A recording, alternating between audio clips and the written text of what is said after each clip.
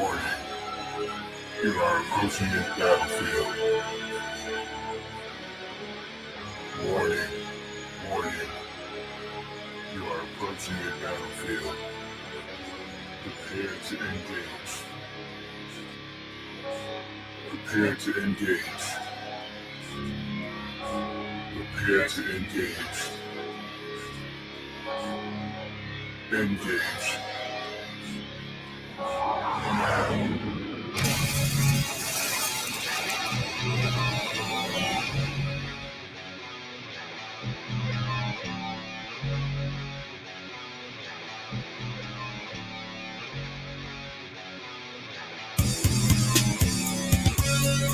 I've done everything that I can do,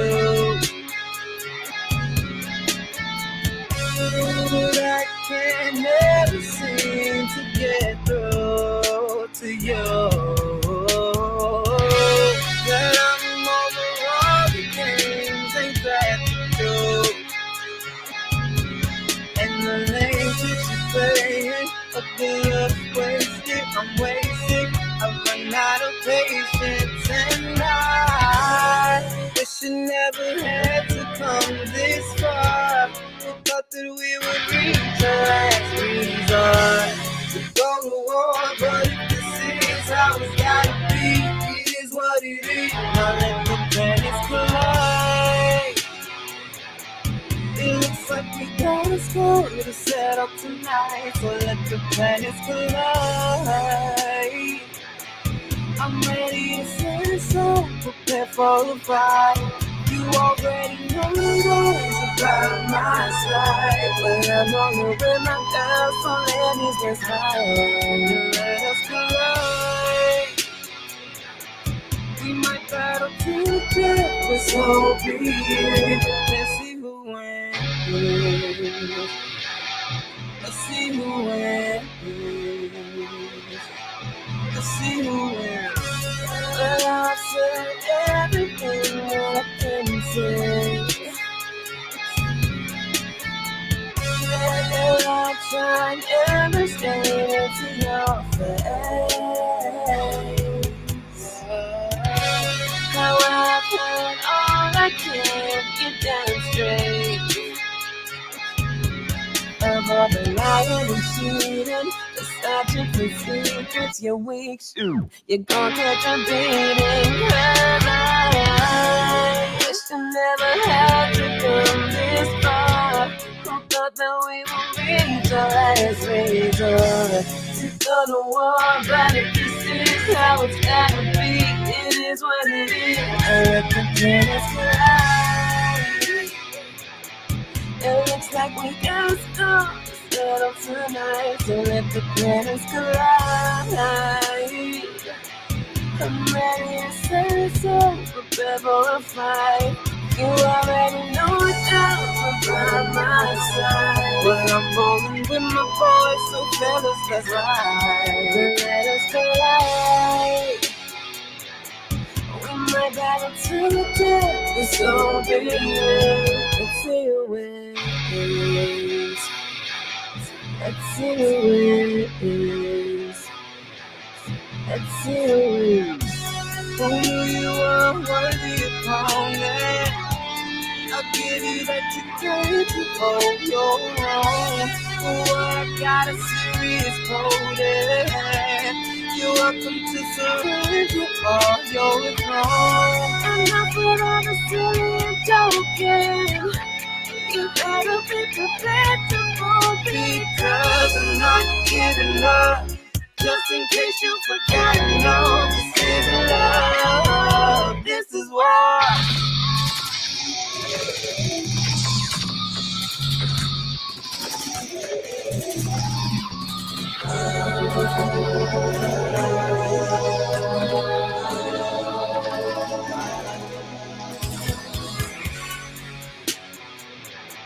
It looks like we got a score to set up tonight, so let the planets collide. I'm ready to set us up, prepare for a fight. You already know the boys about my side, but I'm on it with my girl, so let me say hi. Let us collide. We might battle to the death, but so be it. Let's see who wins. Let's see who wins. Let's see who wins. Let's see who wins. Let's see who wins. Let's see who wins. Oh yeah.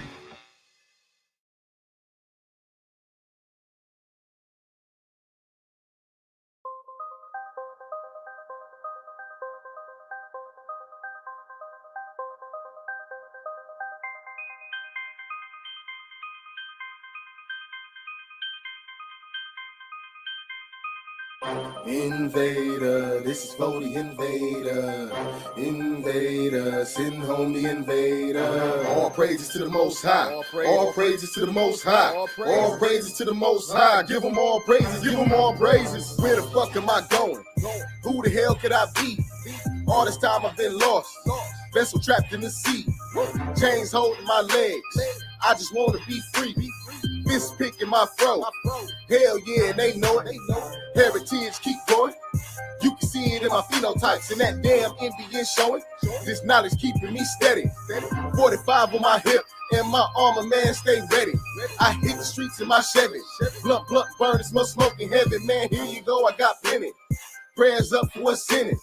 In the land I lost many. Cause every nigga ain't friendly. And every man ain't manly.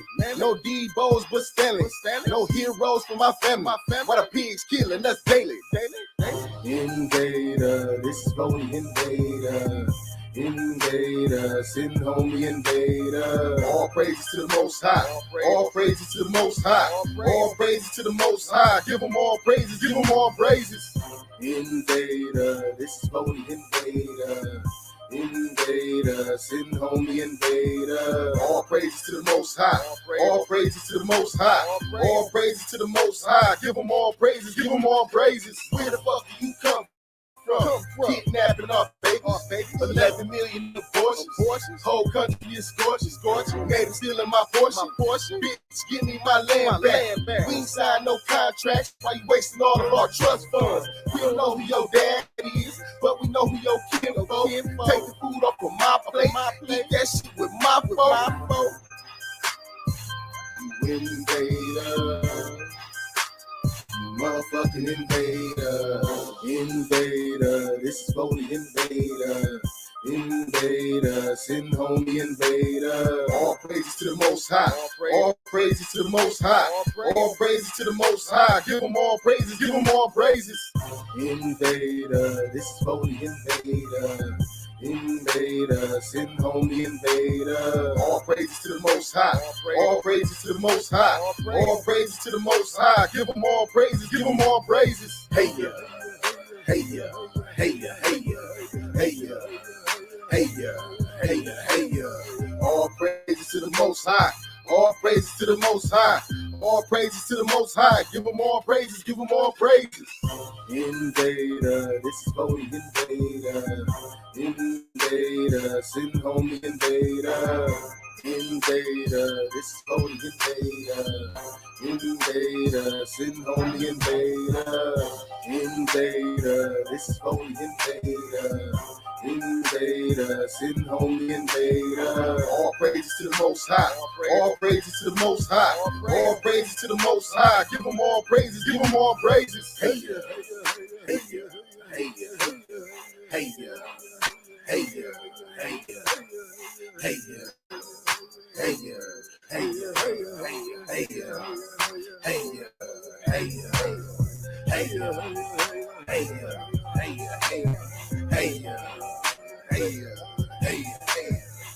ya, hey ya, hey ya, hey ya, hey ya, hey ya, hey ya.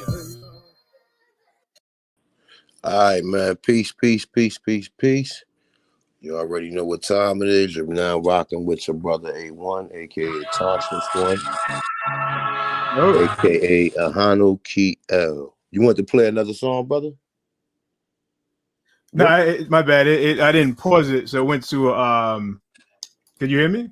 Yeah, it's all good. Yeah.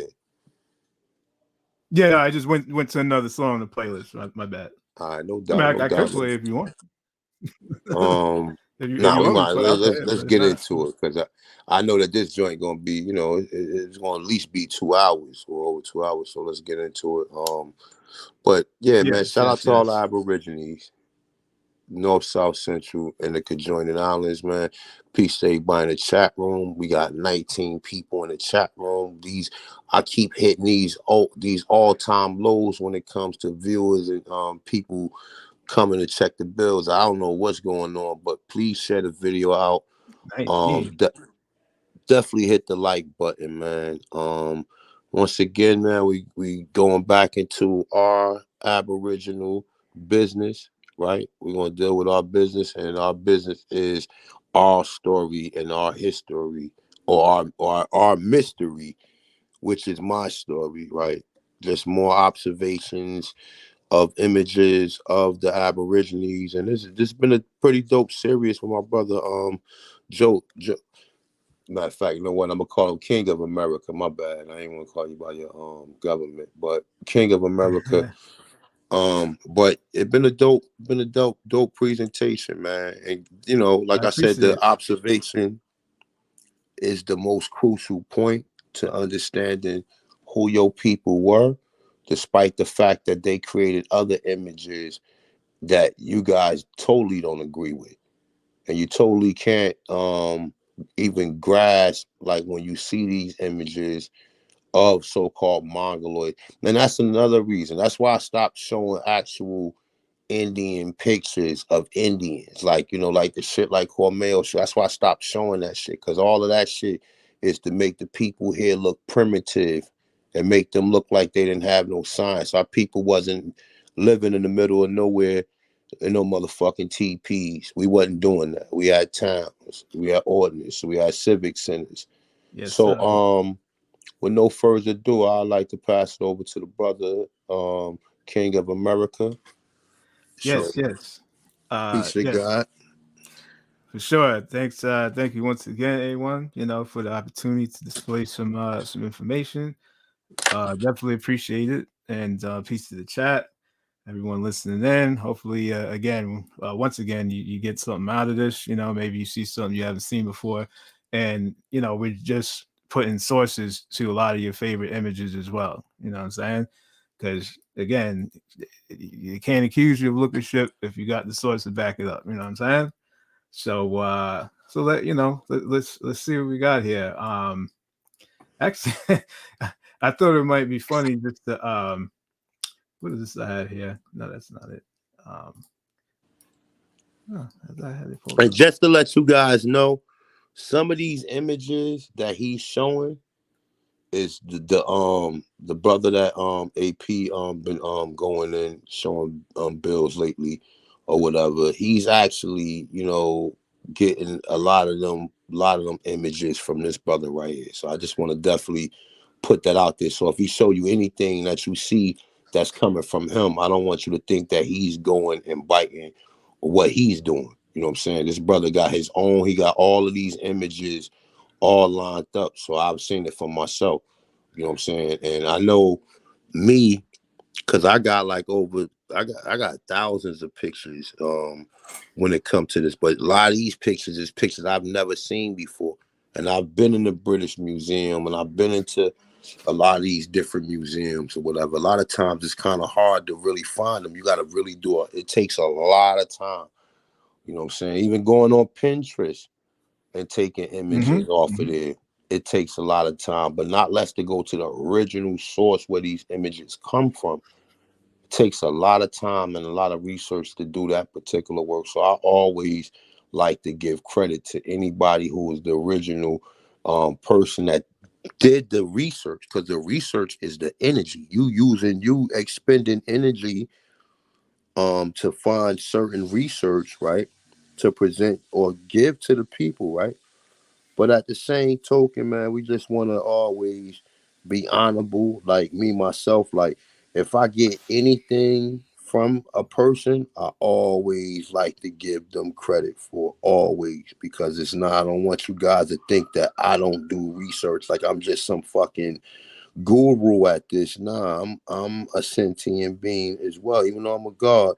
But it's other people who help me throughout the way. So I never want to seem like I'm the one doing all the fucking research. Like, you know, some niggas, like, I don't even need to mention no names. But you know, I have a eclectic amount of resources that I've obtained from many different individuals who have been doing the research, and I like to always get them shout out and always get them credit. And even people who send me stuff, I always like, if I might not call out the donations because I don't like to call people names out, but if somebody send me something and I use it or I present it in my bill, I always like to give people credit. So right. I do appreciate that, and thank you for bringing it up, because I was going to mention that once I got into it. You know, maybe some of the images I might show, you may have seen. Like, I know Bat did a live earlier, and he showed video from my man Sosolina, I believe the name is called, how you pronounce it. And you know, he definitely came to me on Facebook, and he did and say, let me say this before you go into that. I right, haven't had it, you know, I haven't talked to AP about the video, about the dude presenting the information, and letting them know that this brother right here is actually in contact with him. And you know, like, you know, here go into it, but I haven't talked to AP about. So it's not, I don't think he know or whatever. right, He just sharing the information just to show it, just to let the people see or for sure, whatever. So it ain't no, like, as far as on his part, he's not. He just trying to, he putting together a bill. So you know what I'm saying. You know, it ain't nothing belligerent between like him, the dude. He don't even know the dude, but you do know the dude. That was the curious that, you know, once you brought it to my attention, I was like, huh, you because I, you know, some of the, I was watching AP Bill he did, and I seen when you started to run the pictures, right? So right, I just wanted to know, like, damn, family, are you going on his shit? You connected with him? Or are you taking, like, because I always would like to know that, because I don't like, it's just a coincidence that me and you hooked up right, last week, and we said we was going to do a build this week. right. You know what I'm saying? Like, if this wasn't nothing like, you know, I mean, it was definitely planned, but it ain't nothing like, you know, Yeah, we did it's a mention it coincidence before, if but yeah. anything. Hmm. You know what I'm saying? But Right. Yeah. So that's exactly. And so yeah, I was just gonna, you know, just so you know, because I, you know, like you said, you've seen some of the same images. Maybe some people have seen the same ones, and you know, just putting it out there, like, yeah, he definitely did come to me and asked me to, you know, and he even shouted me out a few times, you know, peace to him. I'm glad this channel is growing, you know what I'm saying? And the important thing is getting the information out to the people, you know what I'm saying? So but I'm gonna go through you know, a few things and put the sources to them, and you know, we'll have a dialogue about it, you know what I'm saying? yeah, I mean, it's all like I said. See, and one thing about what I noticed with the images, everybody got a different perspective when it comes to the images. It's like, you know, like, you know, might not, you ain't gonna word it the way I'm gonna word it, Right. or like other people who saying it. So it's not like he actually like watching your shit saying the shit verbatim. The images, you gonna have your own perspective and your own you know, you going, you know, the way you see the images is gonna, you're gonna build your own perspective. So you Exactly. know, um Exactly. And so, you know, and again, I'm not, you know, we're not gatekeepers of information, you know what I mean? Like, it, like, for me, it's not about, that's why I don't have a YouTube channel. I don't have any of that. I don't have a following. Um, I just have kind of just been doing this, you know, just because, you know, I want the truth to be out there, you know, and whoever can benefit from it can benefit from it, you and know? but that's how I start off though, just the collection of the images. You might not even Hmm. know what you're gonna do with them when you start collecting them, but you start seeing them, you're like, nah, I need to get access to that. That's how it started with me. It started, I knew the history. I didn't know all of the history, but I knew a great deal of the history. And then I started to find the images. And once I found the images, I just like, I'd rather see these images than see a lot of them so-called Mongoloid mixed with Negro images of Indians that they show that's really not our people. They don't depict the Indians as the people that's on these plantations, and not their own plantations, might say, right, or on these farms. They don't depict them as Indians. Them are Black and African Americans. Right. So the piece, the puzzle together is to show you in these same regions where they claiming that our people was at, this is what the Indians look like. And this is a big part and a big this is a big part to why we can't find them today, because they was never there. Exactly. And I mean, they call, like I was showing before, they call a lot of these tobacco figures, they call them Virginians. You know what I'm saying? Black boy Virginians. And all of them, like most of the pictures.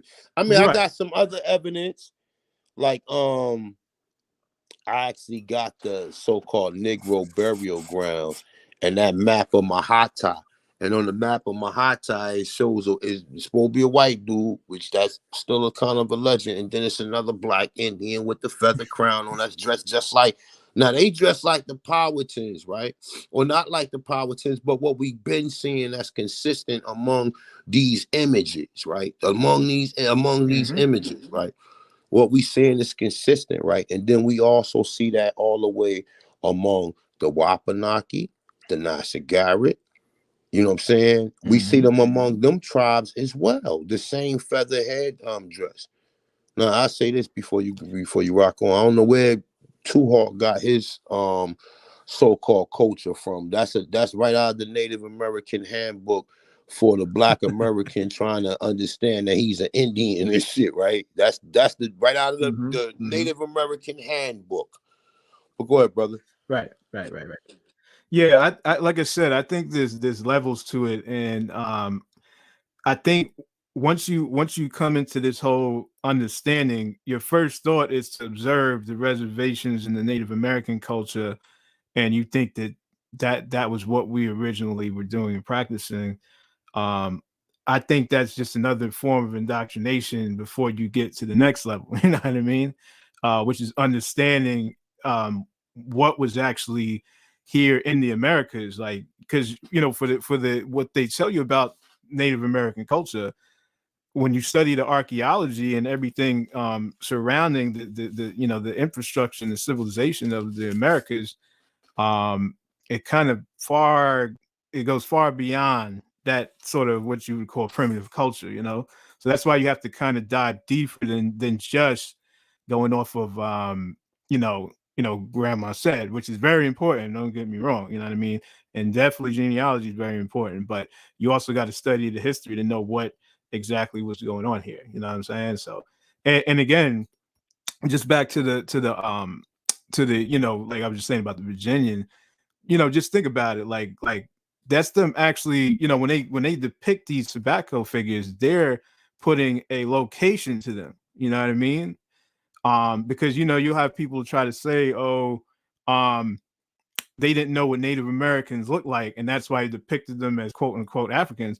But why, would they be putting a location to them at the same time? You know what I mean? Like, it doesn't really make any sense that they would say, oh, these are Virginians. You know what I mean? They're telling you that this is the geographical location that these individuals that we have depicted stem from. You know what I mean? So yeah, just off of that alone, um, it's pretty much conclusive, what they were depicting and where they were from, Virginia, and of course they dealt with tobacco, so so no, but A1, I just wanted to I just wanted to show you, because I know we kind of spoke about it the other day, and I know you have a theory about, everyone has their theory about how, where Caucasians come from, so I just wanted to show you some of these images, and I don't know, just see what you thought, you know what I'm saying? Because to me, like, when you look at some of these images here, now why is that loading? Okay, here we go.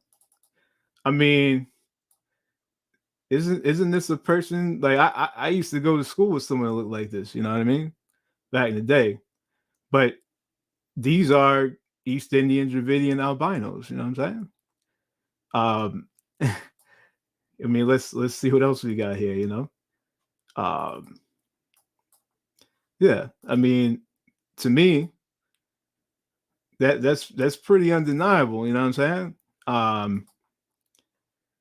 And see, you got her with her family. That, you know, I don't know. I think these are pretty interesting. Yeah, look at that. I mean, anywhere anyone would think this is just a what you would call a Caucasian, a white person. You know what I'm saying? I mean, I worked with somebody who looked like that. They look exactly like this dude. You know. So look at that. You know what I mean? I mean that is. I mean that's your typical Caucasian child. You know what I mean? But these are actually albinos of these people right here. You know. So I mean, phenotypically, they're pretty consistent with what we would call modern day Caucasian white people, you know. So look at this. We've all seen people that look like this, you know. Oh yeah, look at this dude. This is an albino. You know what I'm saying? But phenotypically, once the melanin or the carbon, you know, is gone, this is what these particular people look like. These East Indian Dravidians. You know what I'm saying? Look at this.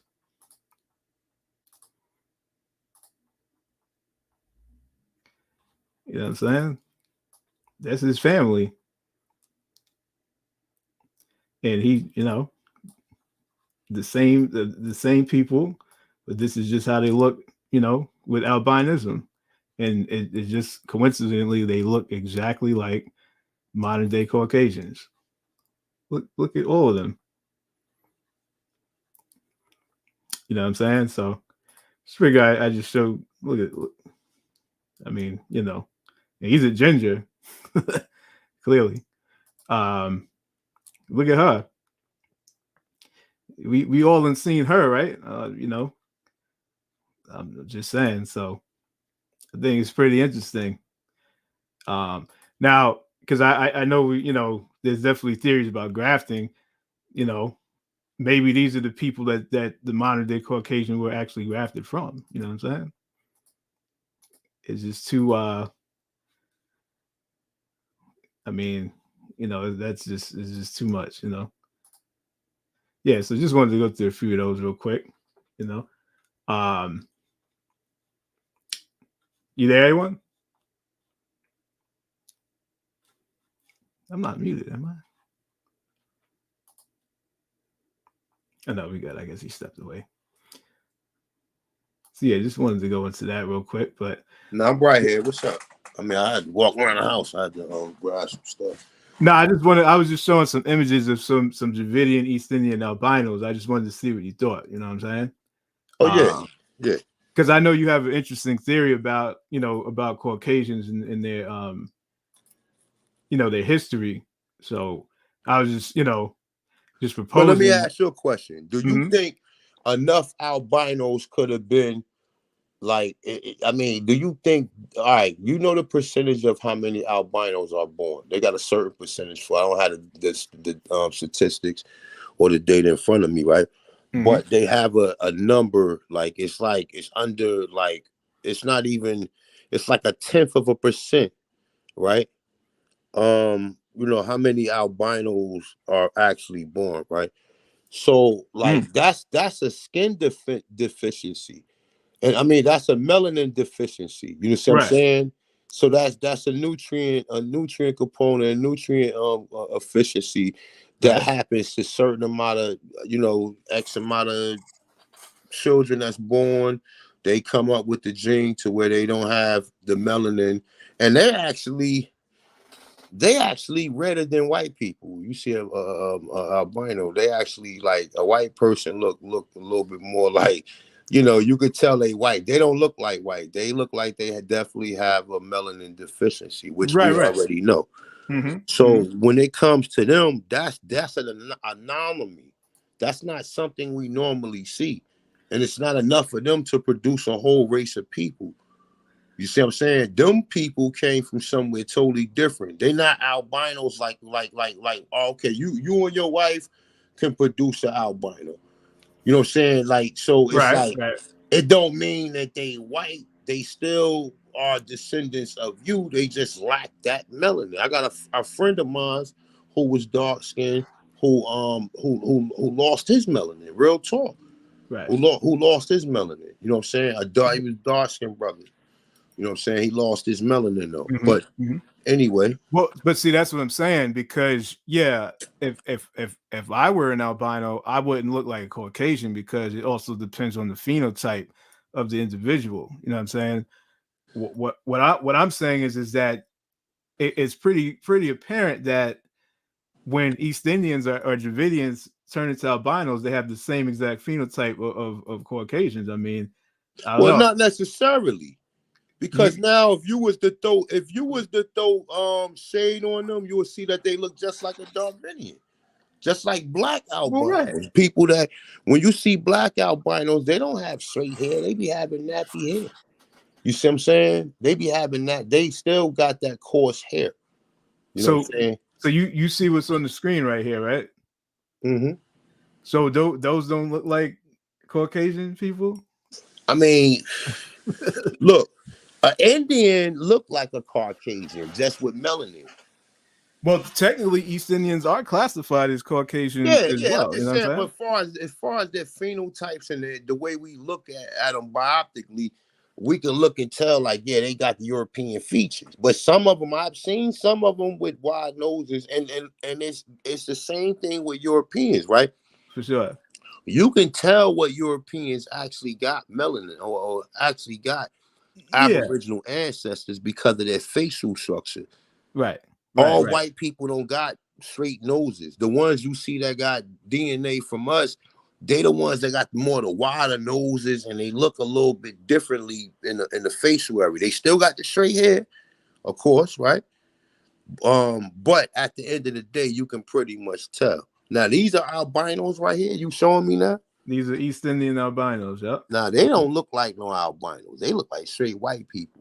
But then they do got, I see one of them. But there are degrees to albinism too. You know what I'm saying? Like, some can, it can affect, some more than others, So some albinos can appear darker or not be as pale as others as well. You know what I'm saying? Yeah, but they look Caucasian, brother. I'm not gonna sit here and pull your chain. I'm not gonna sit here and make it be difficult and shit for no reason. Right. I'm just saying that. I'm just saying, what if? Because I know there's theories of Yakubistan and stuff like that. I'm just saying, like, what if these were the actual people that the modern day Caucasian were grafted from? That's what I'm saying. That could be a theory too, to a certain point. That could be a theory too, right? But think of it like this, right? The reason they able to produce that, because they're probably descendants of the original people that the experiment took place. That's why they able to produce them children. All black people can't produce albinos. Only some of them who may have that DNA from a distant European ancestor. That's called epigenetics. When it skips. It skips generations, and then it just hits some random ancestor or whatever. I'm thinking that the way that they're able to produce these people is because they come from the original people who was grafted. So you're saying that the Dravidians are the original people who were grafted, and then as a result, they just one of us. The Dravidians was grafted too. They was definitely grafted, and I'm starting to think they was grafted. Honestly, I see some of them around here. I'm sorry, I was just gonna say I see some of them around here, and they literally look like dark-skinned white people. White The people. hair, everything. Exactly. Yeah. You know. Yeah. Exactly. And see the ones that's in Guyana, because a lot of them got black DNA in them or got Aboriginal DNA. They're mixed with some of them people. Right. But you find a large majority of Mhm. them. And see, just like the European, yeah, we can find a book that tell you about the East Indian slave trade. But do you really believe that? You know how far East India is from fucking the Caribbean? To just drop No, some that people yeah. off there For sure. randomly? Huh? No, No, I I was ain't just saying gonna that say to I you. agree. I'm just I saying agree. that just in general. I'm not saying like towards you or whatever. And we gonna have different viewpoints on some of this stuff. And that's what it is. And I Oh no, encourage no. people to I'm definitely just have. creating a dialogue. No, You no. know what I mean? Like, I'm And the dialogue is going great. And I just want to tell this to the rest of the people, right? We got 76 people and 77 people. Share the video out and hit the like button, man. Hit the like. I don't normally be with the like button, but come on now. We got 77 people. What the fuck is going on? Just had 320 people in there a week ago. Like, nah, this is crazy. that's crazy. But anywho, we go with what we got. We got 77 Aboriginals viewing. Peace to the gods, peace to the goddesses. But like my brother up here, King of America, is up here giving a demonstration and a presentation. Then you can also give a demonstration and a presentation if you have content.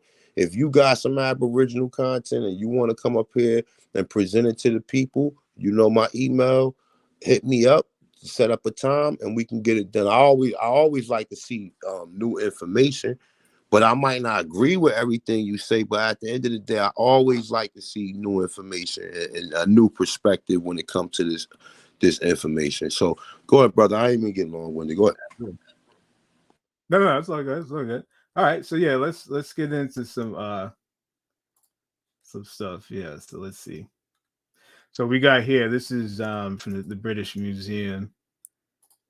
This depiction here. It's kind of lightweight, but what it is that I think the description is interesting. That they have in the British Museum. So let's see. It says the decorative design from tobacco paper, asymmetrical cartouche, decorated with tobacco leaves within a Native American or a black man. So I think that's kind of interesting right there because they're saying this is either a Indian or a Native American or a black man. They're using it interchangeably, because in reality, from the narrative we're given, there shouldn't be any mistaking it. You know what I mean?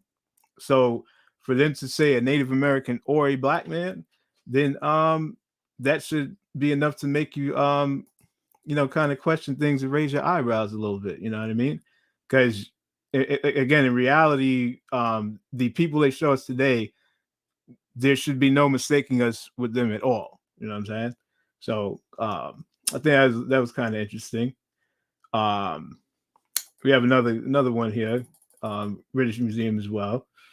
Another tobacco advertisement, and you can see here, if you just analyzing, obviously see the big barrel of tobacco, and you see my man here, smoking the pipe, and you can just look at the hair.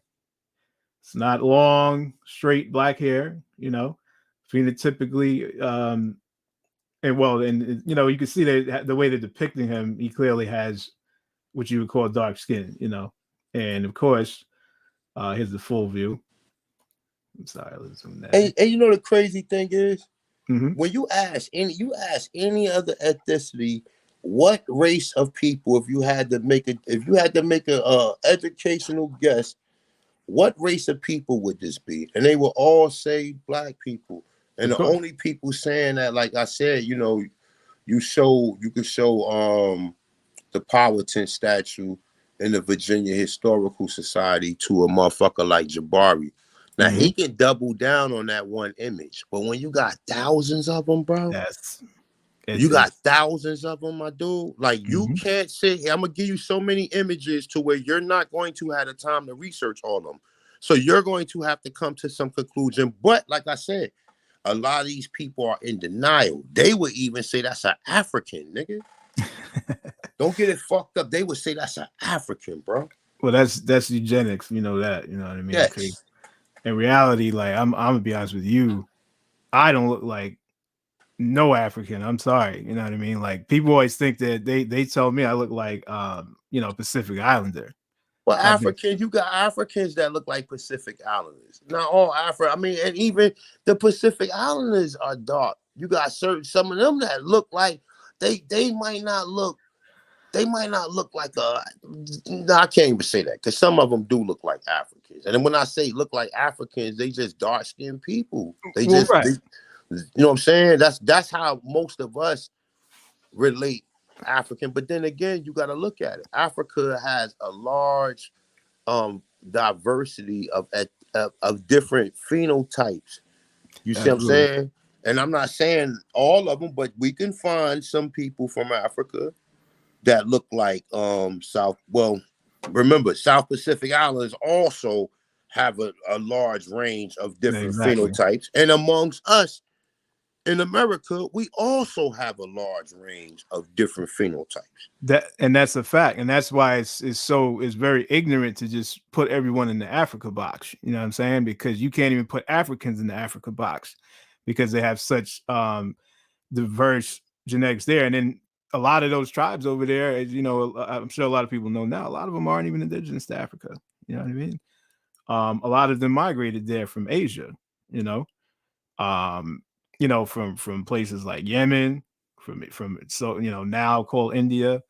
And I mean, I believe with the Khoisan as well, their origin story, I know a lot of people try to deny it, but even their origin story says they come from Asia, and obviously we can see why. When you look over the East Asians, you can see they have those same features, just with pale skin. So that's why for sure, you can't just put everyone in the box and just put the African tag on everything for sure, because there's diversity everywhere amongst melanated people. You know what I mean?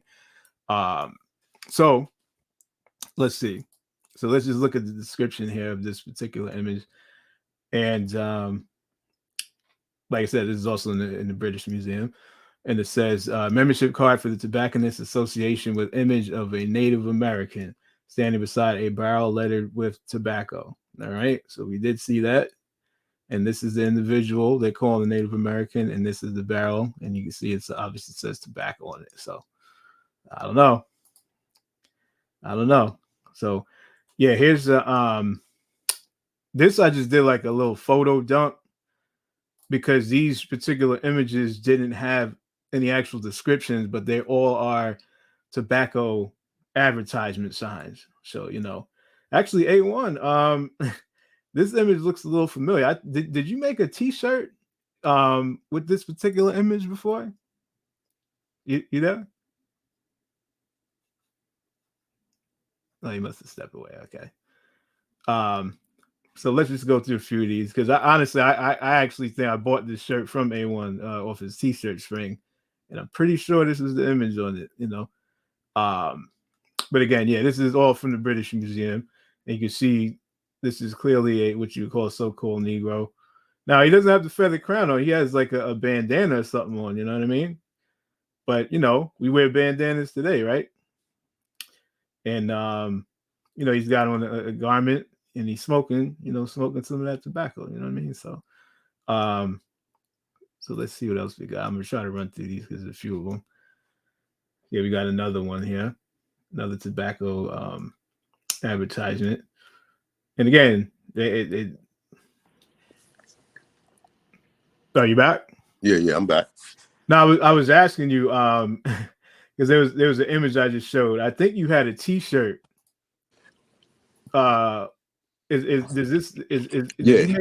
Yeah, I actually bought this T-shirt from you. I was saying, I got it in my closet right now, actually. Well, that's what's up, man. Thanks, bro. Yeah. I copped a few of those off of you. In fact, I probably do some more. That Return to the Ancient Ones. I had to get that one. You know what I'm saying? Okay, you like that one? Okay. That joint is crazy. Yeah, and then I think I also got from the Mendoza Codex. That joint, where the figure is holding up the you know, the invader, so to speak. So yeah, I'm just running through a little photo dump of tobacco advertisements from the British Museum.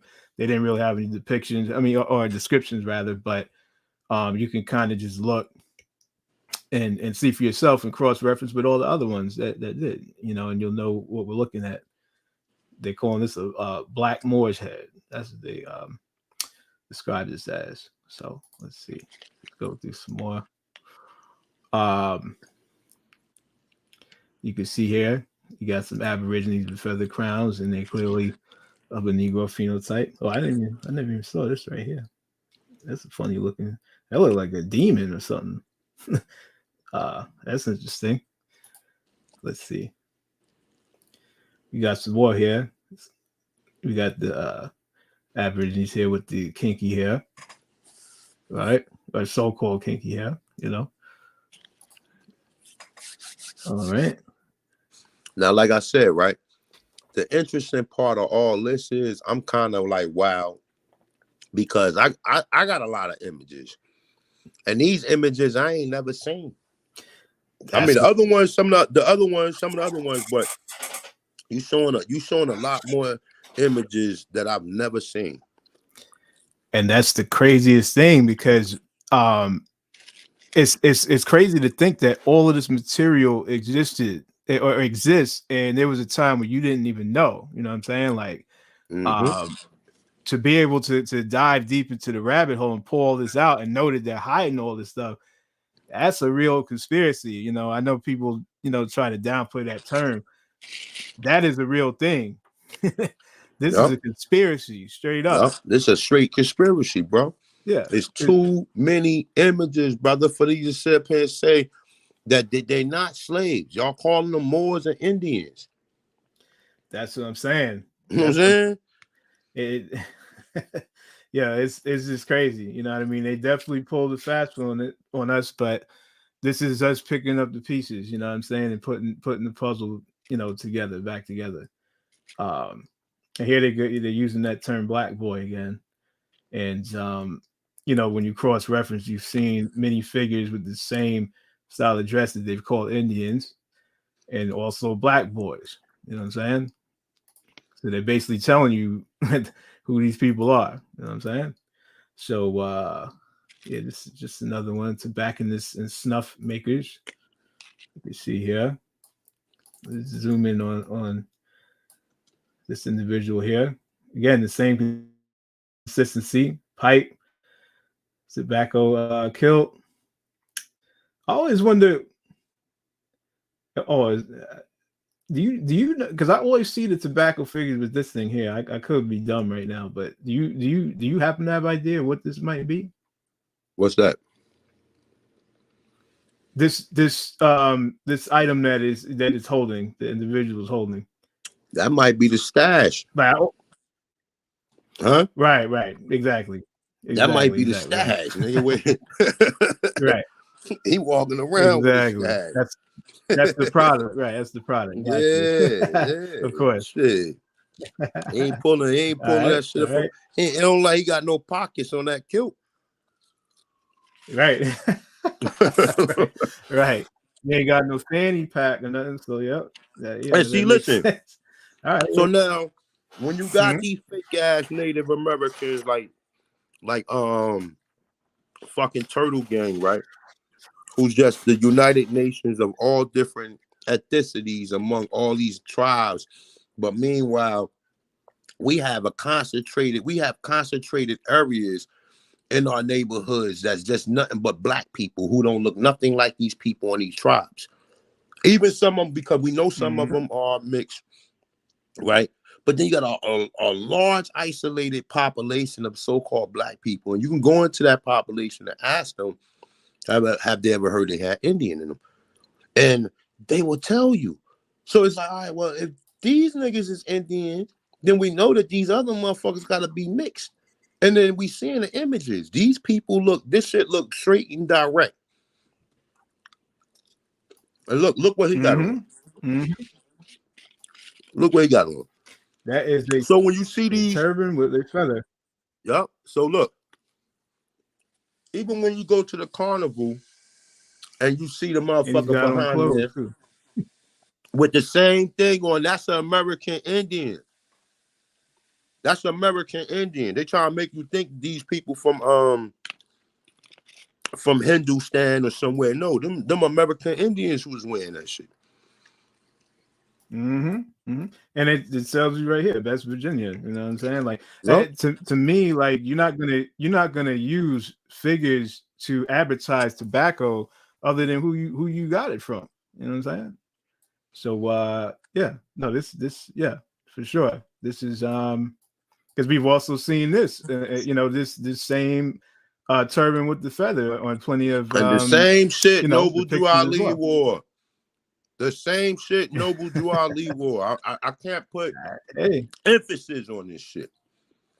And I got multiple pictures with Indians wearing that.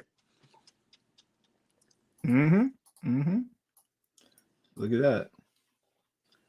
Mm-hmm. Look what they call them. Look. Tobacco Come on, man. Manufacturer. And like I said, I think some of these pictures are actually allegory of what we see today. Trying to make us think that the people coming over here from Europe are white people. That's what the whole, you know what I'm saying? They writing themselves into history. The fact. Exactly. And they basically just faked it until they made it, you know? They're writing themselves into history right here.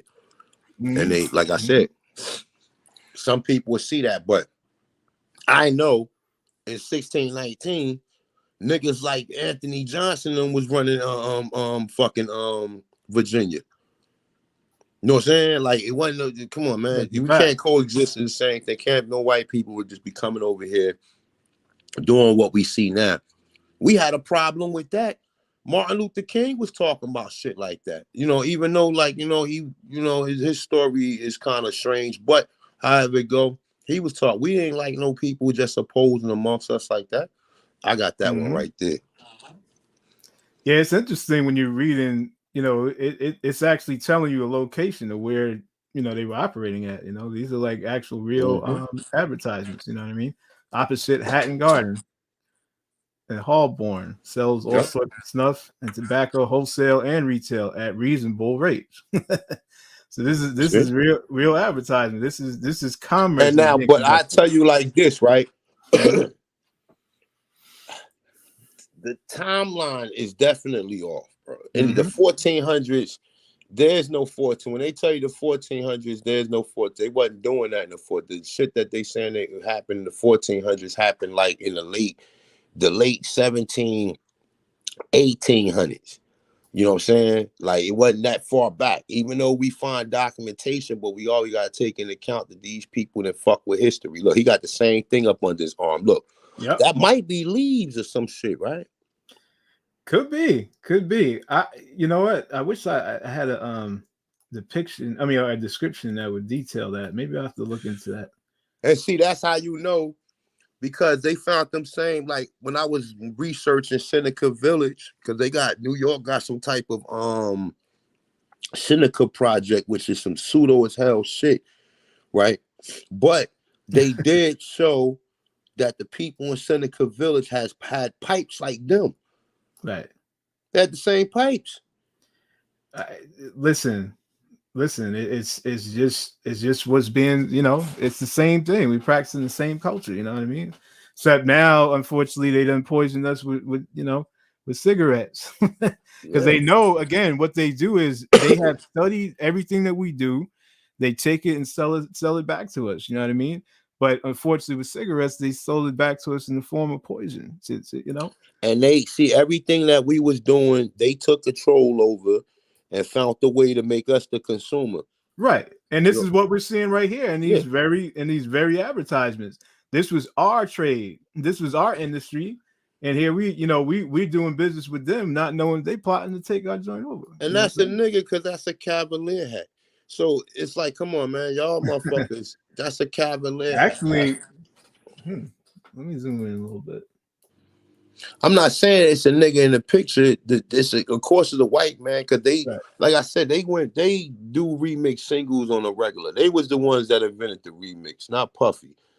They invented it. You know what I'm saying? And they use it. They use it like simultaneously while they showing you something that could be true.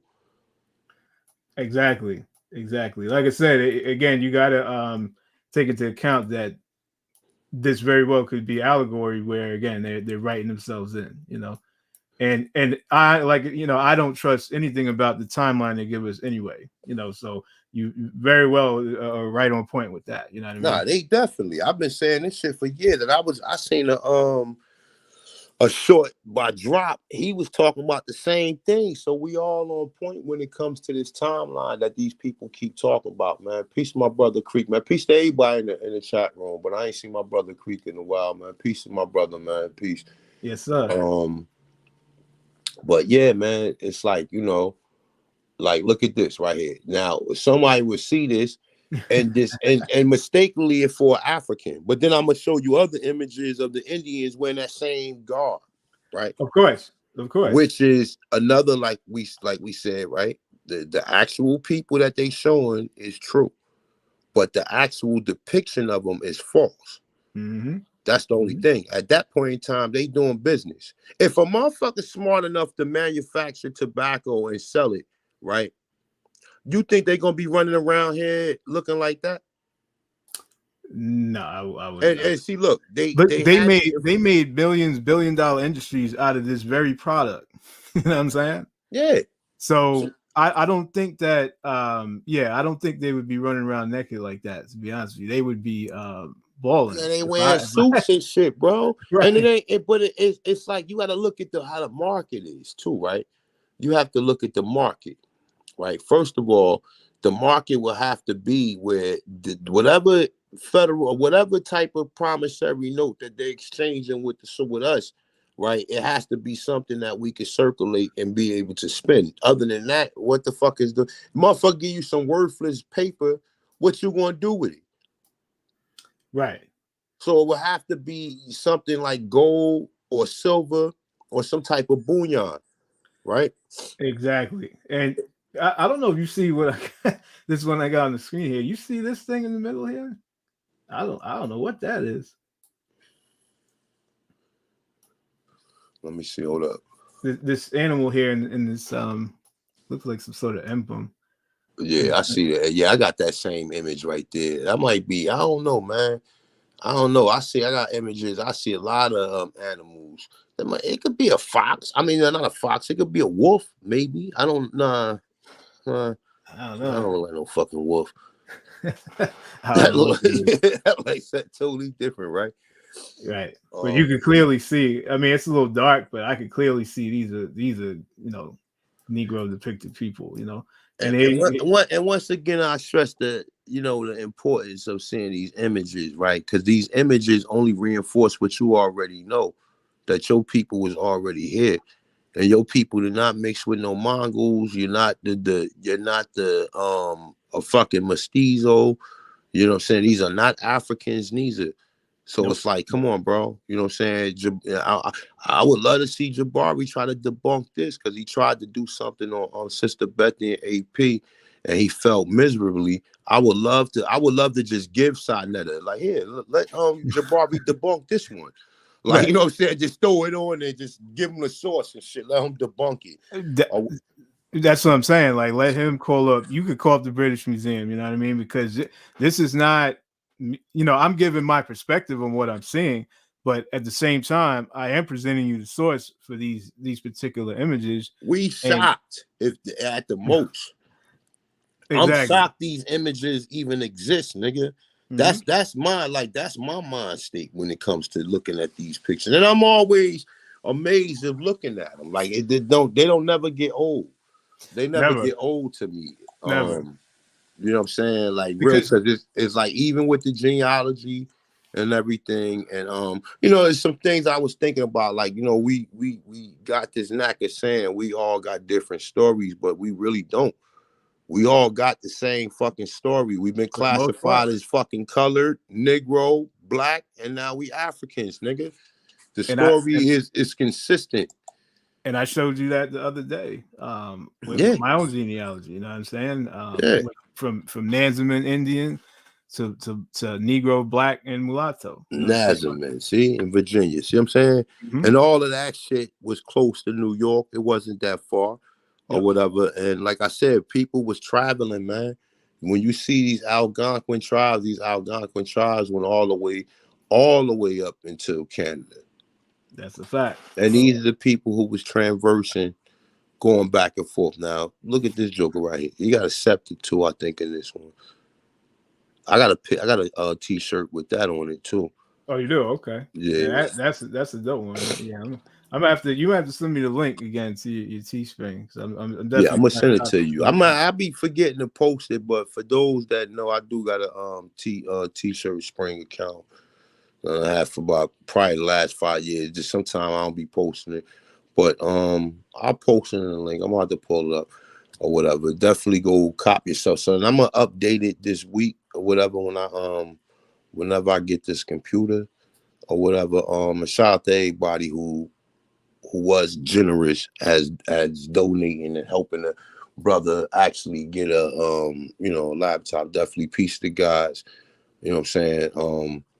But yeah, I'm gonna get back to it. I got a bunch of different logos and images. I got mad shit. I'm just waiting to see if my man can reboot my hard drive. If he can get that shit up and running, because that's the most crucial point. Even if I get another computer, I got to start from scratch. Well, not from scratch, because I do got images on this desktop right here that I'm on or whatever. And I do got access to some of my files. And I know the ones that I know my books that I use, you know what I'm saying, on a regular occasion. So it just take me some time to just go through that for me to be able to pull it back up. Yes, sir.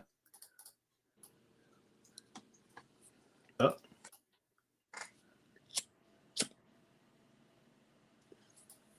My bad. It sounded like you were going out, but I No, we good. you. You still got my number, Creek, man. You can hit me. I think you didn't change your number, but whenever you get time, you can hit me up. But yeah, see, look at this shit. Now look at what the Indian got on his head. Yeah, the one to the right. Go back to the other picture. My bad. I'm gonna have to go back to the other picture you because just showed. This thing is acting mad. This is weird for some reason. Let me. You know what you? I'll get back to it though. Yeah. Look at this one right here. I got it. You gotta download all these shits and put them in one hard drive. I mean, not one hard drive, but one folder. Cause you gotta organize this. Cause it's a lot of images. Well, that's the reason why I put them on Facebook, because it kind of creates like an archive. You know what I'm saying? Like where it's hosted, they're all hosted. So that way I don't even got to go through like a bunch of images. I could just, everything's all in a post, you know? So yeah. Now, I know you probably ain't never had you probably ain't never even think about like presenting this like on a YouTube channel or like, you know, stream, you know, one of these stream accounts or whatever, right? But at the end of the day, like I said, it probably would, like, if you just, you know, run through their boom and just save them, boom, boom, boom. And then, you know, I don't know, you could save them from your computer and just download them right to your computer if you ain't already got them downloaded. But look at these people. Actually, all of this stuff is on my phone. It's not. I don't have anything on this computer. That's how my shit started. I started to do that when I first started doing it. I used to go and research it, like when I be somewhere and just be downloading mad pictures and shit like that or whatever. And I just got so many to the point to where I was like, you know what? Let me upload them on my computer. And then from there, I just like started sharing them. But look at what they got on. They got the same thing on, bro. I be saying, like I said, and when people see this shit, they be thinking that these, I mean, you know, this is just a different headdress that we was wearing. You know what I'm saying? The turban is something definitely prevalent that I see amongst all of these images. And when I went back to do the research of the Muskegee, they said they wore turbans. And the same thing with the Natchez. They wore turbans as well. Okay. Look, you got that same thing. I'm pretty sure.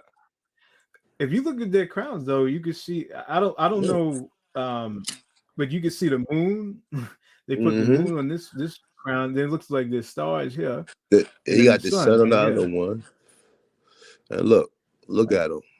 They got like some type of chains on. I got this one too.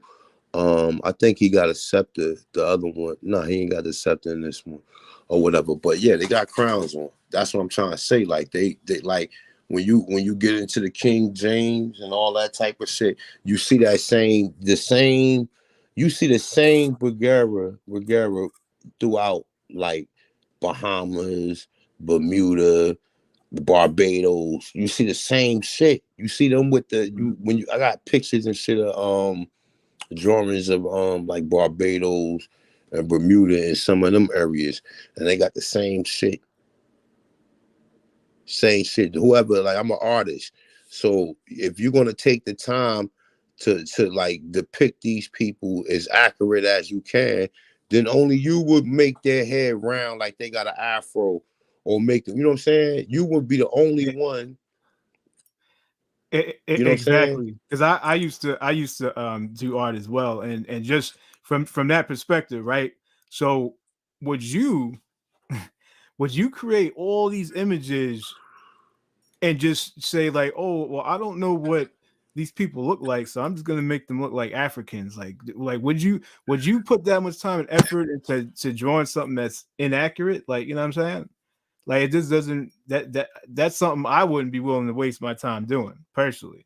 So I don't from an artist perspective, I don't, you know, do you think, like, who would do It's too something like many. Like I said, if like I said, see, I can use all this in a debate, like, which I do. Like, I pull the drawings out, and then I get into first, before I even pull the drawings out, I pull the archaeology out. exactly, because it all intertwines, you know what I'm saying? Exactly, and it's gonna give you the description of them, and then we're gonna look through some of these Indian drawings, and we're gonna see the same description as the people, as the archaeology, and then we can go through some book sources, and we're gonna see multiple people has written about Negroes in America. Exactly, because this is really just one aspect, but even this one aspect is going to beat people over the head because of the fact, again, none of this stuff is supposed to exist at all, according to the mainstream narrative. So this just these images alone opens up a whole can of worms. You know what I'm saying? That somebody's gonna have to explain. I haven't gotten the explanation for it yet, other than, oh, these are just, they just made them It's into look at African. shit. That's what people like to say is look, but that's what I try to say. Like, even when you playing games and you trying to play like they trying to make a fallacious conversation or fallacious argument towards what they saying, because they know that if these are actually Black Indians, which they can actually see it, most people can see this shit, but like I said, they be in denial. That's how you know you got to get away from some of these people, because some of these people are heavily indoctrinated to where they might try to swing, or they might try to cause you some type of physical harm. Well, I mean, because, well, to be, if we're gonna be fair, I mean, me being African is look at shit. You know what I'm saying? That's what I'm saying. It's look at shit, and it's like all of the articles, all of these books, it all goes back to these Europeans who wrote this shit. So even the Black people who write books about us coming from Africa, their sources are white people. And then once you research them, you go, oh shit, he went to Chicago University, home of the eugenics and the Peabody Institute. Oh, he went to Cornell. Oh, he went to Columbia. All of these are prime eugenics institutions, indoctrination camps. Yes, exactly. You know what I'm saying? So, and all you got to do, again, you just follow the money, and, you know, then you'll see who's funding all of this information. And, you know, again, it's one thing to study someone's curriculum, you know what I'm saying?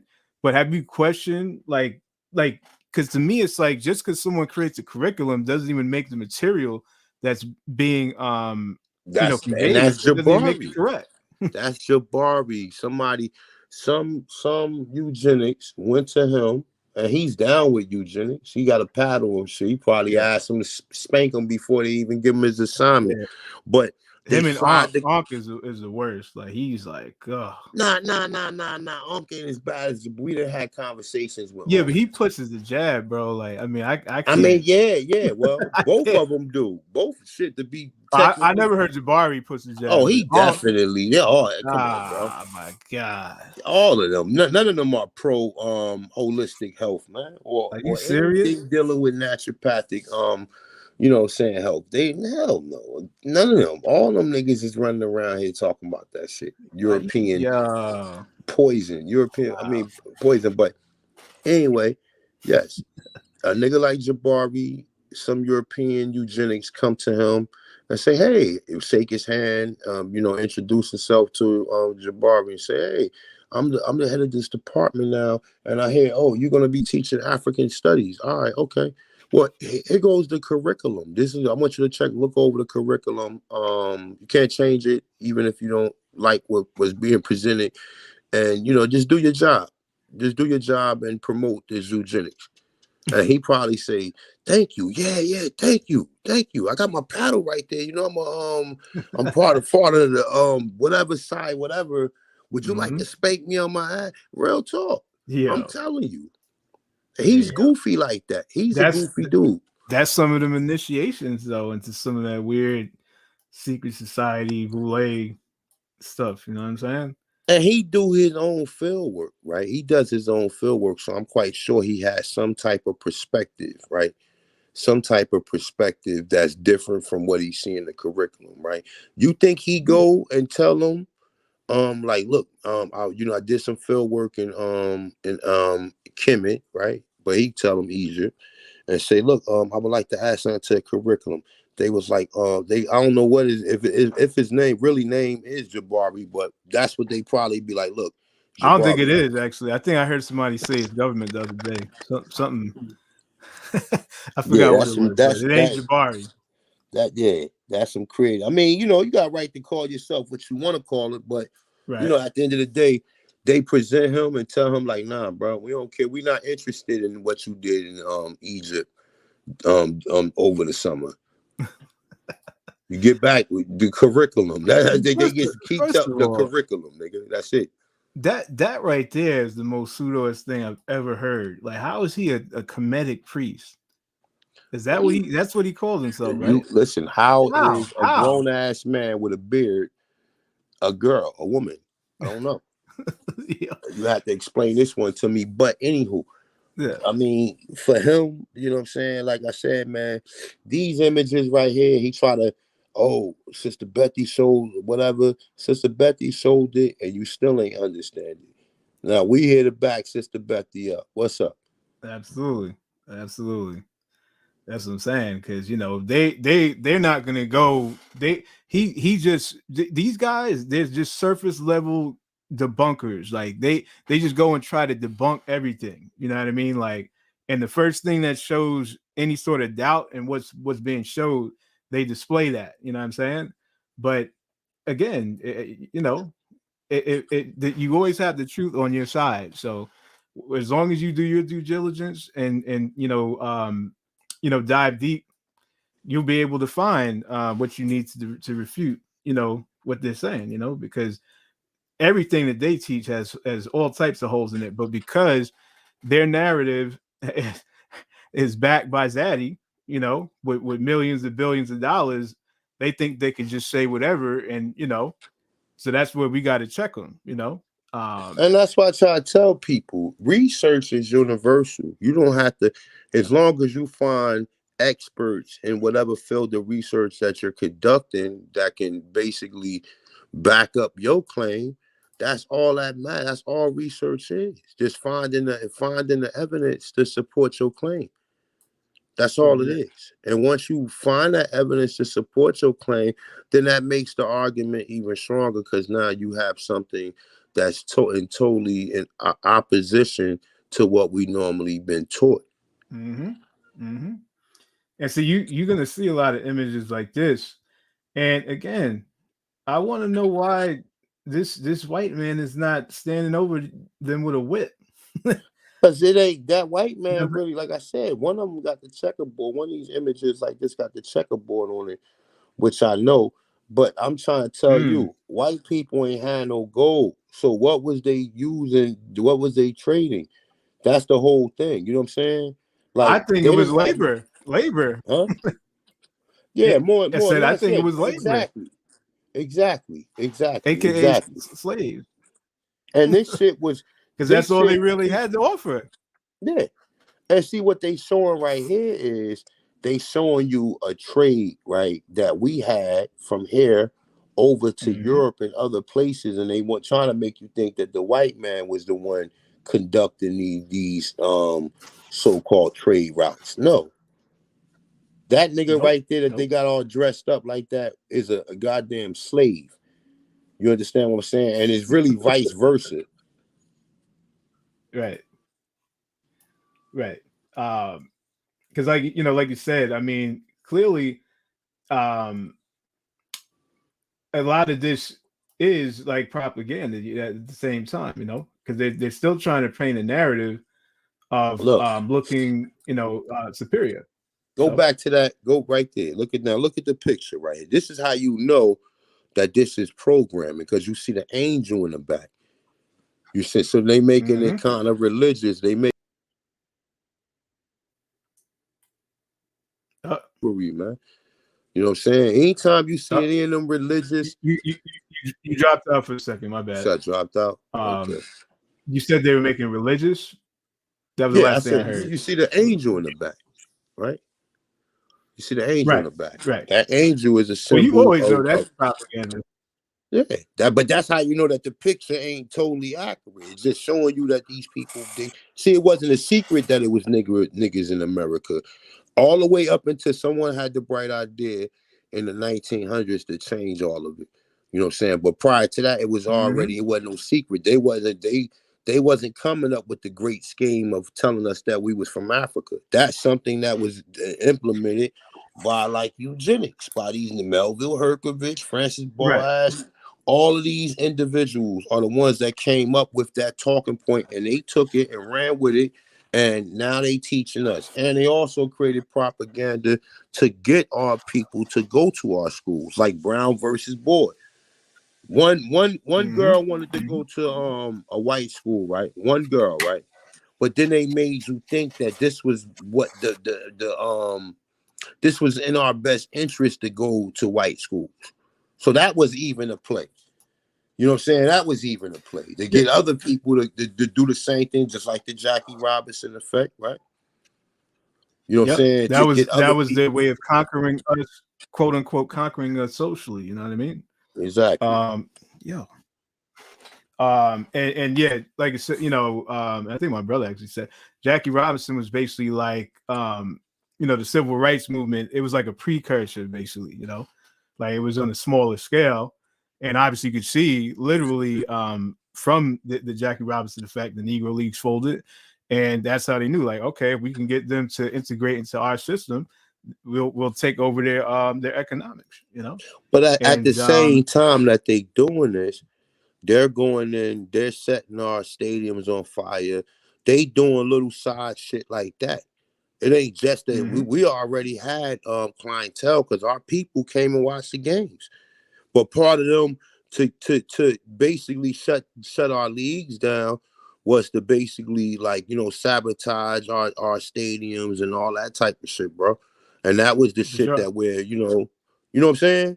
That's the shit that they was doing, and that right there will persuade people like fuck it, let's go play for the major leagues or whatever. And it only took a few people, but then you don't see you still the Negro League still was going at the same time. Yeah, The Negro it League ended up didn't. I don't folding. think it. It ended up folding Yeah. because they couldn't attract as many people because everyone started to move over to the majors. Mm-hmm. And just same thing with I actually was just watching a video on Tulsa. They rebuilt Tulsa after the whole massacre. But because the whole integration aspect, they couldn't maintain the way they were before. And you know what? And that's a lie because They rebuilt it, but then they found another way to sabotage it again. Because for them to burn it, it wasn't a mistake that they burnt it down. It wasn't because no black man was talking to them. We already went over that. White women wanted black men, period. That's not like, come on now. We see it. It wasn't, we got Jack Johnson riding through in a convertible with 6 white women in the car. You understand what I'm saying? So at the end of the day, we already know that's a play right there. Oh, this give them reason. Oh, this was that wasn't the reason. It was the motherfuckers that got off the trains that already had that assignment. These are militia groups. These are military operations. That's a fact. You see what I'm saying? So after they rebuilt it, they found some other way to sabotage it, but they just ain't gonna write. They always try to make it seem like, oh well, yeah, they rebuilt it, and but because of no, we still would listen. When I'm in the 1980s, we still had black stores in my neighborhood, yo. That's a fact. Well, I come from a line of businessmen, you know what I mean? So I definitely know that for a fact. You know? Understand? So that right there tells you that we would have still been supporting our people. That's a fucking lie. We would still, you see how grand Tulsa was, and Tulsa just few of many, and we done seen them all in the Sir Solomon Jones films. We done seen some of them because it's more than that than what Sir Solomon Jones is showing. You see what I'm saying? So it's like all of these towns had the same thing. How did they fall?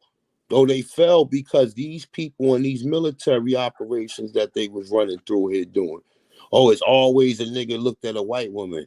Well, they don't need to look at no white. The white women always mess with niggas. Absolutely. White men ain't had no interest. They ain't had no interest for the white women. That's why we had to bring them back into civilization and shit like that. That's why you see them heroes and them cleaning them, combing them, trying to teach them ethic classes and all that shit. We the ones they trying to teach us bathing that shit. Huh? No, I said bathing them too. I've seen those too. We the ones that taught them ethics, and now they looking at you like you some uncivilized motherfucker, and the same clothes they wearing is the same clothes we was originally wearing at some point in time. It's like they just flipped everything around, you know what I'm saying? Just rewrote history and just wrote it in reverse, in a sense. This is interesting right here though. I just thought this engraving at the bottom was interesting because it says Archer's Best, Virginia, and Peter Street near Moore Fields. See, I guess is this Moore Fields there? Come on, man, these people lying. We the ones invented barrels too. Like, look how they. Why would there be a Moore Fields in Virginia? Like, I don't know. Because you think they named it that? But according to my research, Mary is Maru. Maru land, right? In Virginia, right? The Virgin Queen supposed to be Mary, right? Right. So then you got Virginia, then you got Maryland. Maryland is Maru land. Mary is Mary. You got Moru, Moro. Then you got Murray, Mari. Don't you ever hear the Moors called Moru? Maury is another term for Moor. So that land right there, where you got like Baltimore and all that shit, all of them shits had real advanced civilization, bro. That these people been lying to us, and they show, like I said, the images depict what the people look like. But the images, like you said in the beginning, they're allegory.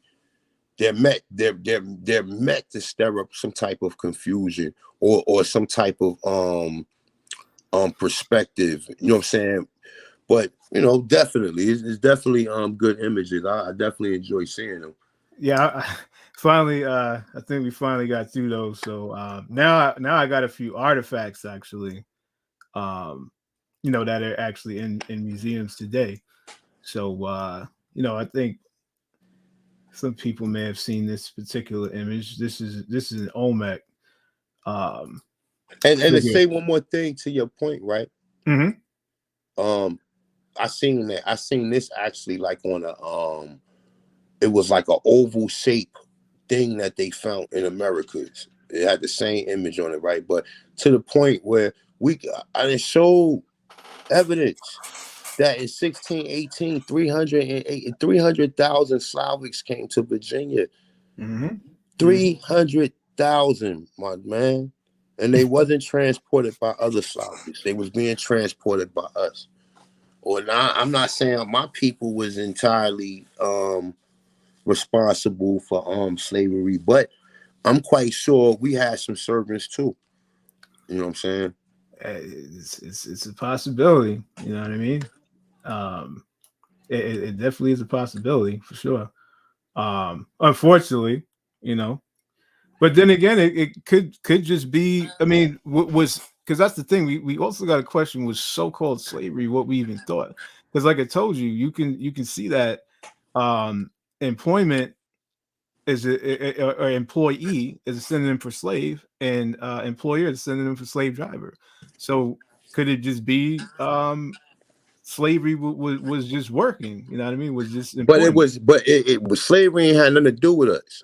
It ain't had nothing. We ain't got to figure it out. It ain't had nothing to do with us. It was Right. dealing with them because they was the Slavs and they Well, was right. in servants.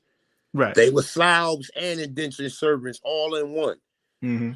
You know what I'm saying? Like how they try to separate it. Oh, white people wasn't slaves, but then when you find out and you do the etymology and the research, you find out that they are the only slaves. How about that? Like, huh? Like, so Ethnically. you niggas been deviating us on this word all this time, and you never want us to find out the origins of it, which dealing with your people, we got evidence your people was over here slaves, but you don't want to talk about that. You only want to make 12 years of slavery. You would have to be an independent filmmaker to make a movie about white slaves. Because it ain't Hollywood ain't picking it up. That's exactly. And it's almost like the term black. Like when you realize the term black means to bleach and make pale. You know but some nigga gonna make a video about black Indians and make them running around in the wild and hunting shit, and instead of the real terminology is that, you know, Indian has a negative connotative meaning to it. When you think of an Indian, it automatically takes you back to some nigga like Tonto running around with a fucking bow and arrow. It doesn't take you back to a nigga with a 3-piece suit, right, smoking one of them pipes and walking the land. You know what I'm saying? Right. And all the other people dress too. Ain't none of the people running around here with no motherfucking tobacco skirts on. That's all some shit that they put together to reinforce their story that when they got here, when they got here, they was put on these plantations, but that's a whole nother story. But according to their story, that when they got here, niggas was primitive. They didn't know what to do with the land, therefore they took it. This is the thesis to the handbook of America. If you don't know that, then you don't really understand. Like, that's the reason why they go out their way to show you these primitive people. When a lot of the people that travel west to meet these primitive people, right?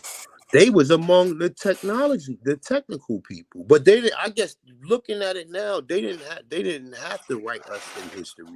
They wrote us out of history. Mm-hmm. And because people don't know things like the American Indian Encyclopedia exists, and I'm pretty sure also like to actually get a hold of that book, I think it's a pretty penny from what I remember, but because they don't know that exists, again, they're just going off of the mainstream narrative that again promotes this primitive image. You know what I mean? The trade routes. It's massive research about the trade route from Cahokia going into the Yacubatan and going into Florida, and then going from Florida all the way up into Canada. I got mad research and evidence of this. These are the trade routes all the way through Central America. What you want to say, east and west, the Pacific coast all the way to the Atlantic coast. Exactly. So yeah. So let's see. So yeah, like I said, we got this is so we're gonna, this is I got a few artifacts here now. Before we get back to some images. So this is I'm pretty sure this is an Olmec figure. Looks like some sort of mask. Now some people try to troll and say it looks Asian because the eyes are kind of carved in, but let's just, we could clearly see the nose and the lips, like, you know what I mean? Like, you wouldn't find this on a Native American. I'm sorry, you know what I'm saying? So this is definitely, to me, would be depicting a so-called person of a Negro phenotype. You know what I'm saying? So yeah, it looks like some sort of helmet or something like that. Let's see what it says. So it's titled Yoki. This is from the Met, or the Metropolitan Museum in New York. It's, like I said, it's an Olmec figure, and dated. You know what? Which 10 one to is 4th the Met? century. Which one is which? All right, I know you got the MoMA. Then you got the American Museum of American History, right? That's the one that's like on. Mm-hmm. I believe it's like it's up the high numbers in Central Park. I think it's like around like 90th, but in between 90th and 110th Street. There's a museum, right. And I've been there, and they got the Olmec in there. And I think now that I'm looking at that picture that image you showing, I think that's where I seen it at, because we went through the whole we went through all the exhibits. Well, when you first walk in, a big ass, huh? No, I was saying, yeah, very well could be, yeah. Okay. There might be a little bit of a delay, but my bad. Go ahead. No, we good. You keep doing your thing.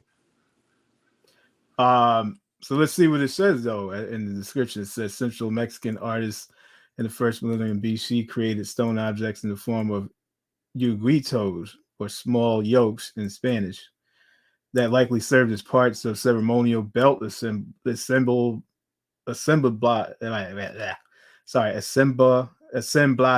Sorry about that. One of the finest known examples, this yugito contains a human portrait in relief on the side. On one side, the face would have looked out at the viewers as the U-shaped stone was mounted over a thick cloth or leather waist belt. Okay, so I was wrong. So this is actually like something you would put on your belt. So that's pretty interesting. But nonetheless, it goes into even more detail. But I think it's just kind of giving a history about. So you saying it's like a belt buckle, something like that? Yeah. And the face, the side of the face would be looking out at the individuals, or whoever's okay. Viewing it. So that's kind of interesting. To me, it looked like some sort of helmet or something, but. Yeah, but for it to be a belt buckle, show you people being advanced. That's ingenuity right there. That's people creating shit. Like, they creating shit out of necessity. They're not creating it because a white man telling them, "Oh yeah, I need you to make me some shit that I don't even know what you're gonna make." You know what I'm saying? Like, but just make it. And then to think that they were making this that long ago. Look at the dating, 10 to 4 BC, 4th century BC. Yeah, but you know what I'm saying? That shit might be way older than that. It very well could be, because we know about that timeline. You know what I mean? So, for sure. So let's see what else we got. This is another. This is an epi-Olmec piece, I believe they call it, which means post-Olmec. Like post the flourishing time period of the Olmec culture. So let's just get a little view of that. It's nice little piece there. A little bit, looks like it's a little bit, but it is an ancient piece, I'm sure. So just another view. This is the back view. Got it on some sort of stilt or something like that. Yeah, so they just call it a bench figure. Epi-Olmec, 5th to 2nd century BCE. And this is just a brief, looks like it's made of obsidian, if that's what it's saying right there. which is it's interesting because typically Olmec pieces are mostly made from jade, so that's pretty dope right there. So yeah, that's small scale green. Actually, okay, maybe it says greenstone. Whatever's greenstone is, never heard of that. Yeah, I just money. Yeah, typically money it was grip. jade. That's a money clip. Right. Nah, my man St. Louis said money clip for money grip. Yeah, peace to the guy. Right. Damn, that's interesting. Yeah. Yeah, actually, it does say greenstone. Okay, so there we go. Muscovite, Paranite, Paragonite, and Phyllite. All right, so there's another figure. This is also an Olmec, I believe. So we could just zoom in on the face there, and you can just see the facial features, the lips, the nose, all that. And you may try to argue, oh, look at the eyes. They look a little bit but honestly, people tell me I look Chinese, you know what I mean, because of my eyes, and I definitely am not. So I don't think that's strictly associated with the so-called Man, but you Mongol. got the Khoisan got slanted eyes. I see That's mad sisters with slanted eyes. exactly I that's see a lot of Caribbeans with slanted eyes. mm-hmm. Real talk. I see a Now lot of Caribbeans with slanted eyes. They got them slanted eyes too. Not like they don't look exactly Chinese, but the corner of their eyes is real slant, like go up. Right. And if you look from the side view there, you could clearly see just the lips and the nose. Like that's not phenotypically what you would see from a so-called Native American. You know what I'm saying? So if we're gonna be real about that, so let's see what it says. This is also in the Met. And them Kneeling. look like some type of braids he got. Right, They or don't look locks or like no something. fucking straight hair. Them like braids. Right, because you can see how they separated different strands. You know what I mean? In the depiction. I mean, the head is shaped a little funny too, like almost like elongated a little bit. You know what I mean? And see, but the thing is too, right? Well, you can't expect no foreigners that's trying to hide history to say, like, outside of the so-called experts that have seen the Olmecs, it's hundreds and thousands of people who say that they Negroes. Mm-hmm. Like, just from seeing it. Like, nah, them Negroes. So stop it. Stop playing. Exactly. Like, and you don't ever see Mongoloids with no beards like this. You know what I'm saying? yeah. I've never seen that ever. And like I said, we just look at the features here. Like it's pretty undeniable. You know what I'm saying? So they call it a kneeling bearded figure. Olmec is the culture, and dated 900 to 400 BCE. And it says depicting a kneeling figure. This intimately scaled sculpture is notable for its harmonious proportions, subtle musculature, and dynamic pose. The bearded man rests his hands on his knees, wearing a loincloth, but otherwise unadorned, as is characteristic of Olmec period sculpture. The head is elongated. Yeah, that's what I just said. Actually, that is elongated, perhaps a representation of cranial modification. See, a cultural practice where the head of an infant is gently shaped. So they don't only do that in Africa, you know. And yeah, so that's pretty much it. That's pretty interesting right there. So let's see what else we got. This is another one they had here. Now this one, I don't know. It looks. I mean, the features are kind of. I mean, I could say that, but again, we do have multiple kinds of phenotypes. I still don't believe this depicts a Mongoloid or a Eurasian at all. You know what I mean? So just with the nose, the lips, etc. It still has a kind of a distinct look. And that particular figure, again, at the Met, they got a lot of our stuff as well, and it's titled "Standing Figure," Teotihuacan, Mexico, 3rd to 7th century. All right, so we'll just let that sit there. Oh, this one is dope right here. I mean, this is like undeniable right here to me. I know plenty of people I've seen look like this. You know what I mean? So this, yeah, see, that look like my man Sean. You know what I'm saying? And this is actually an Aztec piece. How about that? I'm not even going to try to pronounce the name here, but you can see it says Aztec late post classic 1502 to 1520. So they're saying that that's pretty recent. And this is in the Dumbarton Oaks Museum, which is in Washington, D.C. They definitely got a few good pieces there as well, you know. And we'll just see. Let's read some of the description. The face of this young man wearing two emblems and his headdress is striking for its beauty, simplicity, and naturalism. The delicate carving is slightly smaller than life size. The face shows the unusual feature of having the eyes and upper teeth carved in the stone instead of being set with inlays. The mask represents Tezcatlipoca, the omnipotent deity of the Aztec. So this is depicting of an Aztec deity. Pantheon, a god of war, destiny, sorcery, divination, and nocturnal aspects.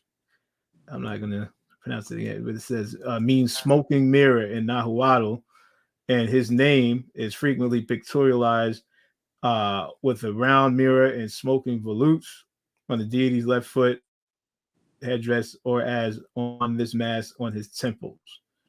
All right, so that's pretty much. Let's just get another look at that because I think this is pretty dope. And yeah, I definitely don't see any Mongol or Eurasian features. Like I said, look, I've seen plenty of so-called black people that look just like this. So yeah, that's a fact. that was pretty. Oh, this is a cute. This is a little baby Olmec, I believe, right here. You know, I thought this one was pretty cool. Yeah. So it just says standing figure, Olmec, 10th to 5th century BCE. And I don't think it has a description, unfortunately, but obviously this would be from Mexico. Stone sculpture, serpentine, metamorphic. So let's get another quick look at that. I think that's pretty cool. And let's see what else we got. Oh, this one is crazy right here. This is another artifact. This is an Olmec, of course. And I think somebody commented was like, this reminded them of the Juggernaut from X-Men. You know what I mean? And yeah, you could tell that they have definitely viewed a lot of the ancient artifacts and have came up with a lot of ideas for these comic books. And I could definitely see that with something like this. This particular artifact to me is like whoa, this is like artwork of the gods. You know what I mean? So, and this definitely would not, you know, this does not look like anything that would be made by a so-called Native American. I'm sorry, you know, it is what it is. But here's a few more shots.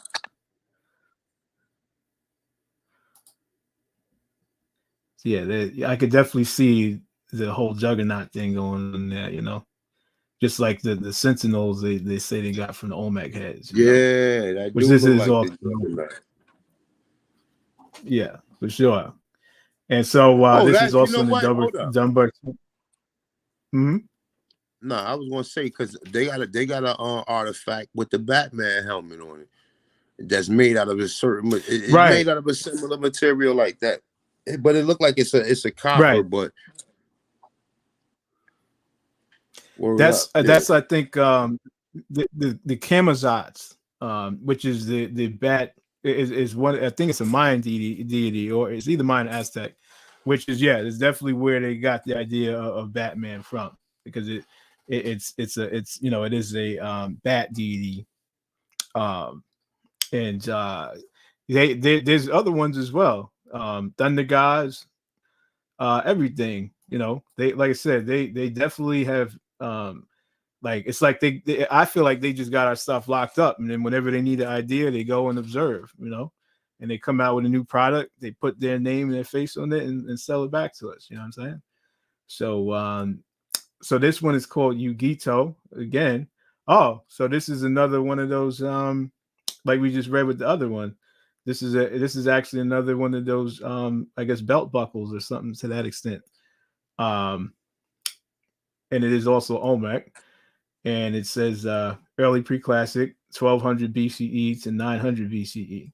All right, made of basalt. And let's see, does it have a? And I see basalt. That's made of basalt too. That's what it says. Yeah. Mm-hmm. That okay, yep. But that's what the regular Olmec statues is made out of. Yep. Mm-hmm. That's a fact. And so it says here the term Yugito, little yoke, like we just read, derives from its vague resemblance to the paddle belts used in the Mesoamerican ball games. There you go. Although Yugitos are not miniature, they're not miniature ball game belts, as we could tell. They do appear to have been an important component of the early pre-classic ball game. Fashion of dense basalt, this Yugito was reportedly discovered at Tlatelolco, with another plain example. Both appear to have been ritually broken or killed as offerings for burial. Wow. Somebody in the chat room said that statue do look like Apocalypse. It do look like that. That's a fact. But see, that's why they can get multiple ideas just from one piece. You know what I mean? You could come up with the Juggernaut and Apocalypse off of that. Exactly. And that's what they do. They milk everything dry. They ain't even create the comic books they telling you. They still getting that shit from our ancestors. And we run around here. We don't even know who these people, who these images come from. In fact, and shout out to him, Safa Karu, because he was I remember when he put out how they jacked the Pokeball from the Mendoza Codex. I was like, whoa, that's crazy. Yeah. They don't leave anything unturned. But I saw I've been seeing recently he did another one where if you actually look at the I think it's from the Bonaparte murals, they have those word bubbles. Like the characters have the word bubbles just like they do in comic books. So I thought that was pretty interesting, So like I said, it's like when you really see, like he's definitely good at that, just showing like everything that they've taken. And when you really see the depth that they've gone to, it's like they haven't created anything. Like literally, they haven't created anything. Nope. Everything that they put out here was from us, with their name slapped on it for sure. And a lot of this stuff, their whole reality comes from us. And it's like their whole reality, brother. None of this stuff they doing is nothing new. Everything they stole, they like. Remember how reality works. Yeah, that do look like it, like Apocalypse, and it look like the Juggernaut. Right, for sure. They just, like I said, a lot of this stuff is ancient. They're putting out now and making you think it's modern day technology. Mm-hmm. You know what I'm saying? So and they look like they fuck with the eyes. Yeah, they do look a little bit like they always sabotaging something, bro. Like they can't leave nothing. I'm surprised they didn't do nothing to the nose here. You know what I'm saying? Mm-hmm. Because there ain't no denying that nose. You know what I'm saying? Yeah. They don't have no problem with breaking a nose. That's something that they do occasionally. Yeah, I got one. I got another one coming up where you're gonna see that as well, and the lips, but you can still tell the phenotype. You know what I'm saying? This is another one. This is the Olmec as well. So let's just take a closer look. And he look, I don't know if that's his hair or it's a helmet. That's what I've been trying to figure out too. Because it looked like it could be a little part there, you know. Yeah. So I'm not sure. Maybe there's a description that gives more clarity. But I think this is actually the headpiece broken off of a bigger statue. So just a few different views. The detail though is very in depth on this piece. I'm not even gonna lie. That to think that this is an ancient piece. I mean that's in pretty good shape. You know what I mean? That's you know. So look at this, 900 BCE to 300 BCE. That's where they dated. You know, so they consider this Olmec Middle Pre-Classic jadeite. Same museum, Dumbarton Oaks, and that's in Washington D.C. Right? And you even see a lot of them. They don't even have on display. You see, it says not on view. So let's see what the description says. Although it has suffered considerable damage, this jewel of Olmec lapidary art is amongst the most outstanding examples of portable Olmec sculpture. In fact, the bold percussion that separated the bust from the body. See, so that is just the headpiece of a bigger artifact. The body lends a striking and dramatic air to the piece. It is noteworthy that the exquisite face received no damage from what appears to have been intentional and controlled mutilation. Look at that. And I I don't say know. intentional. So hold up. So that means they broke the shit on purpose. But that's what I'm saying. I don't know if that means in ancient times or today. Today, yeah. why would in the ancient time that image would have been surrounded among the people who created the image? Who would have revered it? Exactly. So the only the robber that found it that's showing this shit to us would have been the one capable of doing that. Right. And see, we didn't need to go get Scooby-Doo to figure this one out. This one is simple. You know what I'm saying? It's simple. Exactly. But that's what happens when you just use your brain a little bit. You know, you don't let everything be dictated to you. You know what I mean? Like you're allowed to think and use your brain. That's what's there for. You have a perspective too, because the perspective that they giving us doesn't add up. So I gotta kind of like step aside them, and I gotta get to thinking. Exactly. And while they in your ears trying to convince you that what you thinking is not what you thinking. You know what I'm saying? They trying to convince you. You trying to make sense of it, and they trying to change your perspective while you're forming it. Exactly. So, nah. And that's only so that way your mind gets formatted to whatever their agenda is that they want to carry out, because they can't carry out an agenda unless they have control of the minds of the people. You know what I'm saying? So it's pertinent for them to do so, for sure. You know what I mean? So let's see. Let me just read a little bit more and then we'll move on to another one. The curving indentations in the area of both shoulders suggest bulbs of percussion from where the bust was fractured from the body. However, according to the lithic experts, these indentations are secondary and occurred after the bust was removed from the body.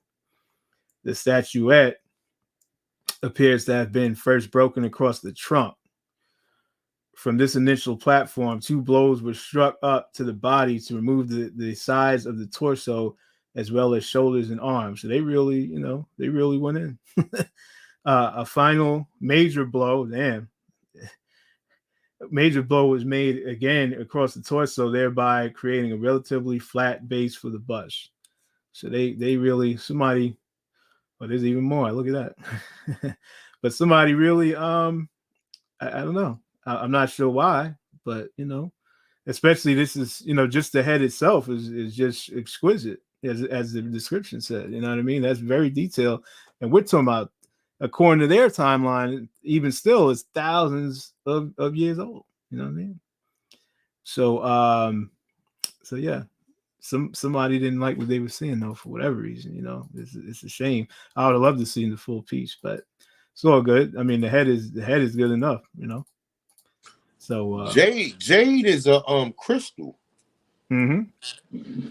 So they made that out of a crystal. They made the detail so fine. Like, just imagine trying to sculpture something on a crystal. That you gotta be an architect, you know what I'm saying? Yep. And you gotta be a gemologist. You gotta know how you can how far you can take these gems, you know what I mean, and what you can actually do with them, what they can endure. You know what I'm saying? Then you got to be an artist on top of that to you know capture such fine detail. So these were advanced people, and we're talking about advanced people in 900 BC, as they say. You know what I'm saying? 900 But to of course 300 they're gonna tell BCE. you. That's what I'm saying. Like, the whole purpose of them is to keep, like you said, the American Indian Encyclopedia. That's the shit that did it for me too. I mean, there's a lot of different things that done it, or different historical evidence that I researched, and I've seen, like, you know, the science and the evidence of the Americas or whatever. But like I said, that's next level right there. You gotta, you know, there's stages, levels to this shit. You gotta first understand, you know, certain ramifications and understanding when it's dealing with the Americas itself, because there's so many different, like, I want to say genres of information that, you know, certain people research. You know, at this point in time, we researching the entire America, because the whole entire America is a fucking crime scene. So you're gonna find, we already done found the people, we already identified the culprits. Now we just need to dig up some more and come up with more evidence of what's in America, because the land is telling a story of its own. It ain't just so much that the land is telling the story that the people, that your grandmother ain't telling you. You see what I'm saying? Your grandmother told you a story. You was here. Now from there, it's up to you to do your research and go back in family history. Plus, like I said, you have to research the Americas. It's impossible for you to put together a story if you don't research, especially the area that your people inhabited, which it could be many parts or whatever, right? And plus the entire America, to see if it's consistent with other so-called areas.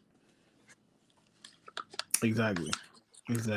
That's like the starting point. You know what I mean? Like, she just passed you the baton. Now you gotta go down the rabbit hole. You know what I'm saying? Because again, there has been a conspiracy, and our true identity, our true heritage, our true culture has been concealed. You know, and you've been turned into a slave.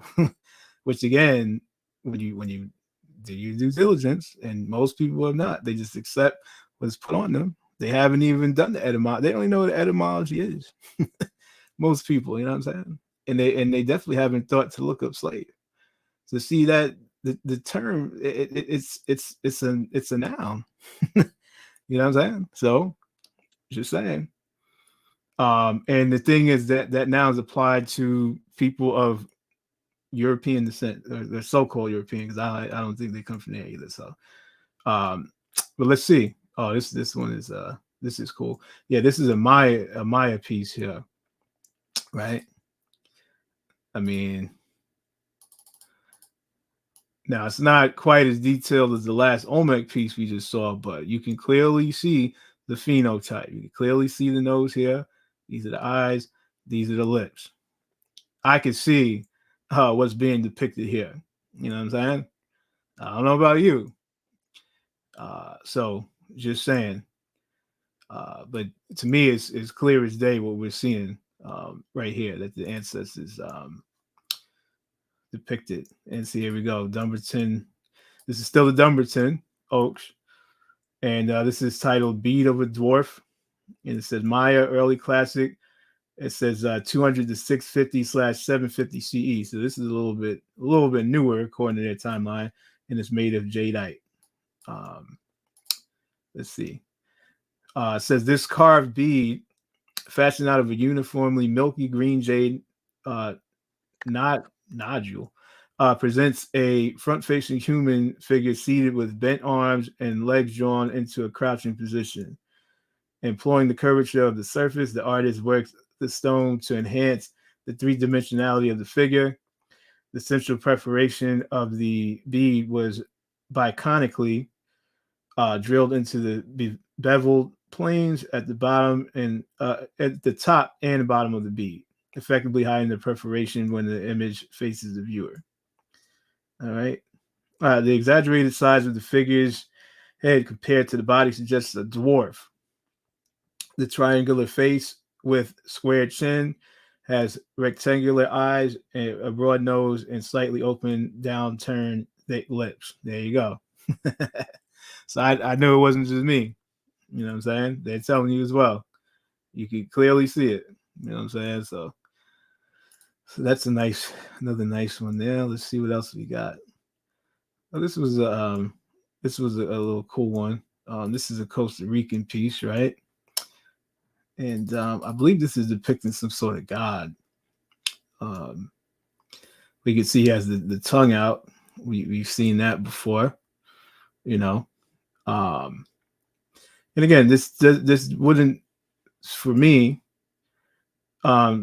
it honestly, it even kind of looks like a chess piece or something, you know what I mean? But still, what's being phenotypically depicted does not say to me that this is a so-called Native American or a Mongoloid or Eurasian, you know. So let's see what it says. So this, axe god pendant. All right. Guanacaste Nicoya, period 4, says 300 700 CE, made of jadeite, like the other piece, but different color jadeite. This is actually on view. It says, yeah. So let's see if that it doesn't have a description, but yeah. So that basically explains it there. And again, this is from Costa Rica. So let's see what we got. This is another crazy one here. All right. So let's just take a look at this. So, I mean, do we even have to say anything? I mean, just look at them. And this is an Olmec figure, by the way, in case you were wondering. And you know,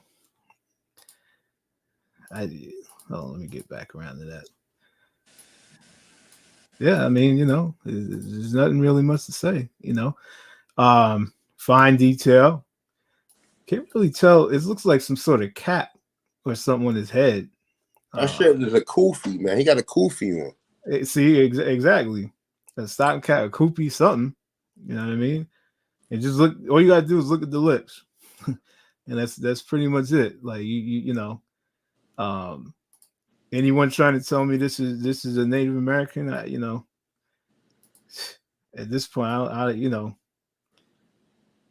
So the title is called Portrait Head, and like I said, it is an Olmec Middle Preclassic, 900 BCE to 300 BCE, made of serpentine. Of course, this is not on view because why would they want that on view, right? And let's see what it says.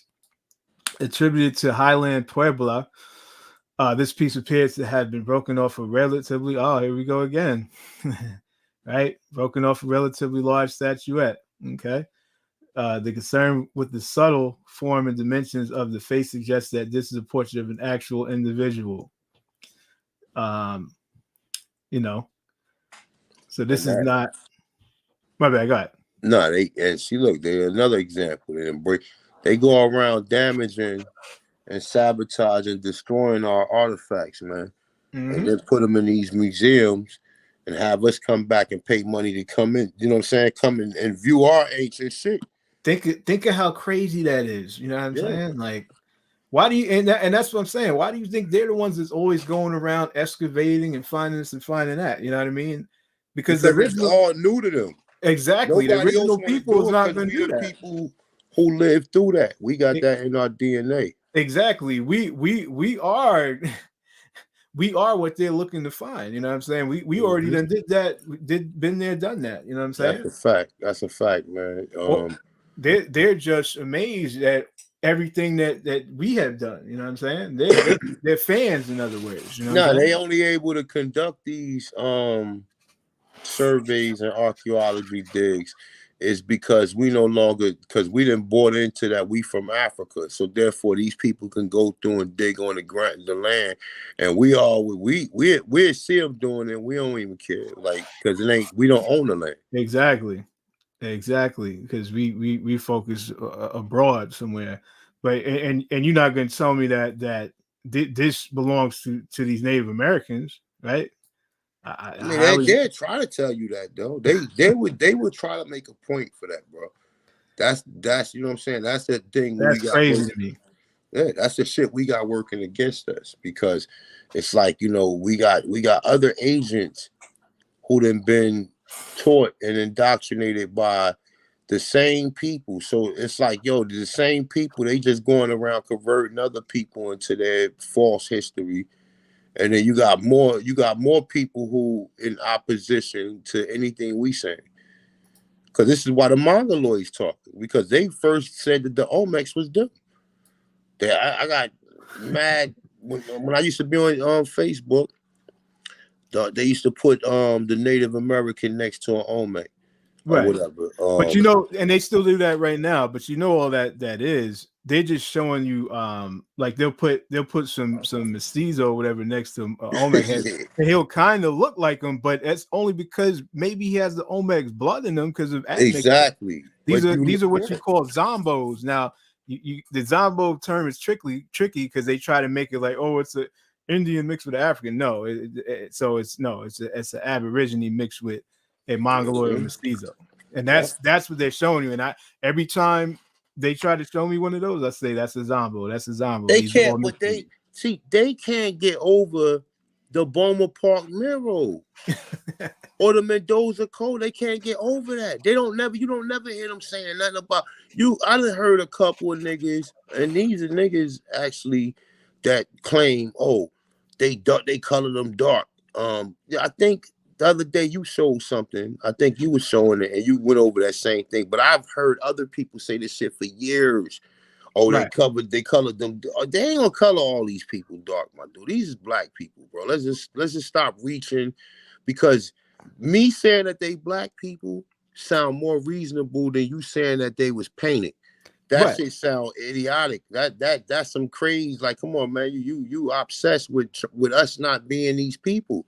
You obsessed with trying to come up with an argument to try to deviate us from being like, oh shit, they look just like us. Exactly, and that's what I'm saying. Like, there's a difference between wearing black paint and being painted as a Negro, like, or a so-called Negro, like, and again, a lot of the depiction they're saying were painted with black paint. They're actually brown. So that's what I'm saying. But think of this real quick, right? They say every black person on the planet, right, came from Africa, no matter where they look at, what their location is today, right? So when you see people who obviously look or have a physical similarity to what you call an African, right? Because the brown, dark brown, the mahogany, chestnut, dark brown and shit. When you see that, then why don't you think that? Like, why would you say, oh, no, these are not our people. We ain't see their DNA. But you got other people on the planet that you see, they come up with these ridiculous stories saying they left Africa 80,000 years. You wasn't on the planet 80,000 years, and your science don't even go back that far to tell us what timeline that these people went anywhere, and if they actually left from Africa. Right. And that's the thing about it. And it seems like they go out their way to do all of this so-called work just so they can control the narrative. They could be the ones to dig up this, dig up that, and put their own narrative on it, and no one else is doing it, so they can just, everyone's just going to go with what the Smithsonian says. You know what I'm saying? The thing is, though, is that, again, in a situation like this, where I'm reading you these sources, you know, it's like you're kind of pointing the gun back at them, because it's like, all right, well, but you're also calling these Indians black. You know what I'm saying? So what kind of explanation are you gonna give for that? And again, when you take that and you add that along to your genealogy and everything else, there's only one conclusion that you can come to, and that's is, you know, and that's pretty much If it. You know people what I was mean? already here, and you don't have to buy into none of these ridiculous stories that's telling you that your people came from Africa, and even the slave trade. Because once you already come to an understanding and realize it was already black people in America. Now, okay, so you brought more black people. So white people just came here, brought more black people here, and then set up for plantation. No, that shit don't even make no sense, my man. It don't even make no sense at this point in time. It was already black people here. These same black people, no matter if they in Canada all the way down through Central and South America, the storyline is that they all came from Africa. Yeah, I mean, at some point though, that's gonna get. I mean, and it's really played out now. You know what I'm saying? Like at this point, there's just too much. Once people started showing all of them, you know, because it seemed like initially the way they were trying to push the Africa thing, especially with slavery with us, is that they kept all of those Aborigines like in the Pacific Islands, etc., in Southeast Asia. They kind of kept them hidden, but now it's like, well, I mean, you see all these people now. So okay, if all of these people are Aborigines, you gonna tell me that that Tonto and them just happen to be like everywhere else it was all melanated people, but in America, the whole America is that. Like you have Negroes on all these remote islands, you know, but the whole North and South America, there wasn't none. It just doesn't make any sense. You know what I mean? Nah, but No, they're not gonna give a see. They still don't understand. They just trying to just make sure that they plan keep away from America being even looked at as an ancient civilization. They don't, and then when you like, okay, they tell us the new world, right? They say, oh, America's the new world, right? But then when you start researching, these people find this shit fucking eons. They don't even know how old some of the stuff is or whatever. Then none of them are making any explanation for, because they never held to you know what I'm saying, the scrutiny, or we don't never hold them accountable or whatever for telling fake ass history. Nobody holds them accountable for because you know what their story would be? Well, you don't have to put your children in our schools. but that's a fact, though. That is a fact, you know. But it's like, you know, I know that's that, where we yes. dropped the ball. That's where we dropped the ball by letting them raise our children, not just through the school, but through the TV, through YouTube.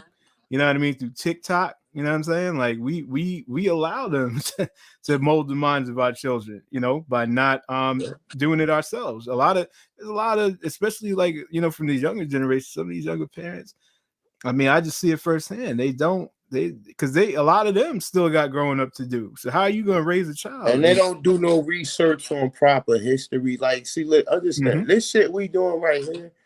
It takes time to really do it. Other stuff is already lined up for you just to listen to it. This shit right here, it takes time. If you really to get to this point to really know who you are and know that you ain't no African that mixed with Indian, because most of the other, I mean, I'm not saying I've spoken to some melanated Indians that tell me like, nah, we ain't mixed with no mongoloids or none of that shit. So there are some of our people who definitely know that we ain't mixed with them. But the main consensus, the people who are doing that, because you got a fake woke group of people too that do ancestry just to connect themselves to Africa. And then when they do find American Indian, they try to double down. Yeah, she has straight. They always try to make it look like some racial ambiguous type of person. Right. And that, you know, that gives me a question actually. So you've talking to other you know, Aborigines. Have you spoken to Aborigines that are like on reservations and stuff like that? Nah, most of the Aborigines I've spoken to, they're not federally like recognized. Okay. They knew that their culture was that their culture was destroyed, and they trying to reassemble their culture. But through reassembling their culture, some of them go through Native Americans, and Native Americans tell them the culture that has nothing to do with your people. They wasn't nowhere near North Carolina, Virginia, Maryland, so they don't even know your culture.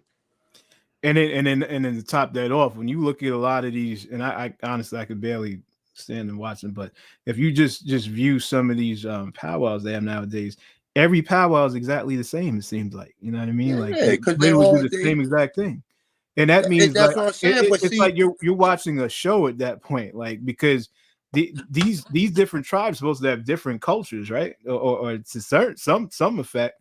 But they're all doing the same exact thing. You know what I mean? So it seems like just a organized, you know, just a show, like a circus. and that's what it's supposed to be, because you know some of the ridiculous shit I be seeing in them powwows, and then I see niggas there or whatever. But we come and we trying to just absorb the scenery or whatever. We ain't really trying to really get all. Me personally, if I go to powwows, I'm going and recording. I'm recording people and I'm talking to people. I'm not going to be sitting up in there just. It's this. What am I enjoying? Because this shit is not my culture. The people that's exhibiting the culture, this ain't my. If you go to a Shinnecock, if you go to a Shinnecock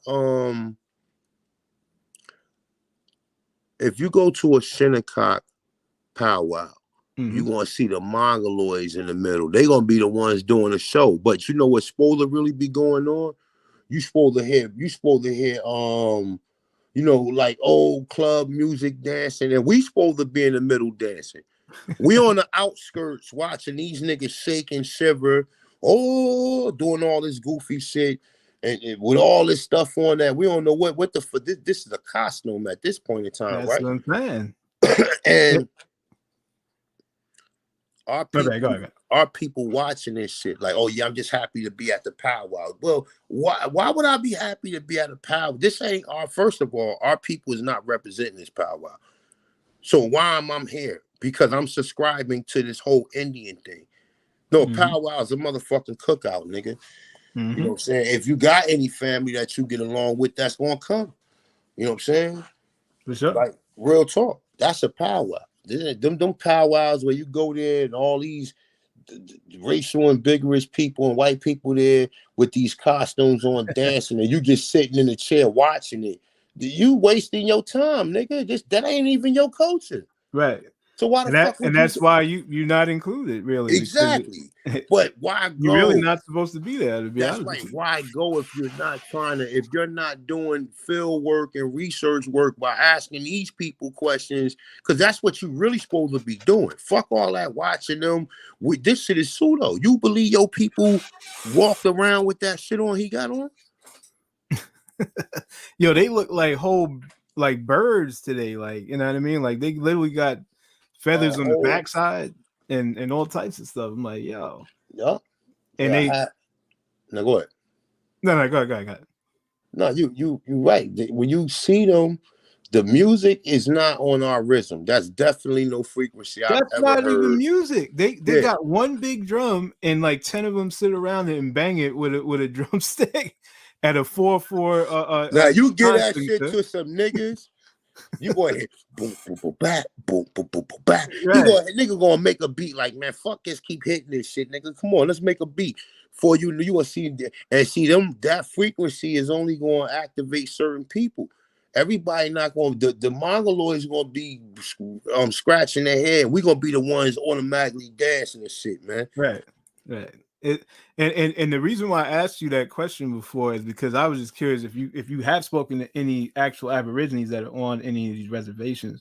I have spoken. My brother Red Road East.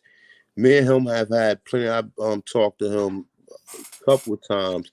Right. And I asked him that question because he be interacting with a lot of them the black Indians that's confused and shit like that. And man, these are conversations me and him had. Right. And that's what I was trying to figure out. If Yeah. these people on the reservations actually know that they're the Aboriginals, or do they No, think they they're don't. freedmen? No, they don't. No, that's So what I'm they trying think to they're tell you. freedmen. No, they Okay. don't. They think Wow. some of them think they freedmen, right? And then the other well, the freedmen, the ones that think they mix with them, because most of them, okay, they think they getting citizenship because they enslaved them, but most of them say no, they have descendants of them, Right. and still don't understand, So they right? think So they're Africans mixed with Native Americans. yes, Basically. yes, Okay. yes. Boy. That's the more standard. Hey, look, I gotta pick my daughter up at 2:45. If you want to rock past 2:45, I'm gonna have to step out. If not, Yeah. No, I definitely got more to show, so I'll definitely all right, okay, rock out for sure. all right. Yeah, and you did tell me that before too. I'm good till like 5:30 because like I said, I got PT at 6. But Okay, all right. Well, if you got more to show, cool. I got a lot. Yeah, I definitely got to do I got some it on my more. phone too. But when I get in the car with my daughter, I'll be trying to. I gotta filter what she learned in school. See what I'm saying? Like, I gotta filter what you learn in history and all that type of shit. You know what I'm saying? Like, right. You know what I'm saying? Got to. You got to. Right. They go into these schools, so you got to know what they teaching them in these schools. Yeah, for sure. And I be doing the same thing with my nieces. You know, I don't have any children yet, but my nieces and nephews, I do the same thing. You know, because they still be teaching, you know, Christopher Columbus and stuff. You know what I'm saying? So, what you call it? But all right, so let me. I guess I just wanted to finish reading a little more of the description on this piece, and then we can move on. So yeah. Nonetheless, a number of Olmec conventions were still applied. Among the most noteworthy is the carving of the mouth. The perimeter of the mouth is delineated by an incised line, thereby accentuating the full and rounded lips. All right. In addition, the corners of the mouth are marked by drilling. Drill holes were frequently employed for orientation and sighting by the artists, serving as guides for proportion and depth of carving. Okay, so there you go.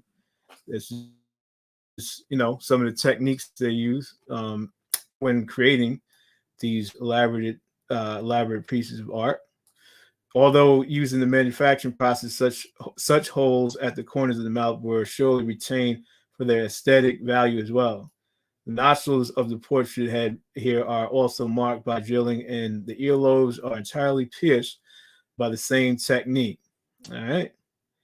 So I think that's pretty much enough for that one. So let's see what else we got. This is another dope one here, a mask. I believe this is Mayan. Yep. So this is a Mayan mask. Right. And you can kind of look at the features that were carved into this mask. And in fact, the mask, literally, I remember somebody commented and said, yeah, this is where they got the mask from. And you can kind of see that concept here, you know what I'm saying? Just because the color and everything, you know, I wouldn't be surprised, to be honest with you. Yeah, obviously I'm referring to the Jim Carrey movie. So yeah, I think the features here are you pretty saying the mask? distinct. You saying that? Look, that's definitely where they got the mask from. That shit look just like it, bro. Come on, man. Like, come on, bro. For sure. Like, Yeah. Shout out to whoever made that comment on this post. But yeah, exactly. You could click again. You can look at a lot of these artifacts and see exactly where they got a lot of their ideas. they done made from, movies. Their whole economy is off the back of the American Aborigines. Their whole economy, their whole existence, their whole survival is off the back of the American Aborigines. Everything. And it's not in the way, the pseudo way they try to twist it. Oh, we built it from slave labor. No. We're talking about years and years and years and years of invention, innovation, and civilization. You know what I'm saying? Even the most recent. No, I'm sorry. Go ahead. No. Go ahead. Even the most recent inventions, like we can see how the infrastructure is set up, right? But even the most recent inventions came from us. You only know a black man invented the crane too. The fucking crane, nigga, and the and biggest up. and a lot of those things were invented, multiple times over, because a lot of that is with a modern day narrative on it. You know what I'm saying? Like we might have It's the invented same something, prototype. 10,000 years ago. Yeah, it's the same prototype. They just kind of add on because they got a think tank of individuals who can add on. They know what the invention is for. The person who had to create the invention actually had the much harder time, because now you got to invent something from scratch that you never created. You understand what I'm saying? So therefore, when you doing shit like that, that's something totally different, bro. Absolutely, because that means you are the true innovator. And what I'm saying is that a lot of these inventions they say are black inventions and stuff like that in modern time. A lot of those inventions, I believe, are things that already exist that are just being invented again. But because of the Reconstruction narrative on it, they make you think that this was just being invented. No, we invented things twice, 3 times over. So you know what I mean? Just from just because the interference of the Reconstruction and reset. You know what I'm saying? So yeah. So let's see what's this is, see, look at that. Now look, doesn't that looks like the mask, like when I'm pretty sure that even the inside part of the mask from the movie looks something just like this. You know what I'm saying?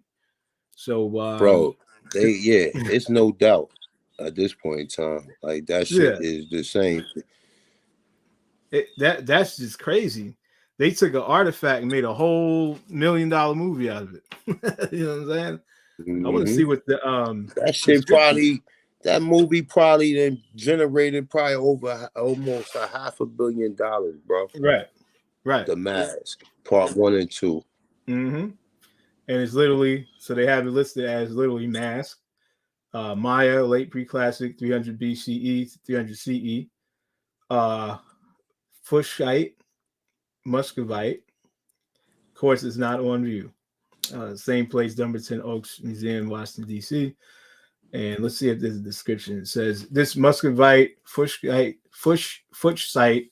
mask is carved in the shape of a human face. Pairs of holes can be seen on the forehead, chin, below the eyes, and in the sides. A massive drill was applied to the back to remove most of the stone until there was only a thin surface to be pierced by a small drill. The perforations were probably used to attach the work to cloth that was then wrapped around the head of someone performing a dance. Okay. Alternatively, the piece may have been donned by an individual participating in a special ceremony or placed directly in a burial. Considering this object's small size, another explanation for its use is that it was attached to a belt or a chest pendant. The origin of the stone that was used to make this mask reveals the exchange network present during pre-Hispanic times in the Maya area. Muscovite is believed to come from the eastern highlands of Guatemala near the Motagua River. All right, so there's just another look at it. It's pretty dope. Let's see what else we got. Okay, this is another Maya figure. You know what I mean? And again, we can, just look at the face, and I mean, I can just tell by the lips, the nose, what it's depicting. Looks like it might be, I don't want to say praying, but maybe in a state of meditation or something like that, just by the posture of this particular piece. It looks like it's sitting, if these are the feet, it looks like these are the feet, and it's sitting what you would call, or what they would call Indian style, so, but this is a nice little artifact as well. And it's titled Kamahil or Huil figurine, Maya late pre-classic, 300 BCE, 300 CE, made of tufa, not on view. And it says known as a kamahuel based on the Quiche word for deity or idol. This portable sculpture is carved in the shape of a human with its profile the form of a stone axe. This particular figurine is more elaborate with better defined features than most of the kamahuels documented from archaeological excavations and private collections. These sculptures serve various ceremonial functions as they were found in funerary settings as offerings and caches and broken inside architectural fill. All right, so that's just a little bit of a description on that piece, and let's see what else we got. Oh yeah, this is a nice one too. This is one I was just talking about where you could kind of see the nose and the lips have been, well, clearly the nose has been kind of knocked off. Their lips have been damaged too, but still, you can still view this, and again, it is pretty detailed. You know what I mean? But just looking at the lips, it alone, like you could tell what you're looking at here. You know, it's a rather nice piece. Yeah. So they have it described as or titled as head. Maya Preclassic General, and whoa, that's quite some time frame. They dated as far back as 2500 BCE. Sorry about that. All the way to 300 CE. So that's a long time period. But I mean, if this is correct, we're talking, you know, pre-Olmec with this one. So because they always say Olmec is like 1200 BCE. This is saying 2500 BCE. So that would mean if that's the case, this is over 3,000 years old.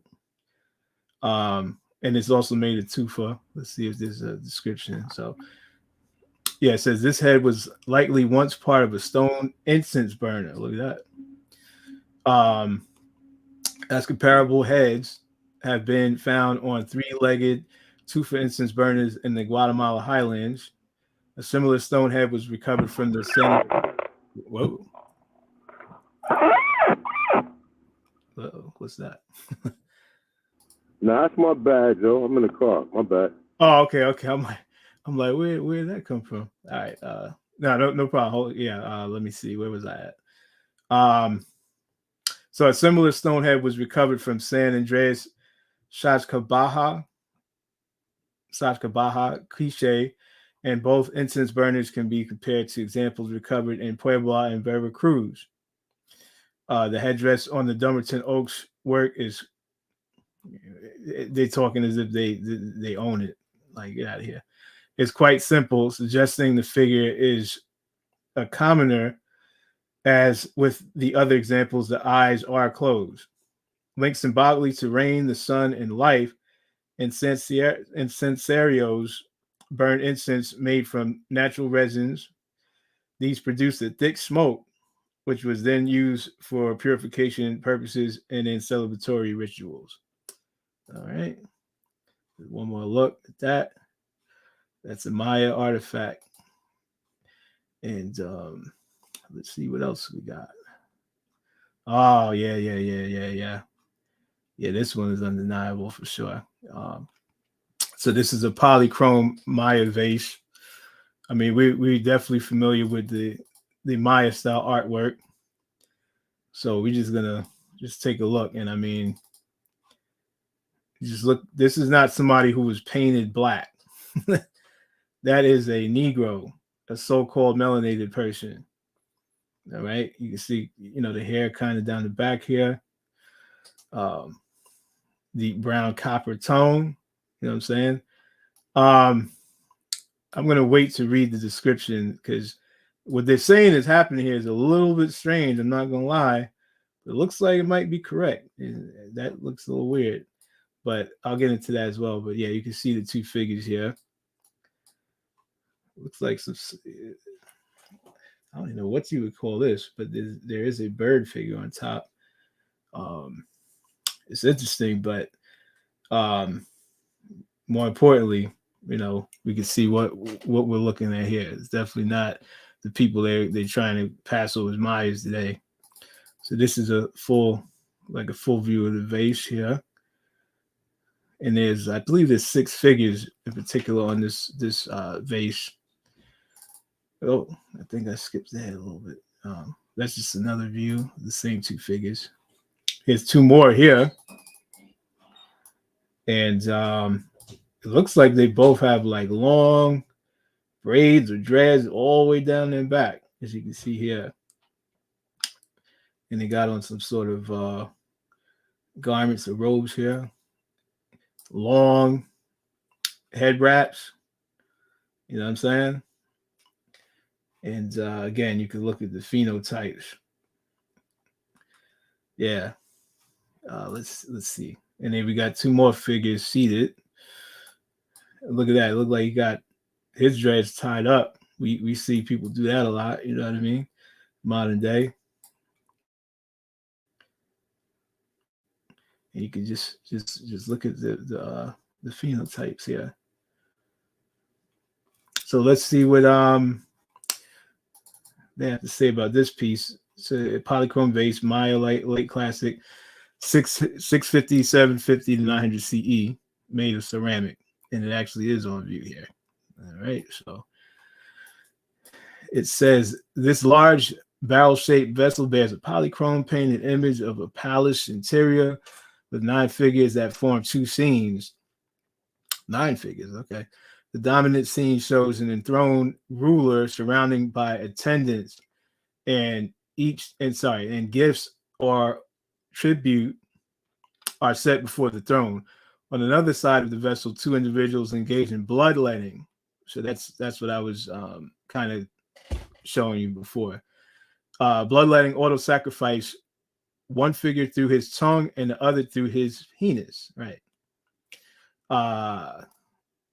Which is what it looked like to me, which is a little bit, maybe that's some sort of circumcision or something. I'm not sure, but it says the 2 scenes are within the same pictorial and narrative space that wraps around the vessel, and it is possible that they portray concurrent events. Alternatively, these actions may be moments in a sequential narrative that involves at least one of the same characters. The enthroned ruler, the 2 scenes, The 2 scenes, in fact, may be interrelated with the bloodletting rite, a crucial part of the enthronement ceremony, in which the ruler impersonates an aspect of the sun god. In this palace scene, the ruler sits on a raised bench with a large white cushion at his back. The focus is on him. His centrality is emphasized both by the gaze of the other figures and by the overall pyramidal composition, of which his head is the highest point. This arrangement was common in ancient Maya art, especially in palace scenes. All right, so I think that's there's a lot more too, but there's a pretty elaborate piece, but we'll keep it right there. If you want to find it, you could find it somewhere on my page here, check it out. We got some more. This is a little nice one. I think this is the Olmec figure, Dumbarton, as well. And you can look at the lips, the nose. It's a nice little figure. Fragmentary figure, Olmec Middle Preclassic, 900 BCE, 300 BCE jadeite, not on view.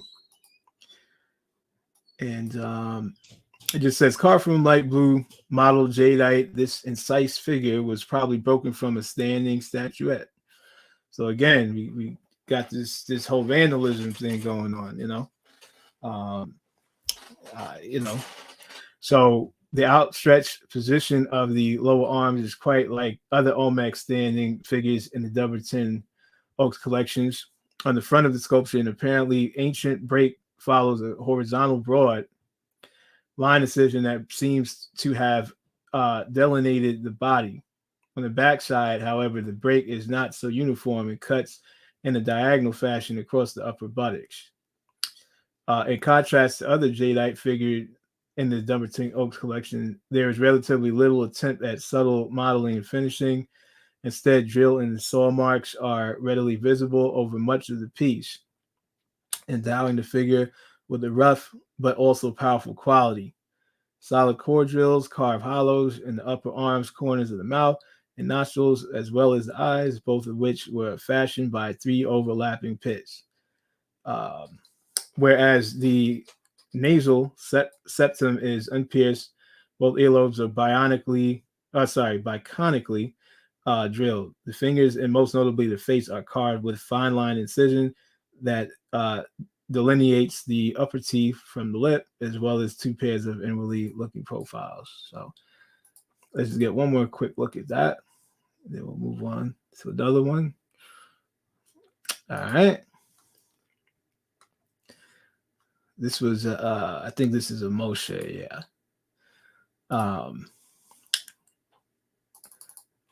So this is a nice piece.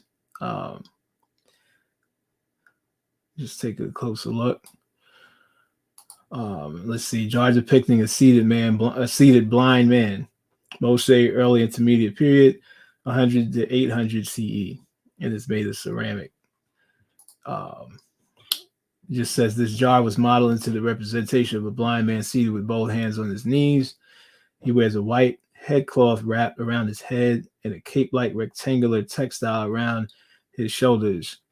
The detailed rendering of the facial features implies that this could be a portrait. However, the simple clothing and lack of ornaments indicate that the figure is of low status. All right. So let's see. Okay, so now we're going to move into some North American artifacts. You know what I mean? Since we kind of went through, Central South America a little bit there. So this is another interesting one. It's like we've seen with some of the past artifacts, we can see how some of these things are kind of mimicked in modern day so-called pop culture. So this is a wooden mask from the spiral mounds of Oklahoma, right? And again, someone commented and said, this reminds them of Groot, you know what I mean? Which definitely makes sense. You know what I mean? Groot from whatchamacallit? I'm forgetting the name of the Marvel comic, but you guys know who Groot is. So I think this is kind of interesting, but also again, it is carved of wood, but you can clearly see the features, the lips, the nose. It definitely does not say anything about a Mongoloid, Eurasian hybrid, whatever you want to call it. You know what I'm saying? So this is pretty interesting. Guardians of the Galaxy, by the way. Boy, that was terrible. But yeah, so that's a pretty interesting one right there. And here you can see spiralmounds.com. And it says wooden mask from Spyro, AD 900 to 1450. Wooden copper, LaFleur County, Oklahoma spiral site, courtesy of the Oklahoma History Center. Unfortunately, it doesn't have any description, but we can see for ourselves, So let's see what else we got here. Yeah, this is another one from the spiral mounds. Let's just take a look. I mean, honestly, that looks like an elder to me,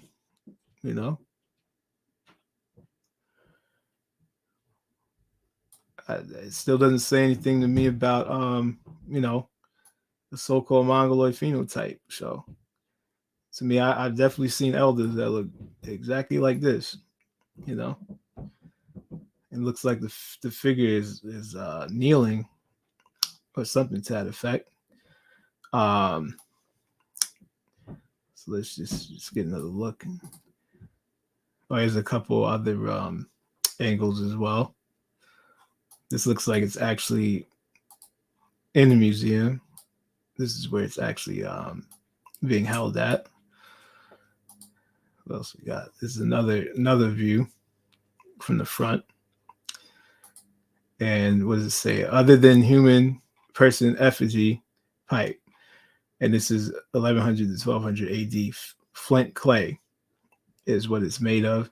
Of course, this is Mississippian culture.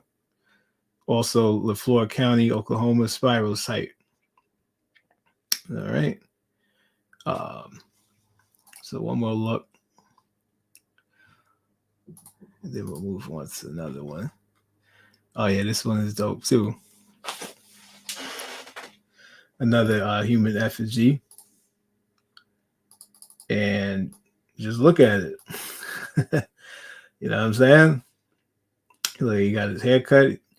You got a pretty nice hairline there. You know what I'm saying? And just look at the features. You know.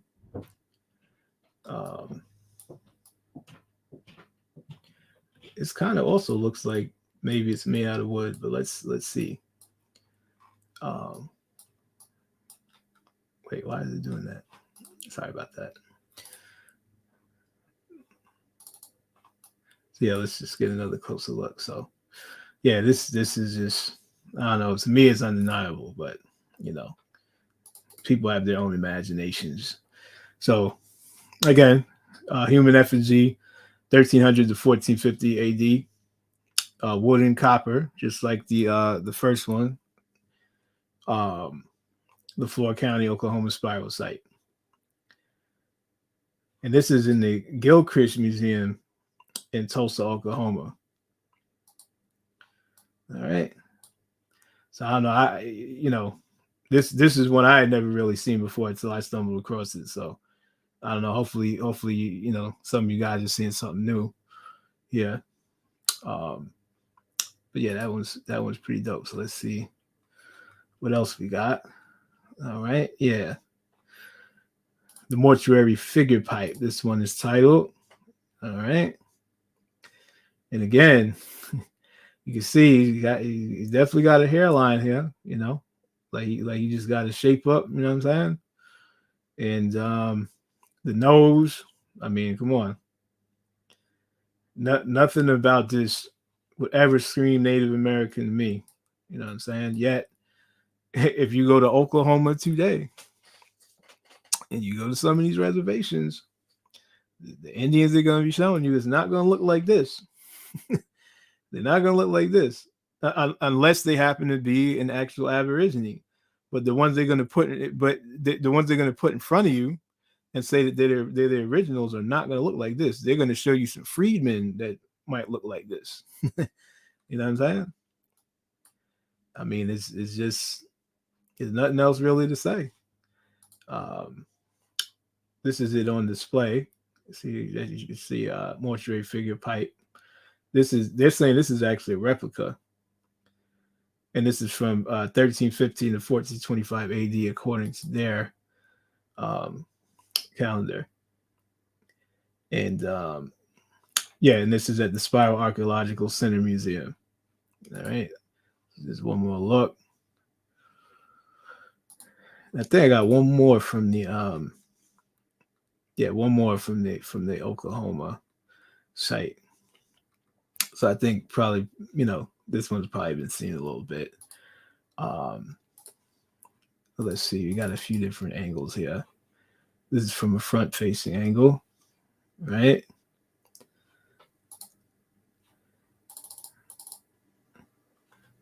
This looks like it's here on display. You can kind of see people in the background. I mean, just look at that. You know what I'm saying? It's really just self-explanatory. Your eyes, they're not lying. You definitely, again, in Oklahoma, you're not going to find none of these Native Americans looking like this. Sorry. You know what I'm saying? That's the back view. Not even sure what this is back here, but looks like, is that hair? Is that his hair? That's interesting. It's another, oh, wait a minute. Why did it do that? Okay. This is a little write-up on this particular piece. What's that? Yeah, very, very faintly, but yeah.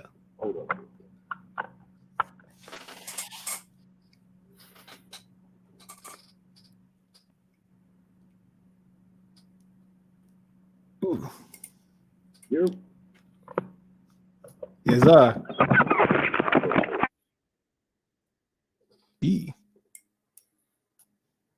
I think we might have lost one there. Oh, there you go, right Here there. we go. There you go, right there. Now I had to take you off the Yeah, I hear you. Bluetooth. You good, right? I mean, you've been rocking. Yeah. You got more?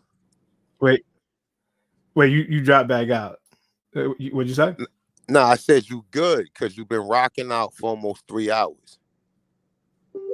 Oh yeah, for sure. Oh, all right. So you got more. Okay, all right. I definitely still got more. All right, no doubt, no doubt. Do your I'm thing good now. No, I'm listening. You good? Go ahead. You can rock out as long as you want. Go ahead. All right. No doubt, for sure. All right. So again, and again, peace to A1 definitely for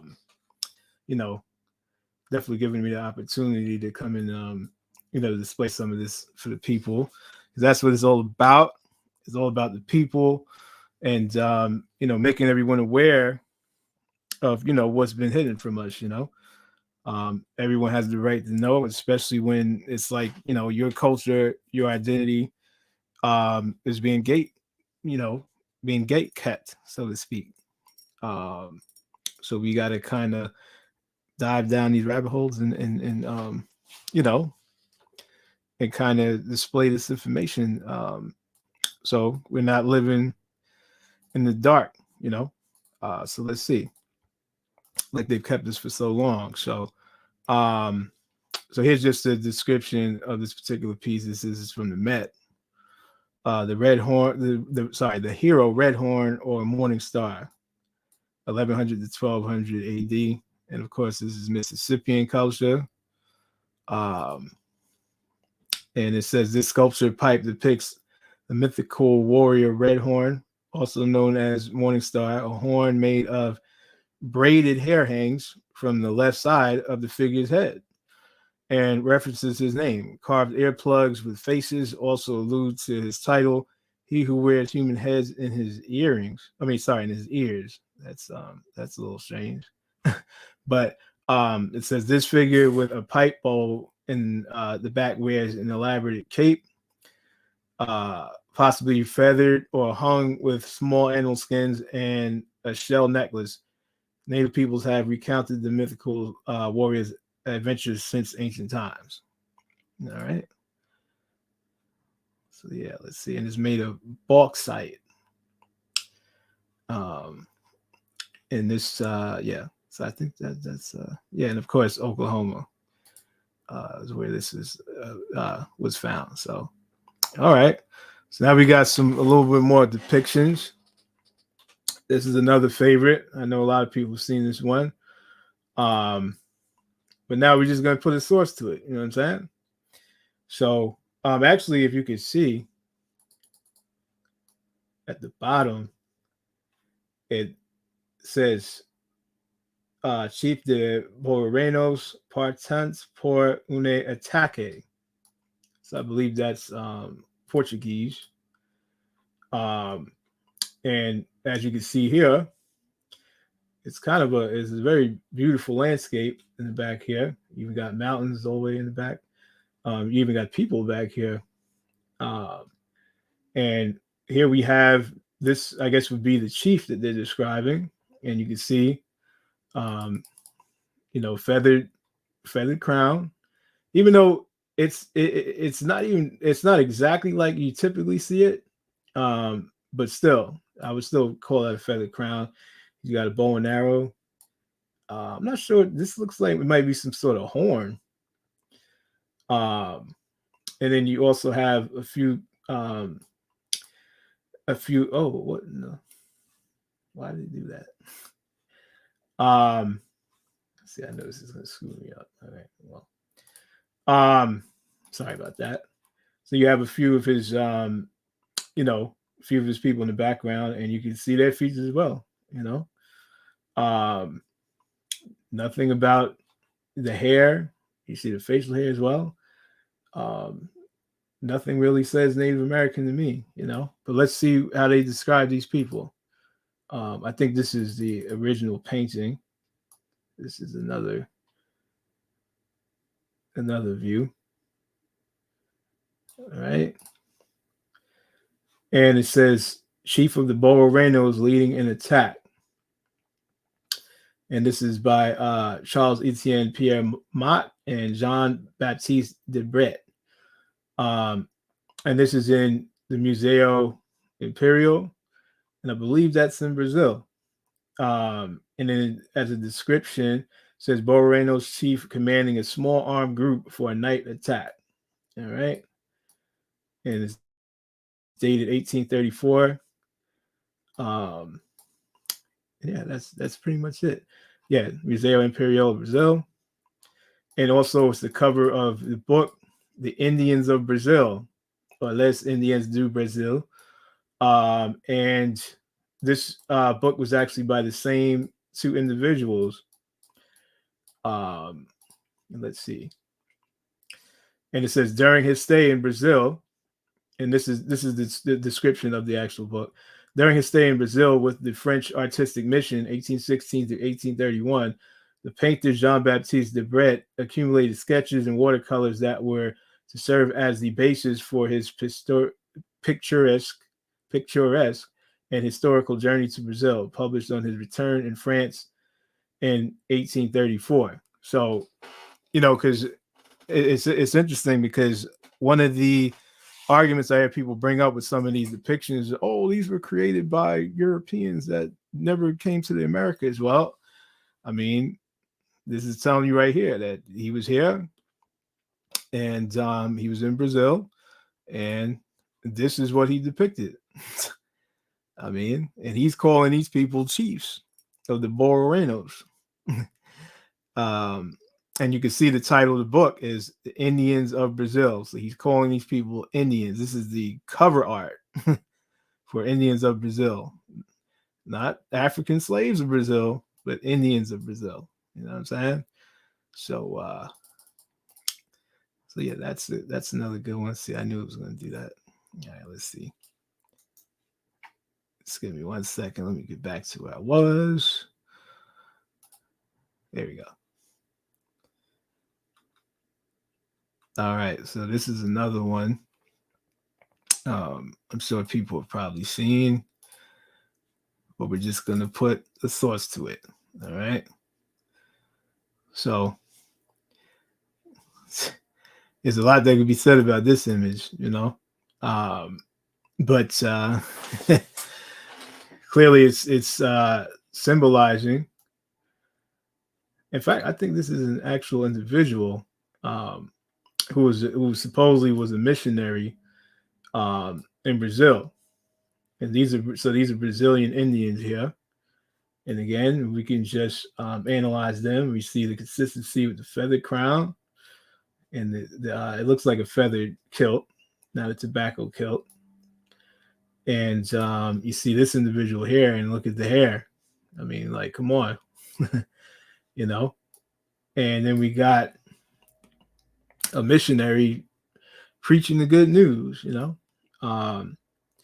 unfortunately, this type of thing is what a lot of our people still suffer from today. You know what I'm saying? So that's pretty interesting. Here's a black and white of the same image, and it actually has the description engraved at the bottom. And this is Father or Padre Antonio Vieira. And let's just read the description. This is a translation of that actual inscription on the depiction. And it says, Father Antonio Vieira preaching to the Indians. And this is created by C. Legrand circa 1841. And it reads, the Brazils, dropping their weapons, bowed at his feet. They revered the image of the crucified Christ, and in their native language, they listened attentively to the voice of the gospel. So, yeah. So this dude was supposedly, according to what's written here, a missionary who was spreading the good news, and according to this, they're saying that these particular Indians revered his message. So And, you know, we can kind of see the effects of that today amongst our people. So just another look at that. And let's see what else we got. Oh, yeah, this is another nice one. All right. So let's just take a look.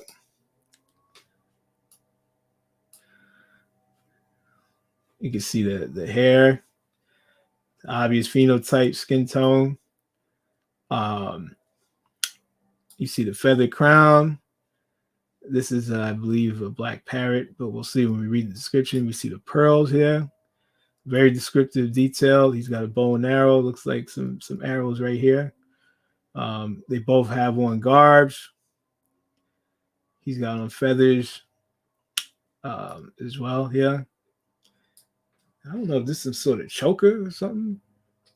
That's what it kind of looks like, to be honest with you. So yeah, and then you can see inscribed at the bottom, El Amerique. Not El Afrique, but El Amerique. You know what I'm saying? And so here we have the source, Johann Hyde Jacob, or Johann Jacob Hyde, I believe it is. And you see the title, El Amerique. And it says, I guess this is located in Augsburg. I believe it's in Germany, right? See, there we go. And it's dated 1755. All right. And let's see what it says. Allegorical print depicting the Americas as a black woman and boy. All right. The woman dressed in a bejeweled feather headpiece, pearls, and shawl has a black parrot perched in her hand and overlooks the shoulder of a reclining boy. The boy draped in a blue cloth. They were draped up and dripped out, right? And a blue cloth and holding a bow. His cachet of arrows beneath him wears a feather.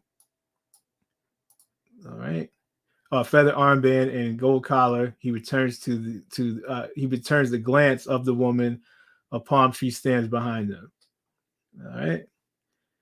And where is this? Part of the digital collections catalog through a grant from the museum. The Institute of Museum and Library Services.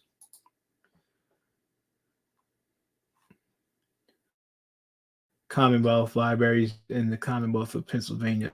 Okay. So there you go. All right. Let's see what else we got here. Yeah, this is another it's another favorite. I'm sure a lot of people have seen. And you can see inscribed at the bottom, it says deputation of Indians from the Mississippi tribes. All right. And these are the Indians, all right. And it was always interesting when you see these two figures here, because they kind of make them look like what do you call the things in Asia? The name is escaping me right now. But they kind of, I don't know if they're just here we go again. Sorry, my bad. Okay, here we go. So I don't know if they're just if they just have some sort of makeup on or what, you know what I mean? Or they could be, maybe they're mongoloids. I don't know. You know what I'm saying? But we definitely can see right here these individuals in the middle, and they clearly are what you would call so-called Negroes. You know what I mean? So let's see what it says about this particular depiction. And what is this? This is in the Library and Archives of Canada, I believe. And it says Musée. I think this is in the Musée de la Guerre in Canada. So that's where this is located. And they're gonna have the narrative. So it says fear of war with the United States led the British to maintain relations with potential Native American allies already engaged in resisting American westward expansion, who might help defend Canada in the event of an American invasion. Britain nonetheless held back from supporting armed action against the United States. This did not prevent Americans from accusing the British of arming warriors to attack American settlements. But, you could take that however you want, because we are the Americans. So, all right. Let's do this again. Just give me 1 second. I don't know why this thing is so weird. Okay, here we go. All right, cool. So we got another one I'm sure everyone's familiar with. This is another emblem or depiction of America. And as you can see, you got the Empress here, where they have depicted riding on the alligator or croc. And there's a whole scenery here. They show these so-called Europeans getting off of boats. They're dressed rather I don't know. Clearly they don't like the sun, I'll tell you that. So, and you see all these dark figures everywhere. And these look like some sort of little beach homes or something, because this is on the coast. I know I've heard people describe this as Timucua Indians, so this could be Florida. Unfortunately, I don't have a in-depth description on this one, but I did realize that there were other. That one is a set of 4 that depict all 4 continents. So it actually is an allegory of the 4 continents as well. This one is Africa here, as you can see here at the bottom. Just so you can get a little look at that. And this one, Africa is depicted with a lion. Typically, it would be an elephant, but I'm pretty sure this would be Europe. Yeah, or Europa, it says. You just get a good look at that. And then this would be Asia. And of course, Asia with the camel as per usual. All right. And yeah, Allegory of America, Godfrey Bernard Goetz, or Getz, and that's 1750. So that's who's responsible for all 4 of them, actually. So let's see. Okay, we got a little cigar store Indian. Boy. And we can just look at, the skin tone, the features.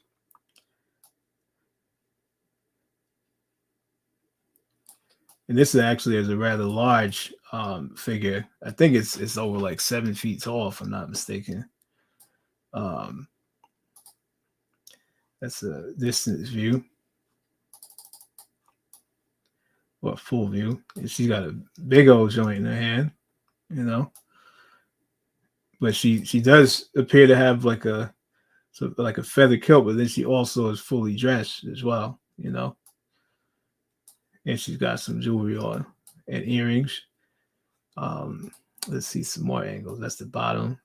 Tobacco cigars, C.H. Manley & Co. These are just some more angles. I don't know what they did with her face here. I'm not sure what that's about. She looks a little different than the other pictures, but it is the same piece. And so you can see the hair with the long braids. Right?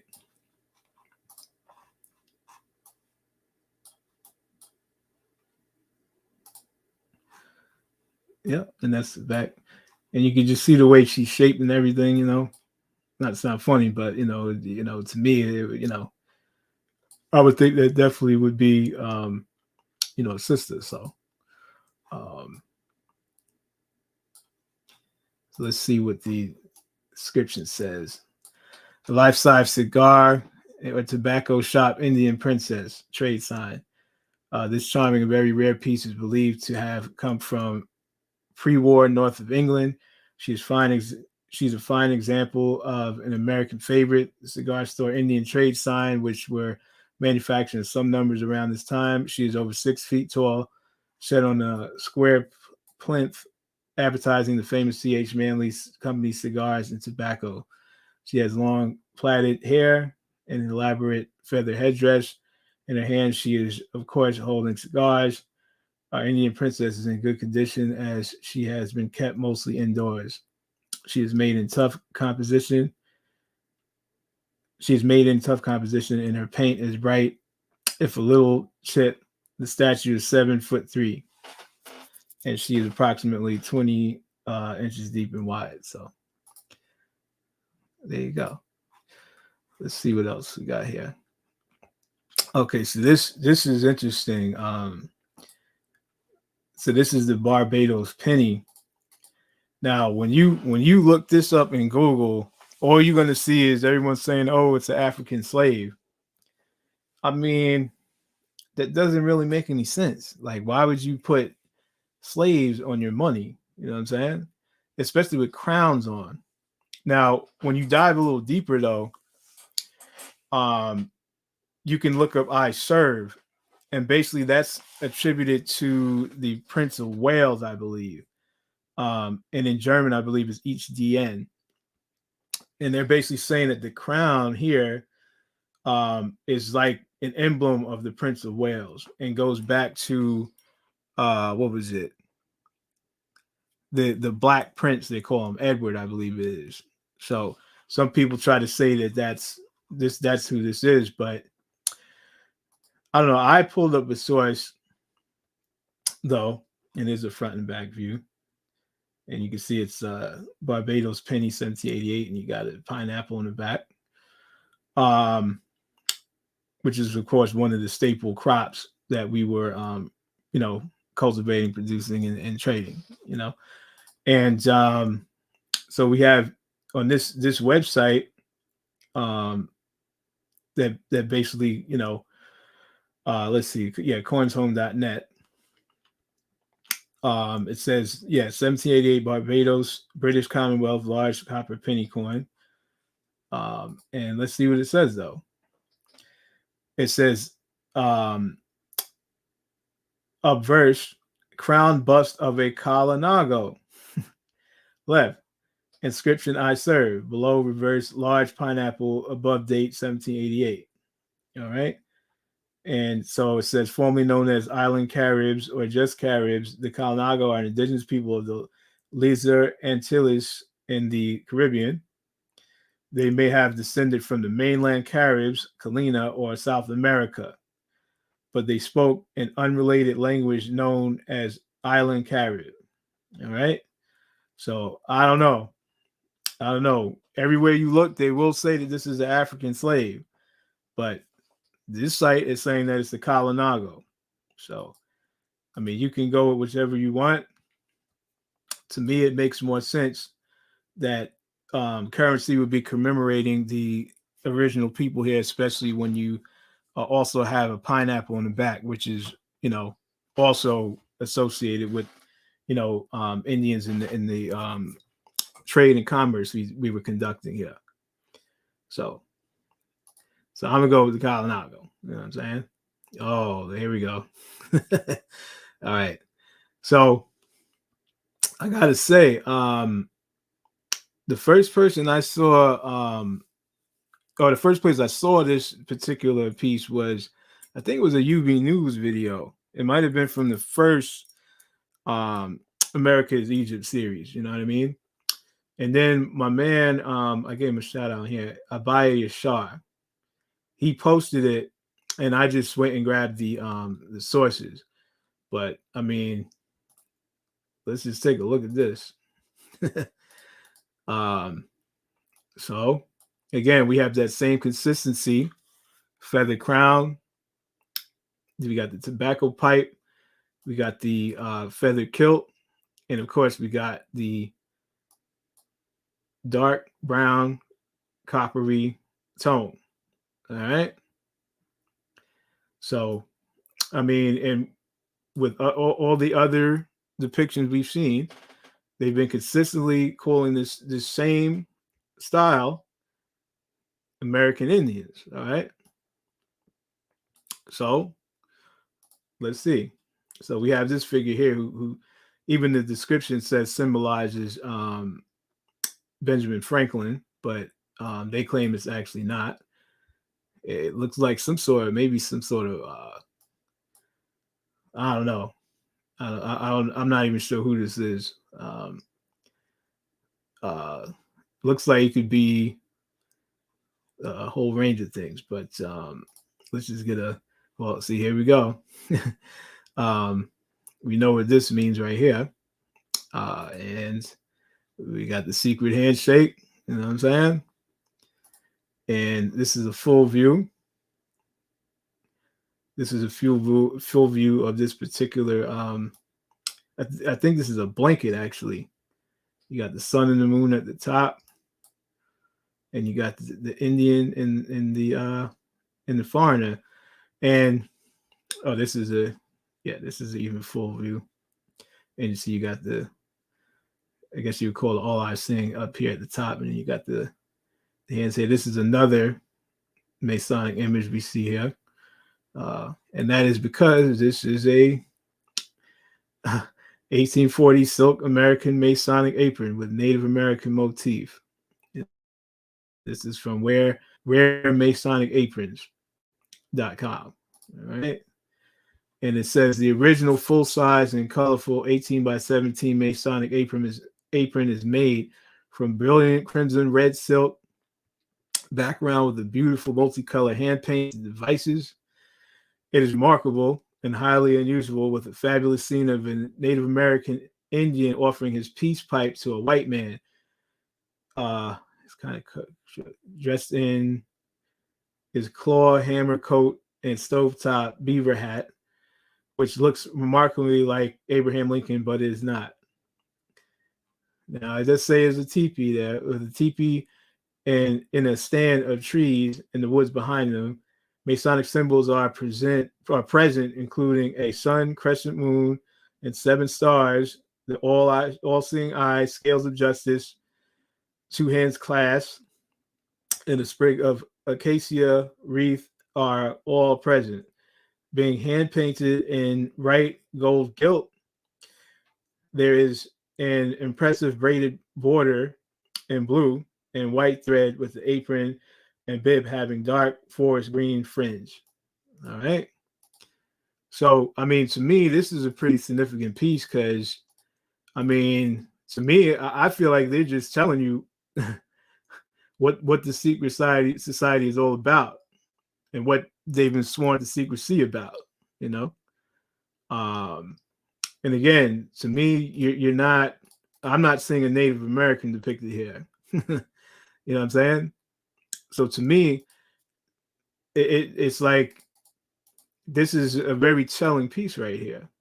It's literally letting you know that, you know, this is the secret that's being shaken on, you know. So, you know, you can take that as you want it. That's the way I see it, though.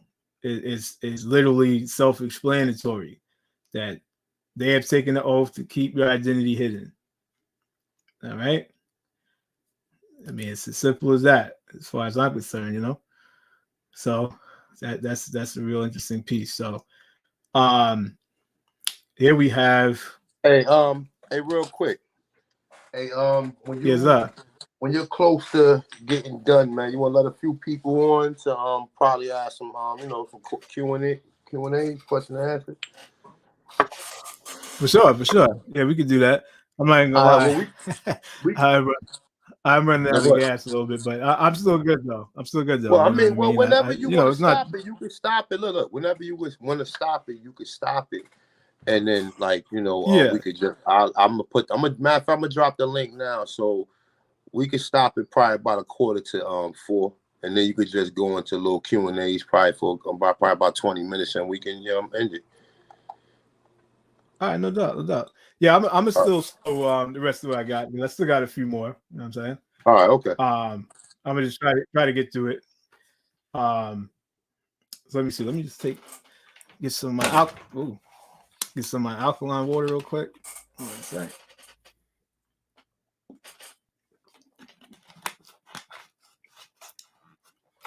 All right. Boy. All right. So this is This is another depiction. And this is what would be in modern day New York, New Amsterdam. And to me, you can see the people here. You see the hair, the dark skin. You can see basically there's a whole village back here, you know. It's another one, another individual here. You can see boats in the background. This is a pretty elaborate depiction. This is a black and white version that's also kind of in reverse. And let's see what it says. It says Allegory of New Amsterdam or New York in America. Study for the engraving. Amsterdam. Oh, I don't even know how to pronounce any of this stuff. But this was made in New York, it says, as well. And it was, let's see. Peter Mortier is the printer and publisher that the artist is identified, but they believe is of Dutch descent, of course. And this is from the 17th century, circa 1700, it says. Let's see. This original drawing in reverse, apparently executed by Peter Mortier, was probably drawn circa 1700 for the copper plate engraving of New York as it appeared in 1673. It was published in Amsterdam by P. Mortier, whose signature on the engraving appears as P. Mortier cum Preville. A copy is in the Society's print room. The prototype of the Mortier view is the so-called Restitutio view of New Amsterdam, which was drawn to celebrate the recapture of the city by the Dutch, August 1673.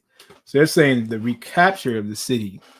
So not only is that it is actually indicating that there was a city there. I would think that's saying, you know. And you can see the structures in the background. Looks more like a village than a city, but you know.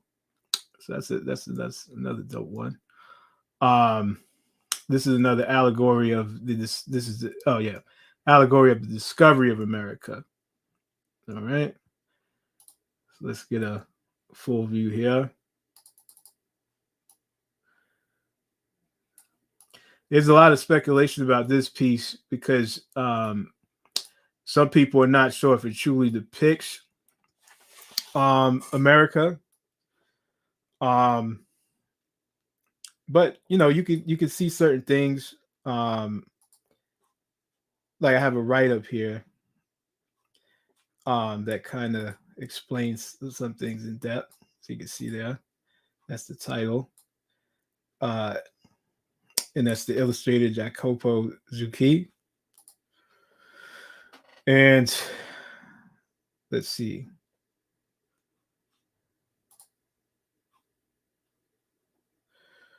So they're saying this is a write-up that I found on it, who was basically speculating about it. And let's see what it says here.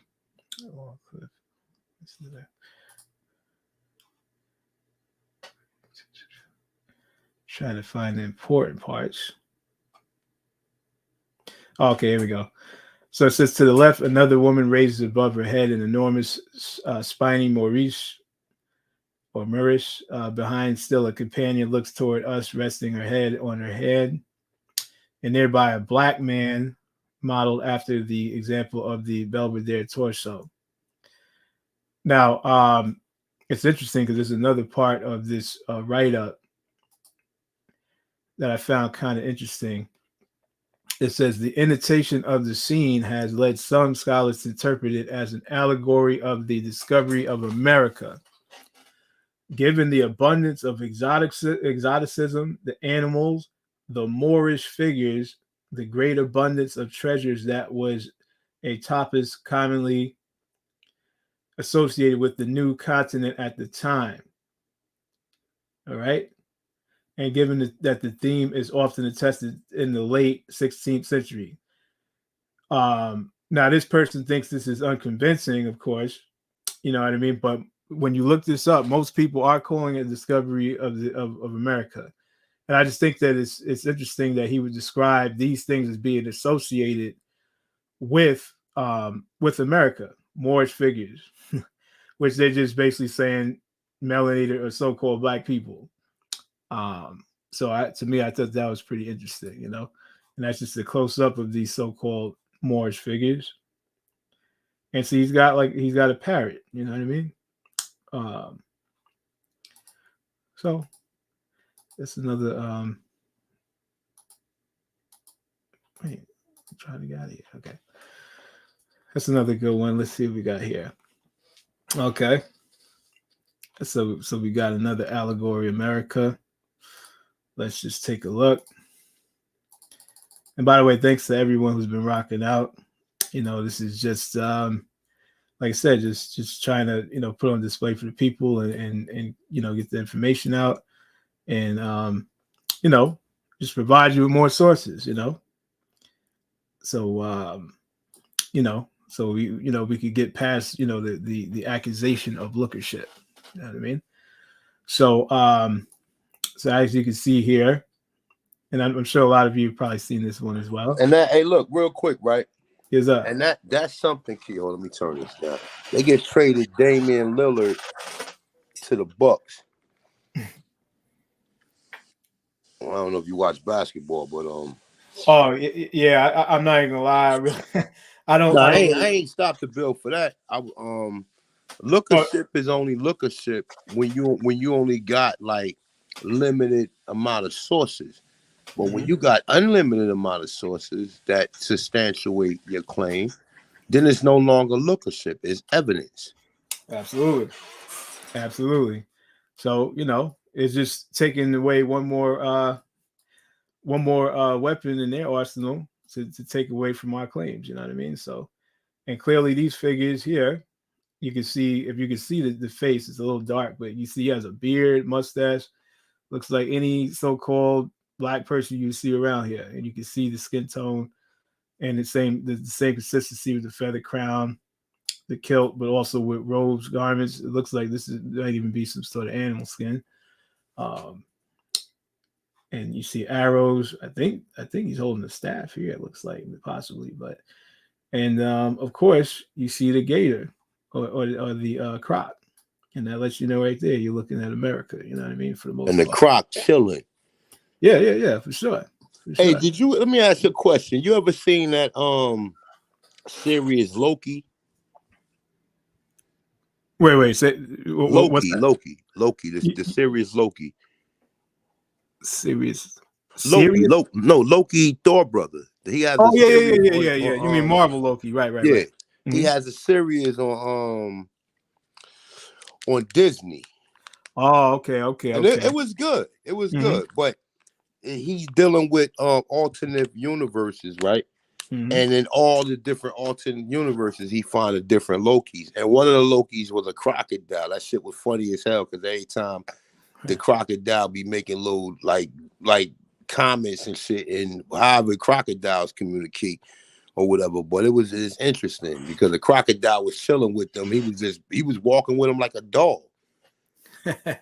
Yeah. So I could just imagine these images we showing that we probably was sicking these motherfuckers on. Imagine, man, all these Europeans get off a motherfucking boat, nigga.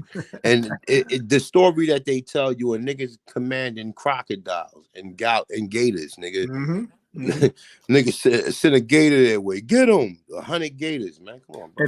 And see, that's what I'm saying, because we probably definitely had some sort of communication with the animals because we were still in touch with nature and in our environment, in our surroundings. You know what I mean?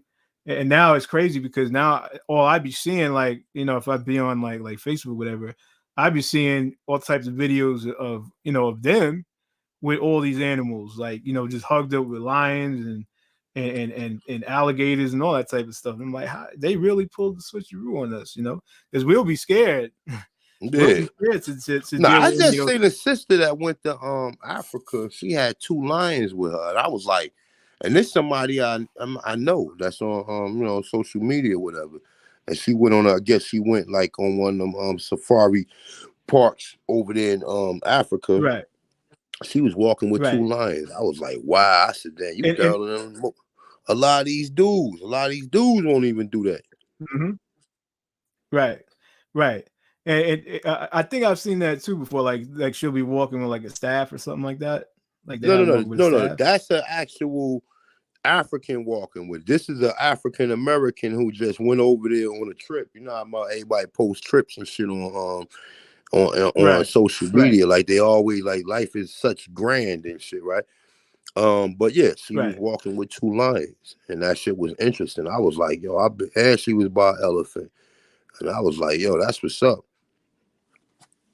See that's how I would be, you know what I mean? But it's just crazy though, because like I said, you know, every video I see is them raising some sort of exotic animal, you know, so to speak. You know what I mean? Like you just got tigers in their house and stuff like that. And you know any given day, the motherfuckers will flip the script.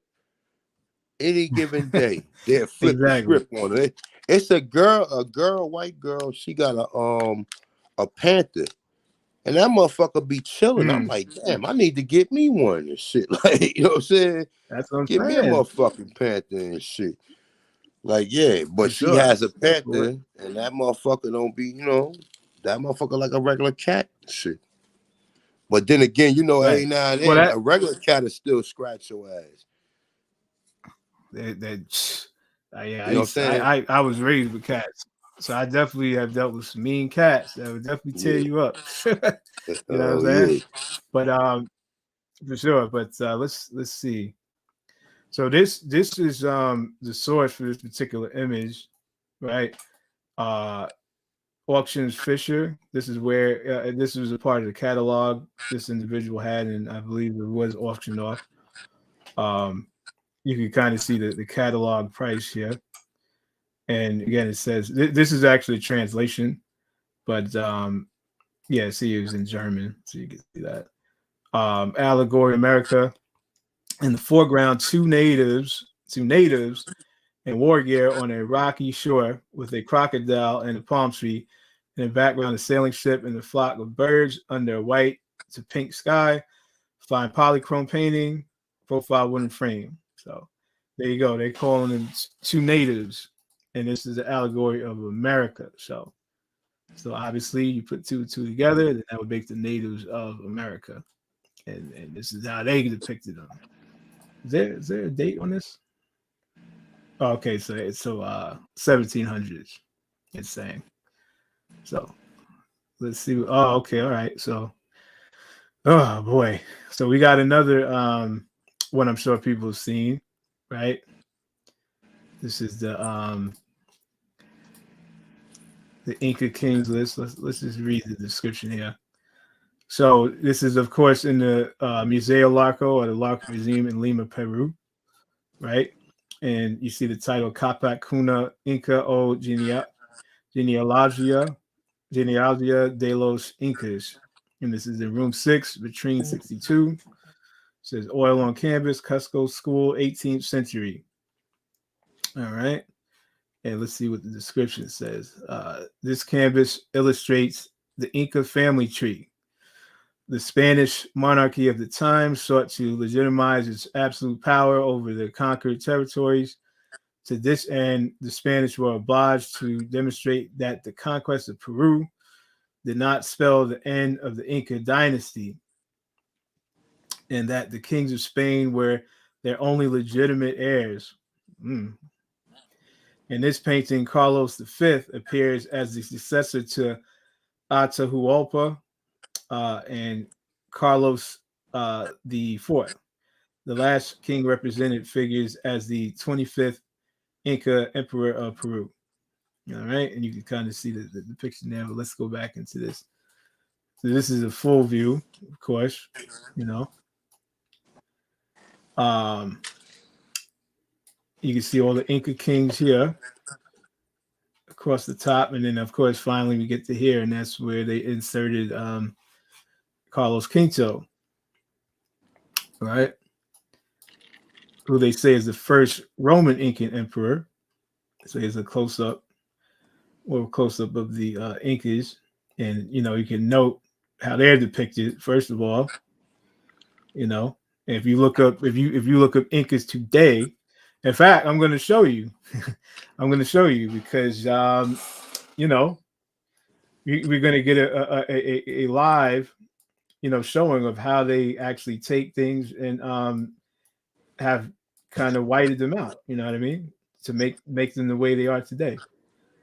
Because these would not be, these do not look like modern day Incas, so to speak. And so here we got And they close up. all got that. They all got the cipher. And you Right. see Carlos Quinto. You say he's the first Roman emperor. I mean, the first Roman. But remember, he was the Holy Roman Emperor. And after they came, and like I said, I think that this shit right here is more recent. But after they took over Tenochtitlan, you see that double-headed bird. That was a symbol of Rome. And all of the people who under Rome rocked that double-headed bird. That's a fact. That's a fact. So you can see kind of the changing of the guards here. And that's just this, that's Carlos Quinto. And this is everyone who followed him. And as you can see, it seems like since Carlos Quinto, was inserted into the Inca bloodline, it's like you see the bloodline kind of just got lighter and lighter and lighter until it became completely bleached out. You know what I'm saying? We could kind of see even though they telling us that them images right there is around the 1500s, I don't agree with that. I believe that's probably like around the 1800s. You know what I'm saying? I think the dating on this particular painting, I think it said 18th century, so it's at 1700. That's what they're saying in the Larco Museum. Even at Montezuma, when they talk about that headdress, I believe that's something recent. Like I don't like they talk about 1500s or they wasn't transverse and coming over here taking over nothing in the 1500s. All that, a lot of that shit fell. That shit fell recently, like even in Central America. Because if they would have had access to that area, then they would have been able to come in here and take us over. And in 1830, I wouldn't be finding a whole slave manual full of Negroes owning slaves that look like they chilling, look like they ain't part of none of these wars that we hear in these same areas, right? And it's in these same, you got a whole civilization of people living among civilization in these same areas where they claim that all these people came and did what they wanted to do to us. Exactly. And you got depictions where they have like assemblymen, councilmen, even governors, just supposedly either just before or just after the supposed Emancipation Proclamation, which obviously that makes no kind of sense. So so this is let's just see, this is the top of it. I'm not sure who these figures are here on top, but in the middle, you got this is Jesus Cristo. You know what I mean? And he surely doesn't look like today's image of this particular figure. So that's interesting. But that's why I wanted to show, because there's actually let me see, where is it at? Stop this. Why is he doing that? There's actually another version of this exact painting. So I kind of did a side-by-side comparison just so you could really firsthand see the hijack here, let me see. So this is in the hijack is located at Vitiero of the Convent of Our Lady of Copacabana, also in Lima, Peru. All right.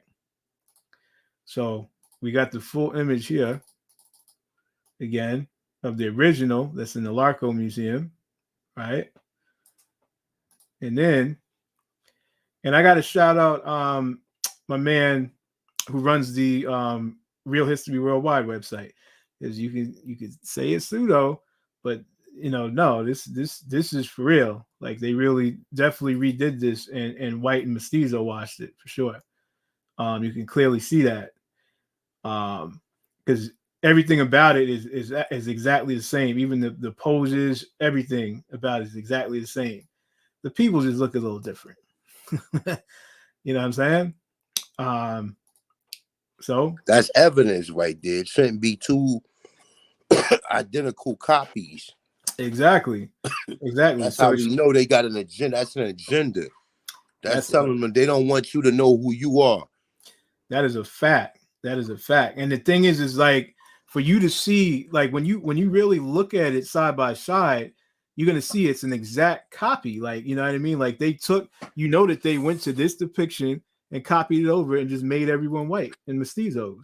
You see? And that's crazy that you even got like these people is crazy, man. And it's like we know, I know you niggas be watching my videos or watching or tuning in, but we hip to y'all, man. Y'all motherfuckers, the gig is up for y'all. That's a fact. That is a fact. And yeah, so I mean, you know. Hey, yo, I'm gonna drop the link, man. If anybody want to come on and ask,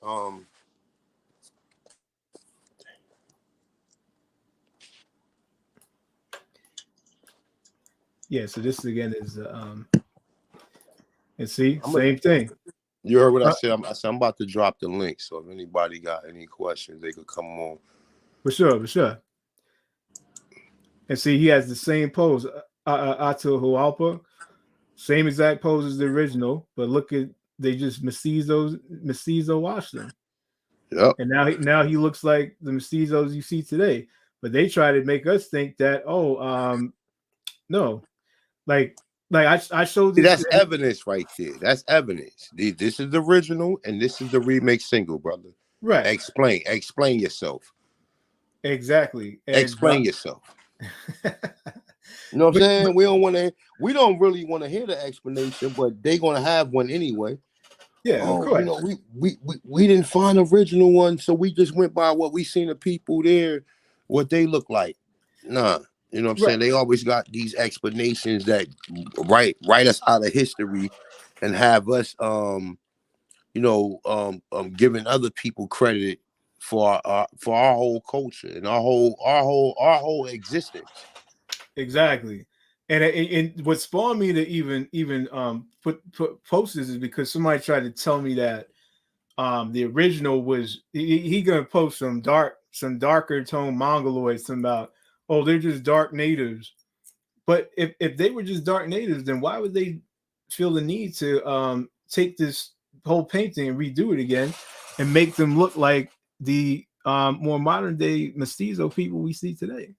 So you can see right here, Atahualpa, you can see the posture, the way he's holding this staff or whatever it is, everything about it. And same thing with Carlos Quinto here. Look at the hand position, the hand gesture that he's doing, even the cross right here, right? And the way he's holding this staff. So then we go over to the remix single, it's the same exact thing. You know what I mean? His hand is in the same position, holding the staff the same exact way. You got the cross exactly right here. Same thing with Atahualpa, holding the staff the same exact way, same position, same posture. You know what I'm saying? So, you tell me. You know what I'm saying? It's just weird. And yeah, then we got the depiction of Jesus here in the top center, and then there you go. You know what I mean? See, then doctrine of discovery. All doctrine of discovery. Right. See, it got the doctrine of discovery approval on it. You already know what it is. Catholicism. And this degenerate right here that they show us Jesus Christ. But then this also raises another question, because is Christianity really a quote unquote white man's religion? You know what I mean? No, it's really not. When I was doing the Nazareth bill, they said they got Christianity from the Nazareth because the Nazareth have monotheistic belief. Yeah, and they sun worshiping.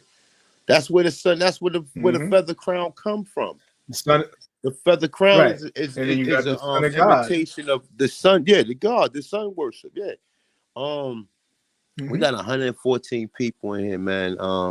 I just dropped the link, so if anybody got any questions, y'all want to question or add to the conversation, it's cool.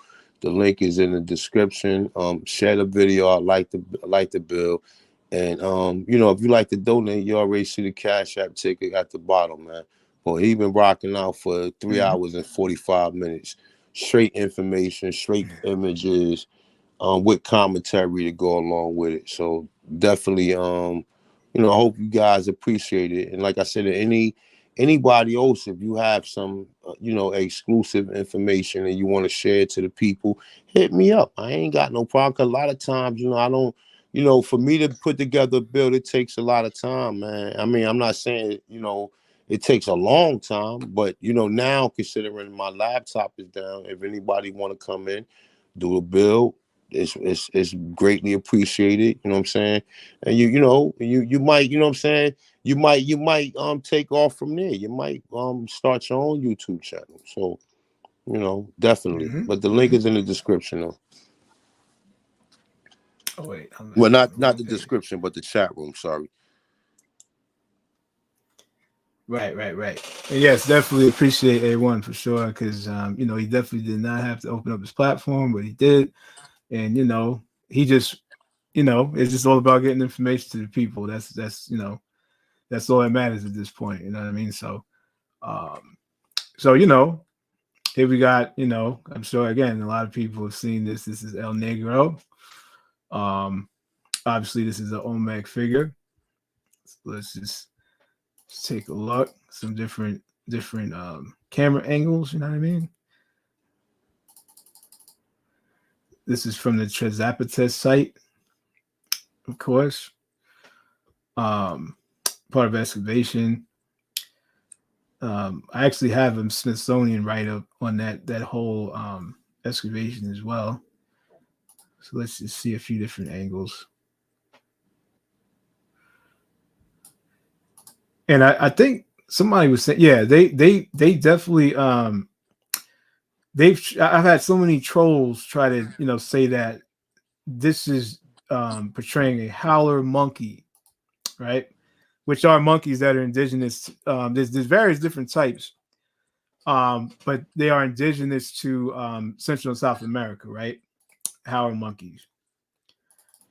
Now, I mean, we could pull up a howler monkey right now.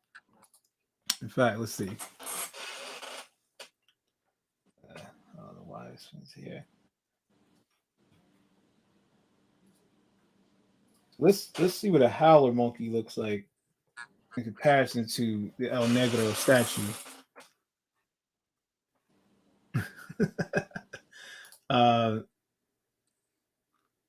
All right. I mean, like I said, there's a few different kinds, but I mean, let's just pick one randomly, okay?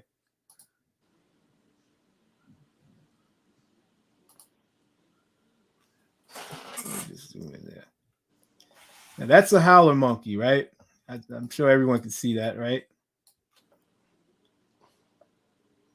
Man, yeah, man, come on, bro. Like, come on, man. It's even like it's an insult to even waste time on something. Brother, that monkey don't look nothing like that man. Like, come on, bro.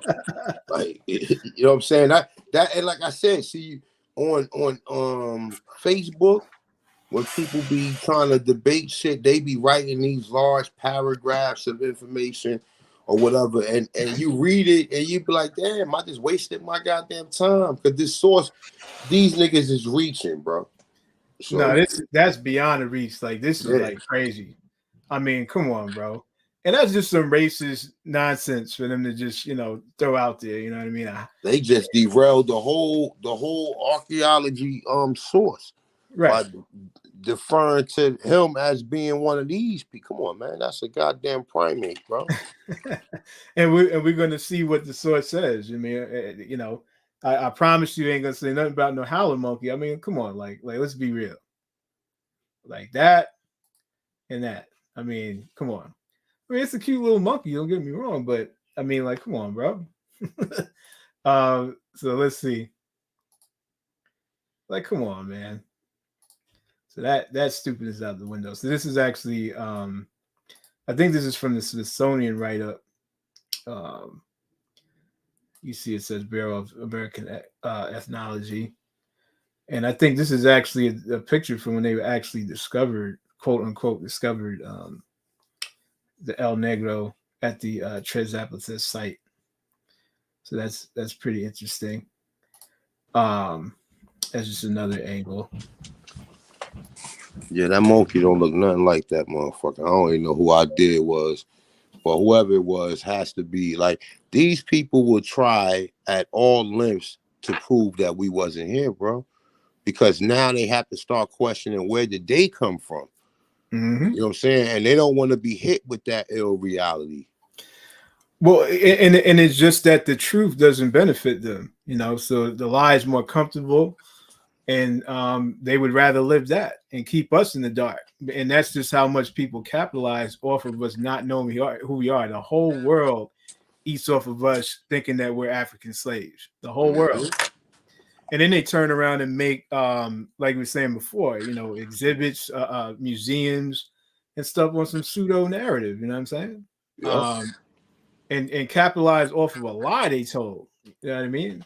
Yep. These people fabricate historical events, historical sites. You know what I Because mean? that's racial superiority.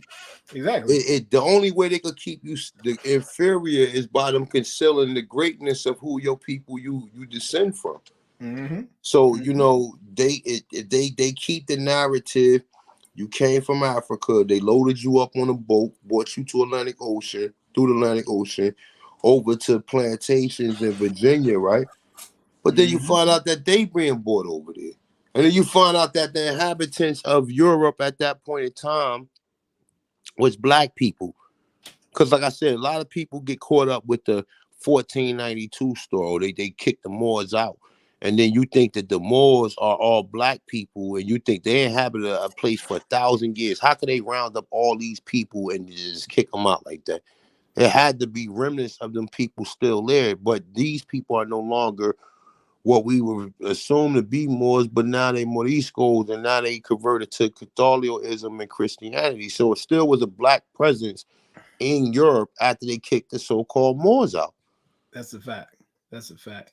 And see, that's the thing. Like when you accept their narrative, hook, line, and sinker, it's like, again, you are giving them power. You are making them supreme over you, and that's why I call them white supremacists. Like you could be a white supremacist. It doesn't mean you have to be a Caucasian person. It's a state of mind. You know what I mean?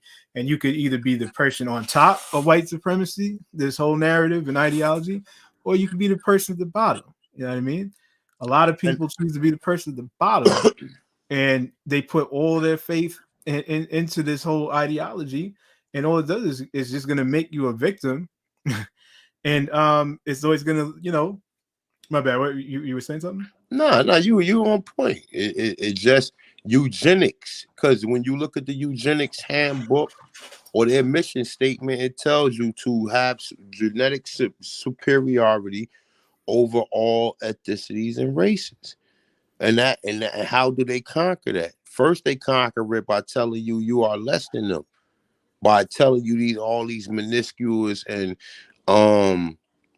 maniacal fucking experiments they did by testing people craniology, saying that they're more superior, which we know that came later.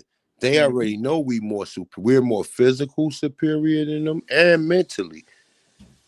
It's just that a lot of times that we are under the influence of some type of drug or some type of alcohol that takes from our excellency. Or some food. Or food, yeah, you're right. Or information. Shit.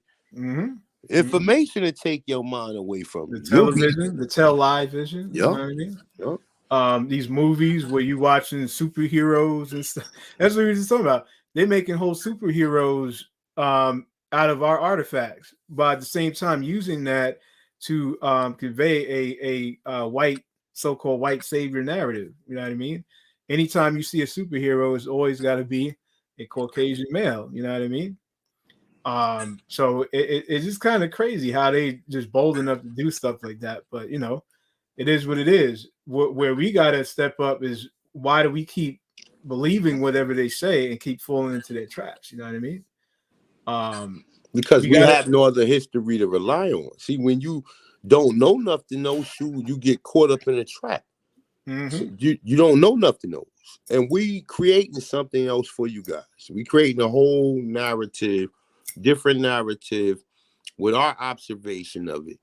not some foreigner observation telling you or trying to convince you otherwise. We're the ones telling you exactly what's going on from our observation and our research. Right, exactly. And it is kind of sad to see how you will have certain individuals who will fight to be inferior. You know what I mean? Who will fight you to be a slave. Like you're trying to present something that's uplifting, to give you some sort of culture outside of being a cotton picker. You know what I'm saying?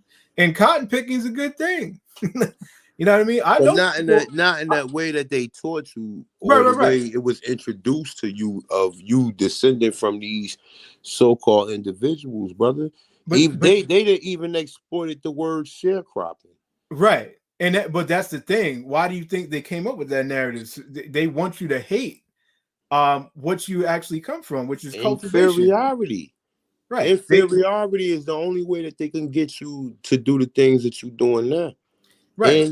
Inferiority.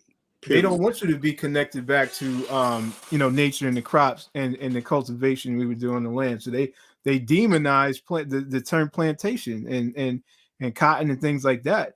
I've had older people who moved up here from the South, because like I said, I'm in Long Island. One of my good friends, she was like a grandmother to me, you know what I mean? And her name is Bessie, and she I think she lives in Alabama.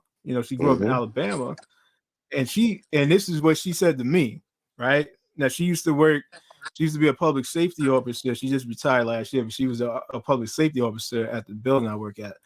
And she told me herself, she said, I grew up on the farm, my own farm, and I picked cotton.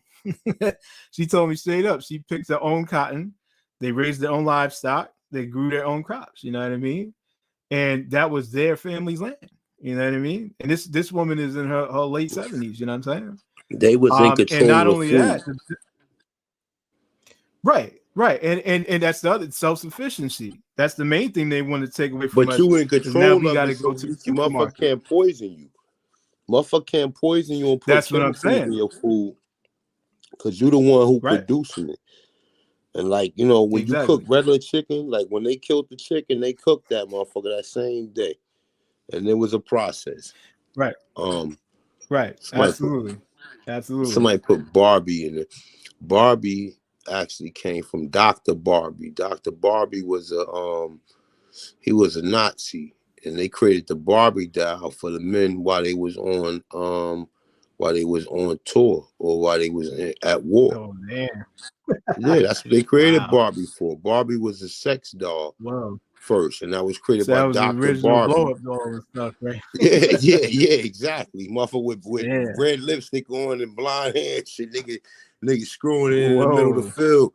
Like, yeah, this is what they created it for. Yup. Where did that come from, man? I came from because somebody put Barbie in there, and I was just thinking like where it came. Somebody put Barbie in the chat room. Jay Chima. He put Barbie in the chat room. But because I'm reading the chat room. I got an opportunity to actually read the chat room and shit for a change.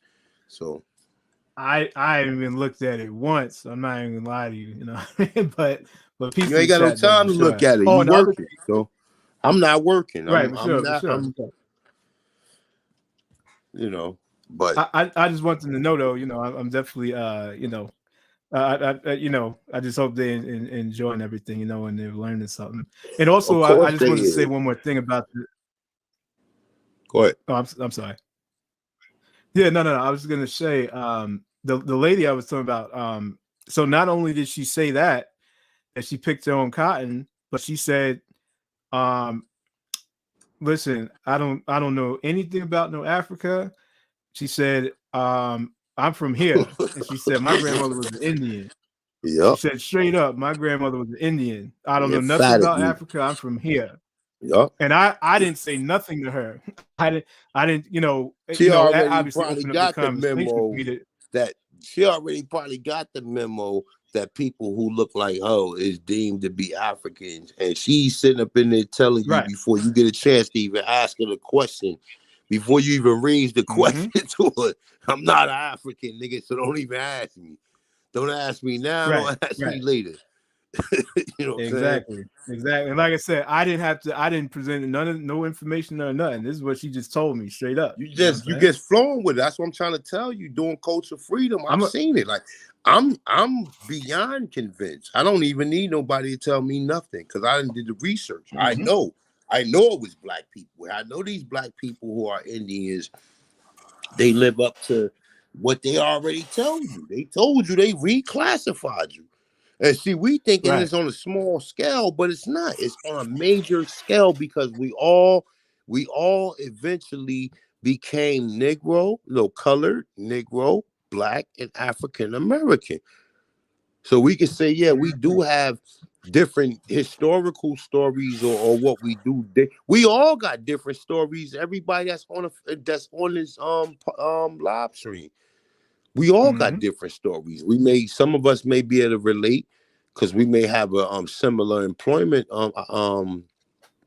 venture, right? But most of us, we can also relate by the fact that we classified as colored. We was once the Aborigines of this land. We been stripped of all knowledge of that, right? Sometimes it was done voluntarily. Nowadays, it's done, you acquiesce to it. So exactly, for sure. So let's see. So yeah, back to I guess the El Negro here. So let's just read what the description says, and let's see if they believe or they feel that this is a howler monkey as well. So it says volcanic stone sculpture, which represents a person lying down. All right. The head has the facial features represented by means of the high and medium relief technique, and a hole can be seen in the upper part of the head, for which it is supposed to have been used as a sacrifice. The body is a block that only has a few small arms represented. All right. So they're telling you it represents a person lying down. All right. A person. And this is just the Smithsonian write-up from the Trezapatis site, as you can see. I'm not gonna lie, I think they did say something foul about it, but I don't think they didn't call it a howler monkey. I think they called it grotesque. Yeah, here we go. Monument F. This is one of two large grotesque figures in the form of a head with shoulders and flexed arms and with a long, flat, tenon-like projection instead of a body. It is possible that these stones may have constituted decorative details at an entrance or the base of a stairway, being anchored by means of the tenons. However, the latter are smooth and well finished, and it seems more likely that they were utilized as seats or altars.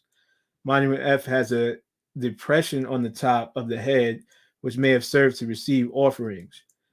This striking and powerfully modeled stone formerly lay in the flat area west of Mound M, Group 2, about 50 yards from the mound.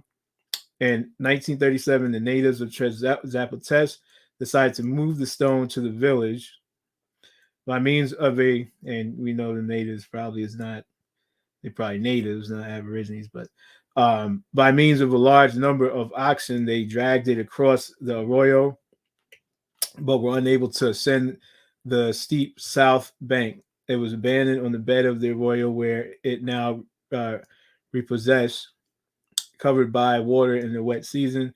This figure was seen by Weierstahl before its removal and was illustrated by him. He refers to it as a monument to the stone. Is 8 feet 3 inches. It's actually a lot bigger than it looks. Long and 3 feet 1 inch wide at the shoulders. So that's a write up from the actual from the excavation of the actual site. And you see it's currently being held at Museo Tuxteco in Santiago, Tuxtla, Veracruz, Mexico.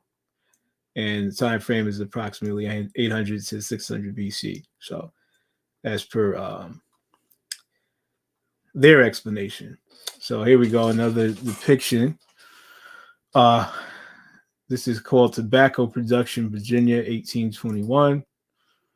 All right. And you can see up top, There's a reason why I zoomed in on these two up top. All right. And we'll see why in the description. When you see at the bottom, of course. Now they're going to run a slave narrative, but again, we've already cross-referenced with a lot of other images like this.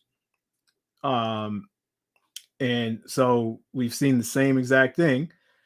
And, these are people, first of all, they look pretty much exactly like these two figures up top.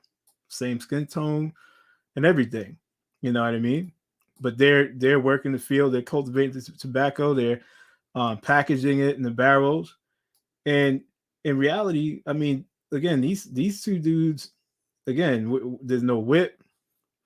It looks like there's no hostility, and they're basically just chilling while they're doing the work. Why are they doing the work? Because this is their trade. This is what they do. They cultivate. So let's see what the source says about this. So I get tobacco production, Virginia, 1821, and it says, now see, and this is crazy, slavery images. All right. But it says a colored engraving on paper with two scenes. The artist is not identified. The top scene shows two Native Americans in full dress and tobacco plants. The bottom scene depicts enslaved men packing tobacco into barrels or hogsheads while being watched by two white men. One smoking a pipe, the other apparently keeping a record of the number of filled containers. So you obviously, again, you see how they have to put that slavery narrative on it, but they did call the two figures at the top Native Americans. And again, from observation, we see that they're depicted in the same likeness as these figures here. You know what I mean? So, I mean, I don't see how these are Native Americans, but these are slaves, So I don't know. It's just, you just gotta do your own analysis and see if things make sense to you. But I thought that was pretty interesting. So here's another one I'm sure everyone has seen. Let's just get into this real quick. This is a color version of this particular depiction, and I think it's called Native Americans Duel. All right. But do these look like today's Native Americans? You know what I mean? Not at all. I've never seen a Native American, and I get it, these are depictions, but I've never seen a Native American with this sort of physical stature. You know what I'm saying? At all. And you can see the facial features, the facial hair, the hair in the back. American guys, I went over the American gladiators and how boxing was invented in America. American Gods Part 3. Yep. So this is definitely consistent to what we already see throughout the Americas, man. We've been rocking out 4 hours, my dude, and I came in probably for about 30 minutes, getting with my long-winded comments, or just my so-called perception towards what I'm saying. Right, we got 98 people in the building. Share and like the video out. This is the third bill we done did this week. You know what I'm saying? And like I said, just strictly images. And, we seeing images of people who obviously are not classified as Indians. These people who look like this was classified as colored. And today they are African Americans. That's a fact. So what my bad. Were you saying did you want to start to close out? Is that what you were saying that? Hey, look, my dude, you can rock out as long as you want. I do this. This is what I do. So okay, go ahead. I'm just trying. Because I dropped the link. Ain't nobody got no questions, so we might as well rock on out. For sure. Because like I said, I still got an hour and change, like an hour and a half or so, before I gotta get out. So. Well, we're good. Go rock out. We good. But like I said, share the video out. Hit that like button if you like to donate. The Cash App is going across the ticker, man. Give it up for my brother King of America, man, for coming through, giving a presentation, man. When we going further, it ain't over yet. So let's continue. Yeah. We'll still get a few more off for sure. You know what I mean? And I appreciate you, anyone, for sure.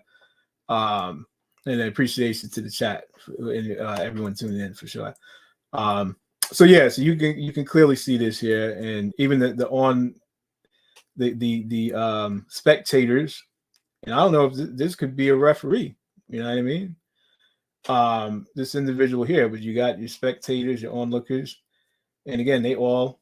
Well, I mean, it's hard to see, but you could clearly say that they're pretty much of the same, skin tone, phenotype, etc. And obviously we see here it says America, right? And this is a black and white, which is a little more clear, so we get a little more of a close-up look. You know what I mean? These are definitely these individuals definitely have a athletic build, to say the least. This is actually a page out of the book, which is from the famous. This is the Dutch version, the original version by Anonymous Montanus. So this is actually the the actual page from the book, describing what's going on here. I think I did interpret it so I could read a little bit of it, but you can see here this is a print that was actually being sold on invaluable.com, and they title is Montanus Native Americans Duel. And let's see, this is just a description telling you where it's from. I kind of just want to read from the actual book. Yeah, this I think I got from the John Ogleby or Ogleby interpretation. So which was converted to English. So I think this is it right here. Excuse me. So it says, in the summer they have a general meeting of wrestling and other exercises which last 3 days. The wrestlers are strangely attired, for they are all over their bodies beset with divers forts of feathers. Maybe it meant diverse forts of feathers, and in head of boots or buskins, with the barks of trees about their legs. Their hair besmeared with honey, and I don't even know what that is. Kind of cut off, unfortunately. And something in a tuft hangs down behind on their crowns. They wear a plume of feathers about their necks, a band or a gorget of feathers at their arms. They tie the wings of the birds. Is it cohitab? And on their backs a green bow. Their whole bodies painted with diverse colors, and their hair all red. Thus accounted they engage one with another, and if there be an old grudge between them, then they might in earnest and often kill one another. Wow. We could take that for what it is. The victor with strange actions. I can't. It looks like it says braids. The vanquish with cowardice, and ever after enjoys his wife and children. Wow. Wow, that's interesting.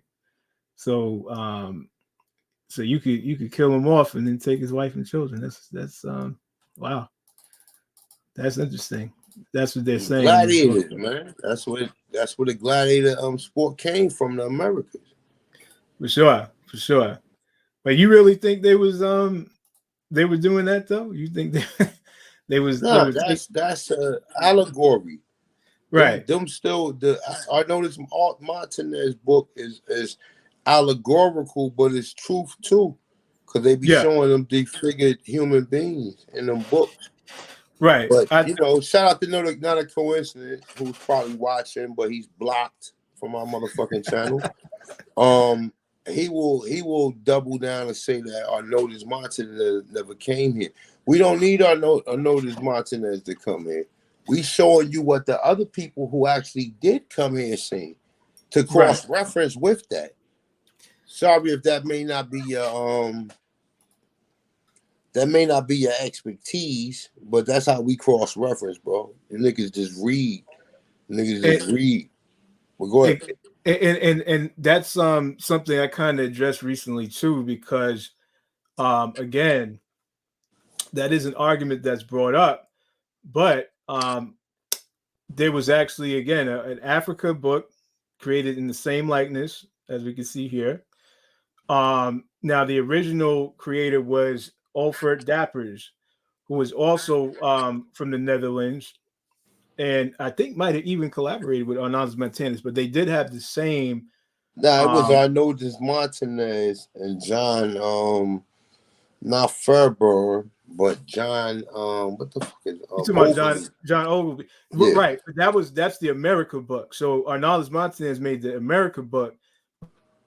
But I'm saying there was an Africa book made as well that John O'Ligby did the same thing with Arnoldas Martinez's book and created an English version of it, right? And the thing is that this individual, Alfred Dappers, who created the original of the Africa book, he never stepped foot in Africa. You know what I'm saying? And neither did Ogilvy. Yet, in this book, you will see, I'm going to just show you some of the depictions. First of all, we got a map of Africa here. And you can see some of the figures here in the corner. Same style. They even got some pyramids depicted here in the book. What appears to be pyramids. But see here, you see it says at the top they call it Negro land. But you got here so-called Negroes here in Africa, you see? So that's one check because, you know,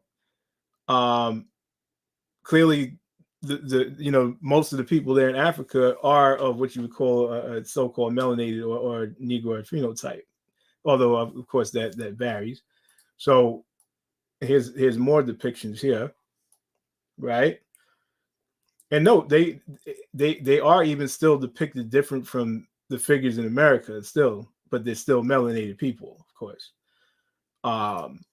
Here's some more Nether Ethiopia, right? I'm not even sure what that exactly means, but here's more melanated people, right? And we know that Africa is full of melanated people, right? So here's more. All right. There's a couple more. And then here we have, again, we have animals that can be found in Africa today. Now, this is supposed to be a lion's head. And this is an elephant and a rhino, okay, from the same book. All right. So my thing is if these people didn't go to Africa, well, they still know what the animals look like. They still know what the people look like. You know what I'm saying? So so in other words, that argument now gets tossed out the window. You know what I'm saying? Because if they were able to get secondhand accounts to create, you know, the animals and the people, and there's accuracy to it, we can see there's obviously accuracy to that because you can find elephants, lions, and rhinos in Africa today, and also melanated people. So we can't just dismiss what's in the Arnoldas Martinez or John O'Ligby versions of America, of the American book. So that's all I'm saying. You know what I'm saying? So I think that's a rather weak argument. And so we can kind of dismiss that and go about our day. You know what I'm saying? But yeah, so if not a coincidence is listening, yeah, there's your refute right there. And I would like to hear how you explain that away. Well, he won't be making no guest appearances today because he's blocked. Right. So, right. You know, for the most part, I'm still a little upset that he, you know, I showed you the other day how he made me believe that Sled was African, but then when I did the real research, it actually tells you in the museum it is an Indian, actually, It's literally called Indian sledding. So, in fact, it's probably gonna come up soon too. But Yeah, my bad. he's definitely a pseudo. So Right, you gotta definitely forgive individuals who happen to be worshiping pseudoism. Right, that's a fact. He knows not what he do, I guess. But let's see what we got here. So this actually, what's crazy? I stumbled upon this website called Vatican.com, and in this Vatican.com website, all they had like, it was like a whole search engine of ancient American artifacts, Mayan, Olmec, Aztec, all of that. So I thought that was kind of strange. So I'm going through it, and I found this. I found this actually available on sale right now on eBay. And it's just a bunch of artifacts that people are selling on eBay, actual authentic artifacts. That it's a whole search engine, So just take a look at this. I mean, I don't what could you say about this? This you may be thinking, for some of you might be thinking, oh, this is an African artifact. But according to the people selling it, this act is actually let's see, authentic pre-Columbian large Mayan obsidian mass, 4 Gs. Right now on eBay, you know what I mean? And then it gives a little description, about it. Was owned by Mayan royalty or the ruling elite. See photos, very highly sought after, believed to be from Teotihuacan. Possibly was the shamans that he wore to give him mystical powers. And it's telling you that usually Mayan Olmec masks are made of jade, but this is actually made of obsidian, so that makes it a rare piece, It says this is a museum grade piece, and this ancient artifact was from an estate collection. So let's just get another look at this. So I don't know. I don't know, but they're saying they're selling it for 4 Gs, and they're saying that this is a Mayan obsidian mask. So that shit dope. I don't know what to tell you, because somebody's got to explain to me. Somebody's got to explain this to me. I mean, there's nothing really to say. So so if anybody, if you got a little change and you want to, so that in your little arsenal, it'll cost you 4 racks. But this is like, just got to take another look. Just look at the lips, the nose, and obviously the color of the eyes. And then you Google Mayan right now, and you're not gonna find nothing that looks anything like this. Obviously, as far as modern day, all right. So here we got another artifact, and this is Epi Olmec. This is an Epi Olmec mask. It says mask with incise design in Epi Olmec script, and this is found in actually Chiapas, Mexico, where the Bonaparte murals can be found in the Mayan tombs. And it says the time period is 300 BC to 250 AD. And this is part of the Yale University Art Gallery. So let's take a look. You know what I mean? And I mean, just look at that. I think there's a lot of people that would instantly say this is African art. You know what I mean? I think a lot of people would say that. Unfortunately, it's not, though. Look at that.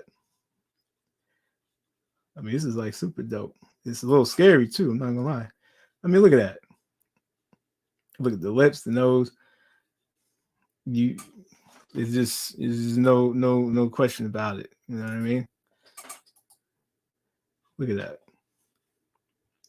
And look at how it has all these it looks like there's a bunch of shapes inscribed into it as well. We're talking about masters of geometry and things of that nature.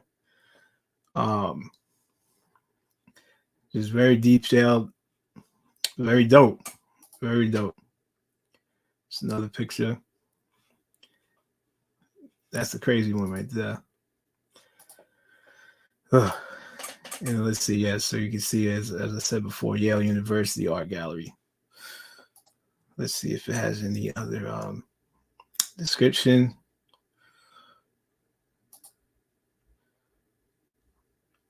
Nope, looks like that's it. So let's see what else we got. That was a dope one. Oh yeah. So this is titled The Mulatto. It says it might be Gentlemen of Esmeraldas. And the creator, Andres Sanchez Gallique. Now this is dated 1599, Ecuador. Let's see. Yes, this is in Museo de America in Madrid, España, or Spain. Right? So let's just take a look. I know a lot of people have seen this one, but now we're just going to put the source to it. All right. You see the three figures here. And these are some individual shots. The two younger ones, this is the father being depicted here, and the other individuals are sons, according to the description. I think this is the actual painting that's framed here in the Museo de America.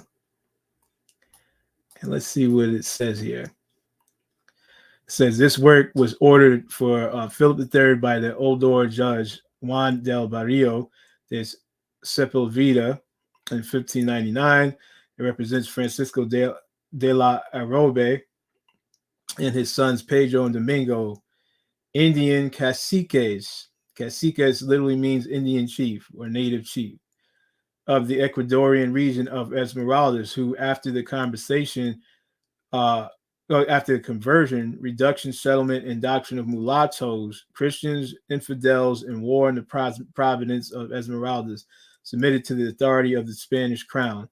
The three characters, who usually only wore blankets and shirts like other Indians, on this occasion have covered their blackness. Have covered their blackness with the Spanish jerkin and cape, dressed in the Spanish way. So that's to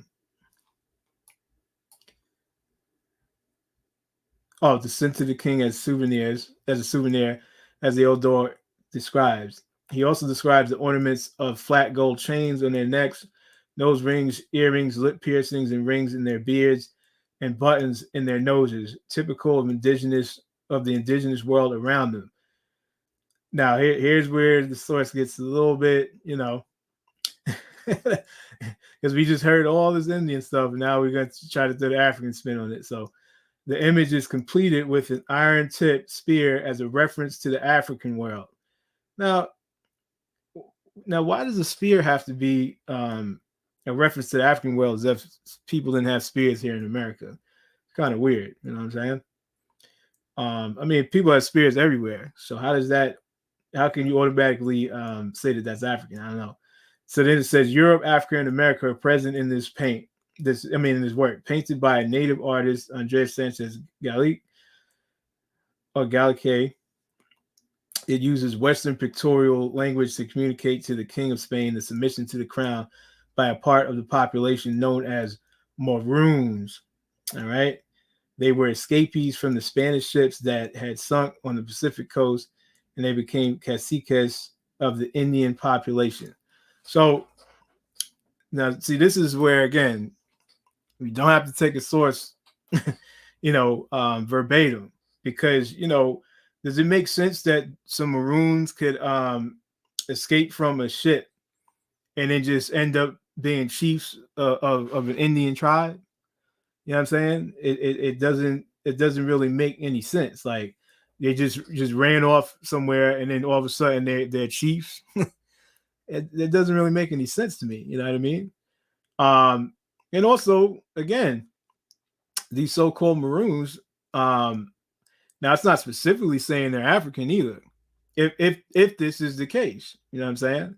It's not specifically saying that they're Africans. Either way you put it, though Maroons does allude to so-called runaway slaves, so to speak. But it's just kind of weird that, again, these people would hop off a ship that was sunken and just somehow end up, Indian chiefs of the Osmeraldis, population in Ecuador. It doesn't really add up to me. You know what I mean? So it's like they're saying all this other stuff, before, and then all of a sudden at the bottom they just got to throw it in. All these Maroons, like, it's just kind of a little bit weird, but either way you put it, they're still saying that these are Indian chiefs, whatever way you put it. So let's see what else we got. Okay, I think we're nearing the end here, and I am limited on time at this point. Got about another 40 minutes or so. So this is another one from the Amsterdam Pipe Museum, actually. So let's just take a look. Just zoom in on the figure, and obviously we've seen this, over and over and over. And it's good to have this repetition because, again, it just gives you more and more receipts. The more you see these same kind of images drawn by all different kinds of artists from all different kinds of countries, all different time periods, it only substantiates your claim. You know what I mean? Especially when you read the sources that go along with it that are telling you who these figures are. You know what I'm saying? So clearly we can see this is a completely dark figure. You got the kilt, tobacco leaves, smoking a pipe, feather crown. Same thing.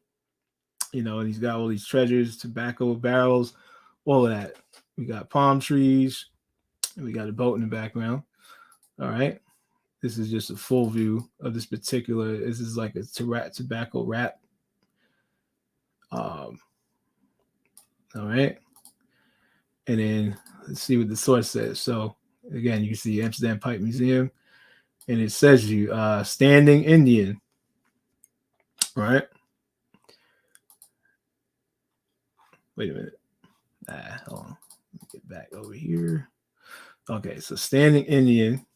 Why is this like this? Okay, so it says paper tobacco wrapper with a standing smoking Indian in the center with feathered headdress and leaf skirt between tobacco packages with a standing tobacco barrel on the left in front of which see, that's not okay, in front of which a pear-shaped snuff jar with wrap or râpé on a box and other things on the right. A length tobacco barrel from which leaves emerge. All right. I mean, so it already told you exactly what this figure is: a smoking Indian, and this is the smoking Indian they're referring to. All right. So let's see what else we got. We got a little bit more from the Amsterdam Pipe Museum. And let's see. So this is another, shows some sort of tobacco advertisement. It says The Wild Man. This, of course, is Amsterdam and kind of the same setting. The character is a little more detailed. And let's get some close-ups. This is the character on the right. Just look at the features. I mean, come on. Feathers, kilt. Yeah. Same thing we've seen over and over again. This is the character on the left. Same thing there. And this is just a full view. Or maybe this is a cigar wrap. But yeah, there we go. And so here's the description. And it says standing Indian shop front. All right. And let's see, it says paper cigar pouch printed in blue ink on the left in the frame with stylized floral corner elements, 2 Indians standing opposite each other with a feather headdress and skirt of tobacco leaves between them and various tobacco packaging, including tobacco barrel lying on the side. All right, so that's pretty much self-explanatory. They call them 2 Indians. All right, let's get one more look. And there we go. What else we got? Is another one.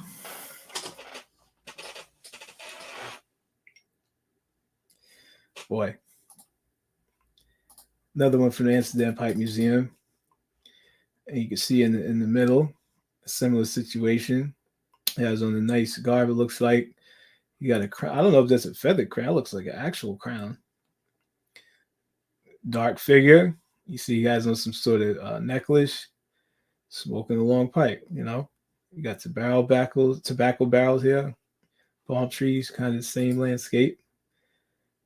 And you can see here it says Negertje or something like that. That's the full view. And then it says, again, smoking Indian tobacco products. It says paper cigar bag printed in blue ink with a seated Negro in the center with feather headdress and shawl, a smoking pipe in the right hand, a palm tree on the right above the bar-shaped representation. So now they're calling him a Negro, but at the same time they call him an Indian, so they're using it interchangeably.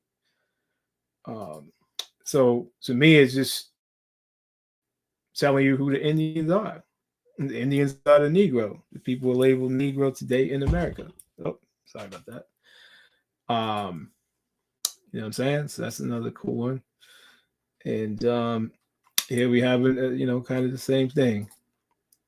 Another tobacco paper. You can see at the top, the Wakende Moore. Same thing for the crown. Though he has on kind of, he doesn't have on a feather kilt or a tobacco kilt. He has on some sort of robes or something like that. But you can see the tobacco leaves, the pipe, the barrels, everything. So let's take another look there. This is the full view of the entire wrap. And again, smoking Indian tobacco products.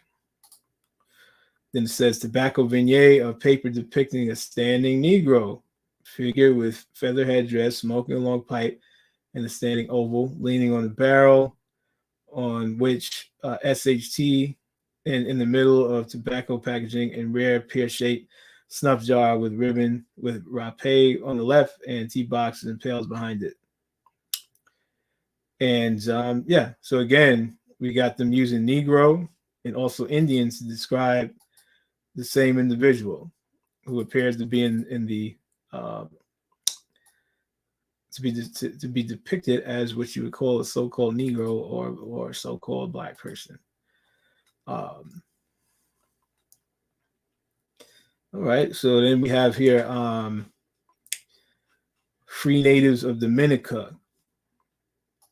All right, Free Natives of Dominica. So we can this is obviously in the Caribbean,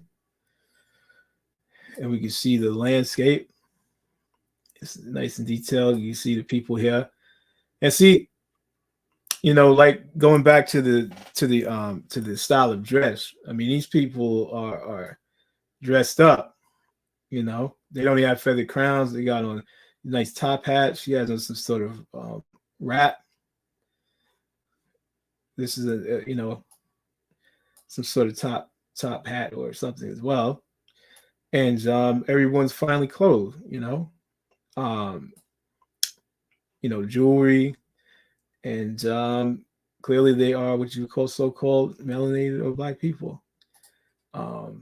This is just a full view you can see right here inscribed at the bottom. Free Natives of Dominica.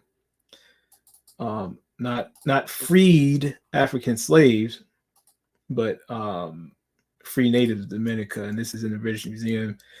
And it says 3 Caribbeans, a man on the left holding a tricorn and a cane, talking to 2 women, one of whom gestures towards him, her left hand on her hip, the other wearing a large brimmed hat, slanted steeply over her hair, which is dressed up high in the striped veil with landscape behind. One of us said 1810. And print made by Agostino Brunius, published by Thomas Palzer. And this is a British style painting, as they say. So there you go. This is another. This is a little cute one here. You got the little baby Aborigines here, you know, and they all got on the feather crowns, you know. And this is the Indian queen, and they're shielding her with a parasol. She's finely clothed. She's got jewelry on, a nice gown fit for a queen. They're carrying her. It looks like a cape, you know. I don't know if this is some sort of a scepter or something, but yeah. So this one's a pretty nice image here, and let's see. This is a full view. All right, and honestly, it doesn't have a whole much of the description, but it does make it clear. It says draft fragment of a trade card with the sign of the Indian Empress or Queen lettered below. From Ye, 3 Keys, and Red Lion Street, Whitechapel. So they are telling you this is an Indian Empress or Queen, and that's in the British Museum, of course. Is that Oh no, okay.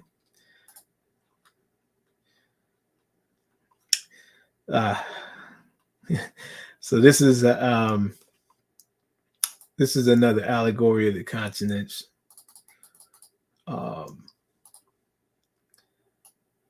This is one I never really seen before till recent. So you can see America here with the lion. He's again feathered crown. Got pearls, and of course, melanated dark skin. You know, this is the full picture. And again, how you know who is who, because typically Africa, though Africa is depicted with, and even they got Africa with a feather crown here, you know, and so, you know, sometimes they will do that. But how you know which is which? Africa is typically with the elephant, then you have Europe with the horse, Asia with the camel, America this time is with the lion. Right, that's the even more zoomed out view. This is the location, and it's let's see. Let me actually read the description here. This is actually in Austria, in a monastery. The painter is Joseph Kosselbauer, and they dated around 1740. And let's see. I think they actually kind of messed up here because it says the distinction between Africa and Asia is not obvious. And it actually is. So I think they meant to say America because it says both are depicted as barbaric allegories with dark skin and feathered costumes. And so Asia is not depicted. Well, they always use the term like barbaric or savage to describe, you know, anywhere where there's melanated people. So they're describing America as a barbaric continent. And that would hint to you, you know, why they would describe America as such. You know what I mean? But it does say right here that America is with a lion. All right. So we know that's the depiction of America. So yeah, this is the Indian sledding which I mentioned before. Shout out to Not a Coincidence because he, you know, he had me fooled. But like I said, I went to the actual museum,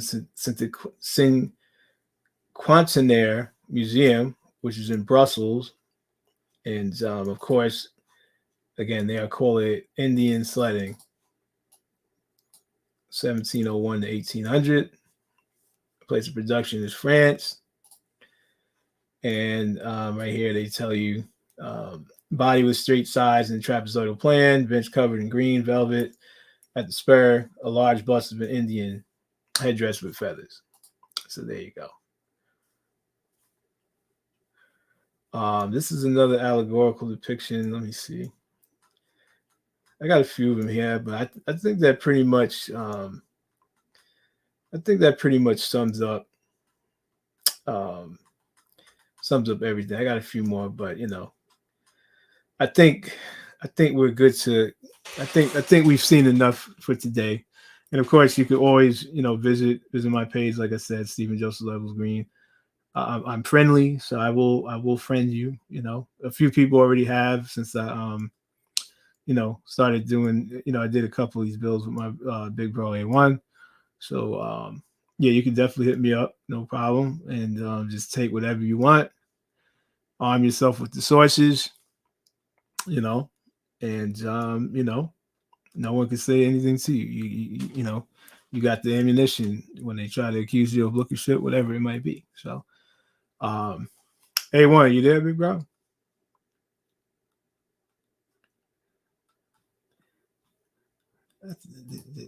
Let's see.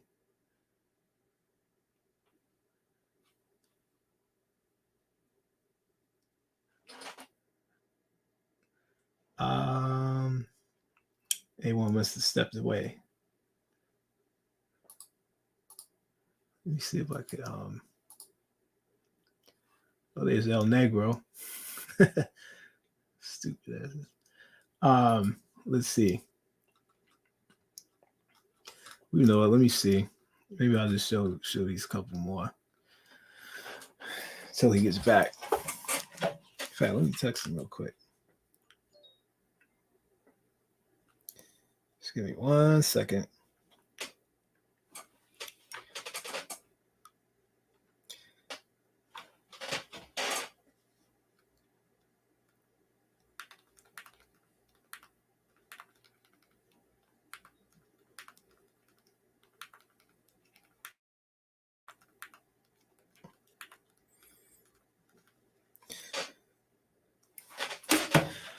All right, so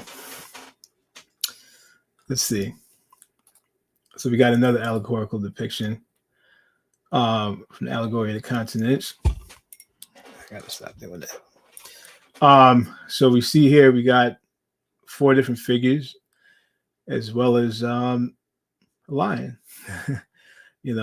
And we do see the consistency of the feathered crown and the kilt, as well as other garments here. They appear to have spears.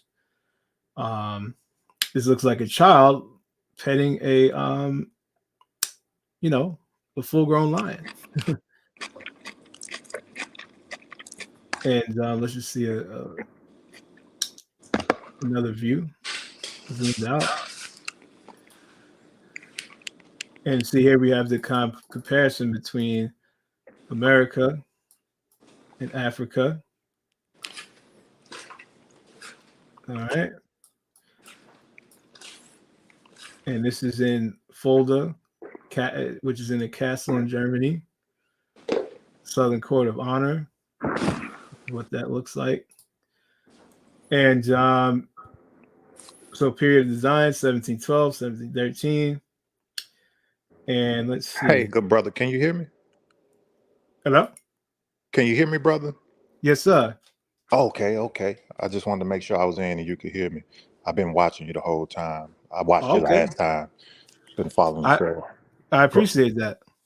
Oh, no problem, man. No problem. I appreciate the effort you put in and putting all those images together because, we've seen them. And then, of course, those of which we haven't seen, putting them together, breaking them down, getting the sources. And I have a question for you and A1, especially A1.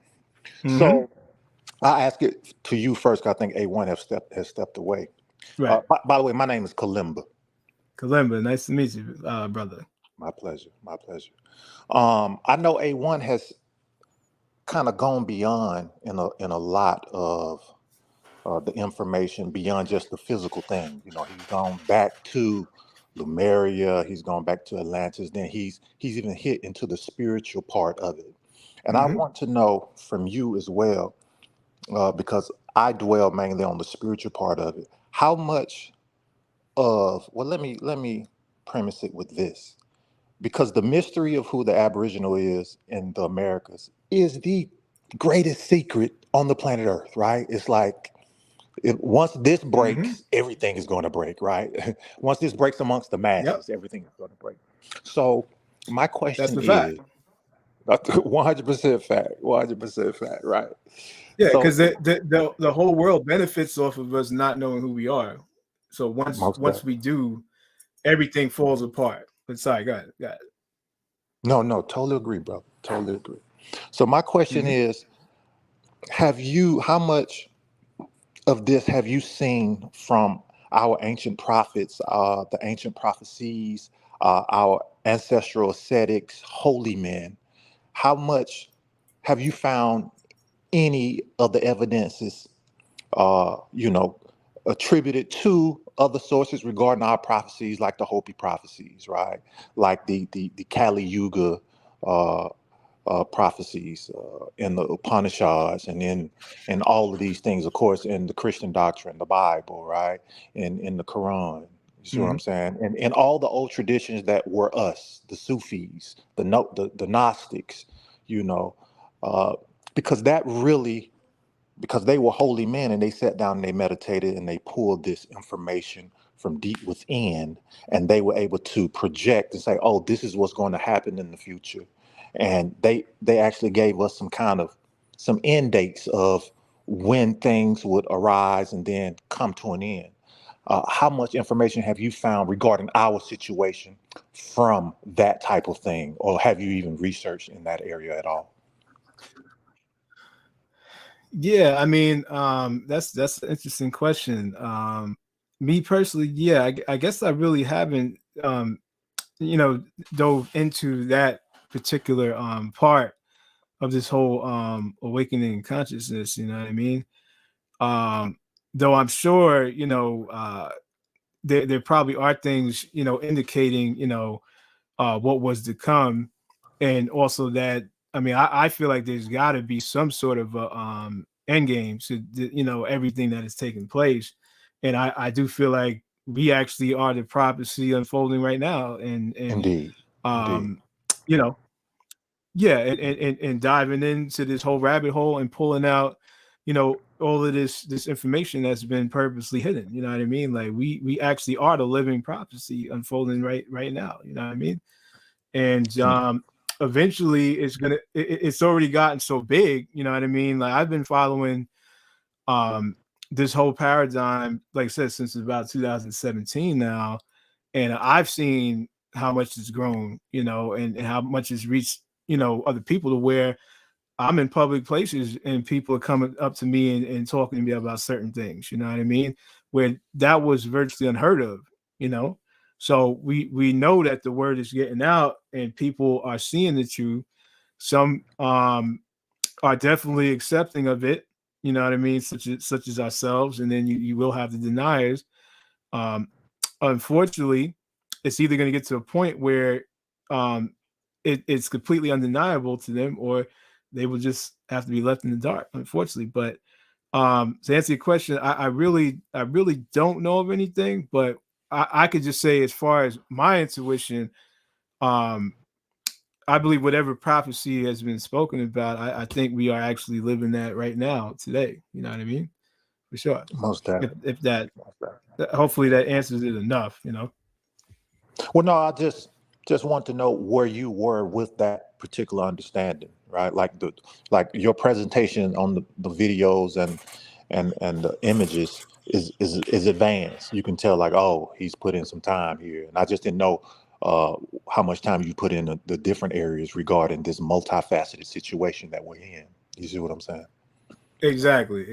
Yeah. You know, and see, that's the thing. Like, you know, I think with this whole paradigm, I think everyone has their strong point where they kind of they can thrive at. For me, I like the aspect of because knowing that people are visual learners, you know what I mean. My when I first stumbled upon this whole paradigm, my thing was the fascination with the depictions, you know what I mean. So that's what I've kind of like kind of ran with, and I'm like, again, because a lot of times you don't see the sources.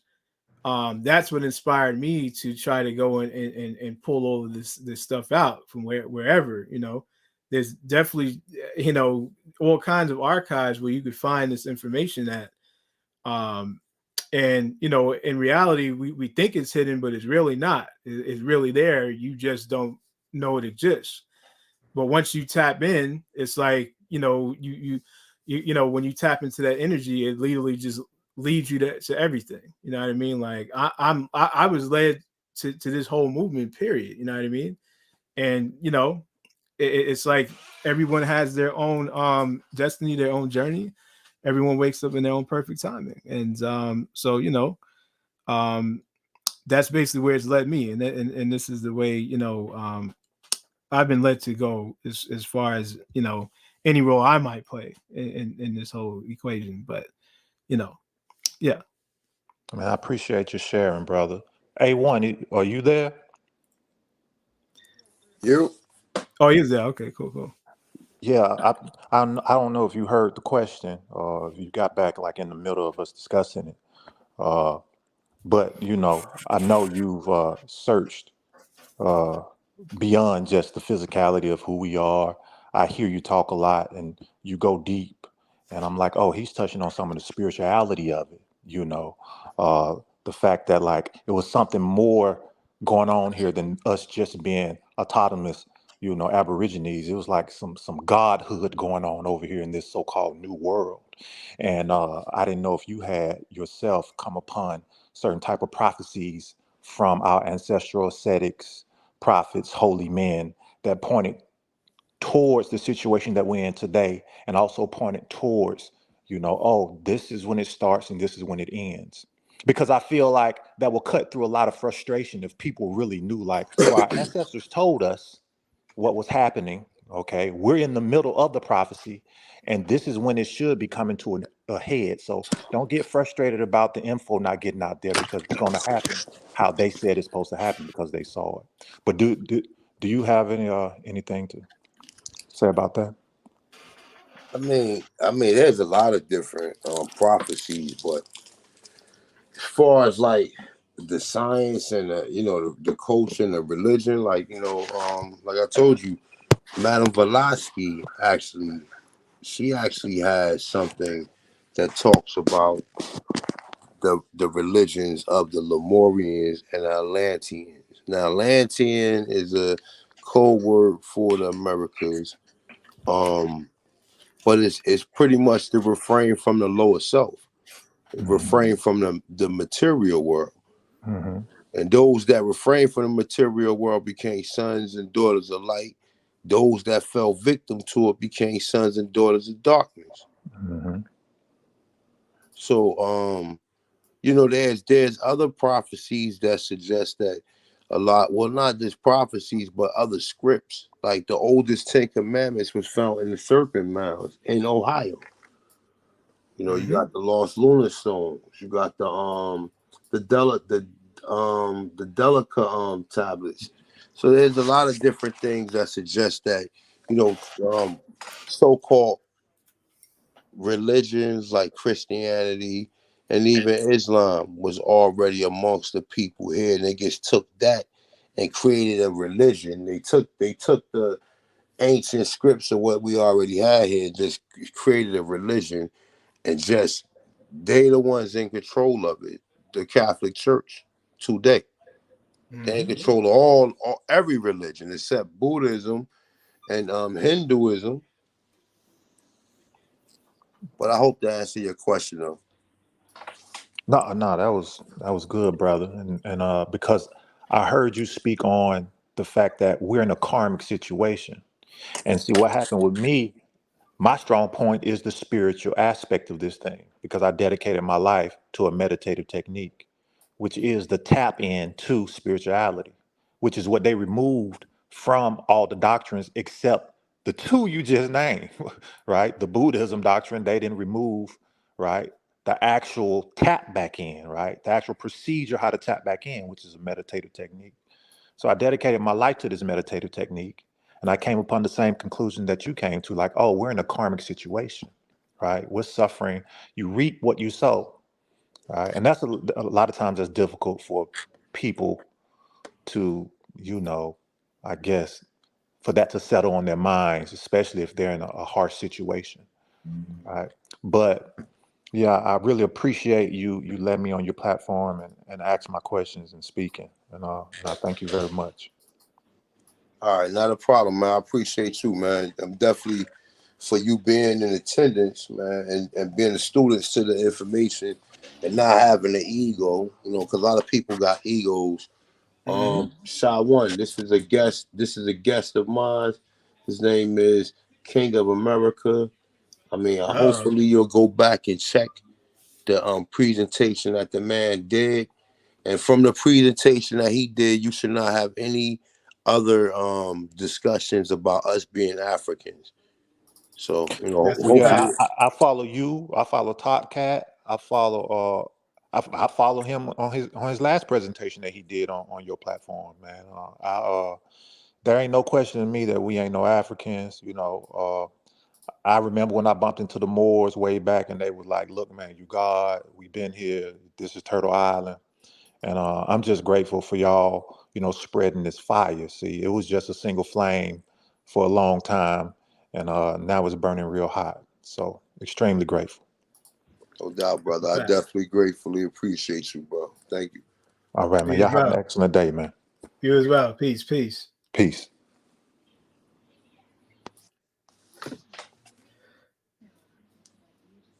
All right, big bro. So yeah, I think we're I'm about ready to wrap it up because, like I said, I do got to get ready for PT. And I think we definitely definitely dropped a lot on him today. You know what I mean? So we have 5 hours, so yeah, definitely 5 hours is shit. That's a lot of work he gets put in. For sure. But like I said, it's just all about the people for me. So I'm glad to be of service. That's all I can say. If you got anything out of it, I hope you did. You know what I mean? But either way you put it, I definitely appreciate all who did come out. Like the brother who just got off the panel, appreciate him, and I definitely appreciate A1 for the platform. You know what I'm saying?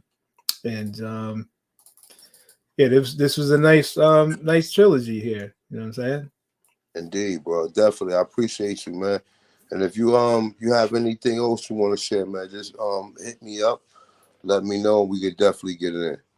For sure, absolutely. I'm still pulling up stuff. So whenever I feel like I get some more goodies, then maybe it could be displayed for the people if they want to see some more, for sure.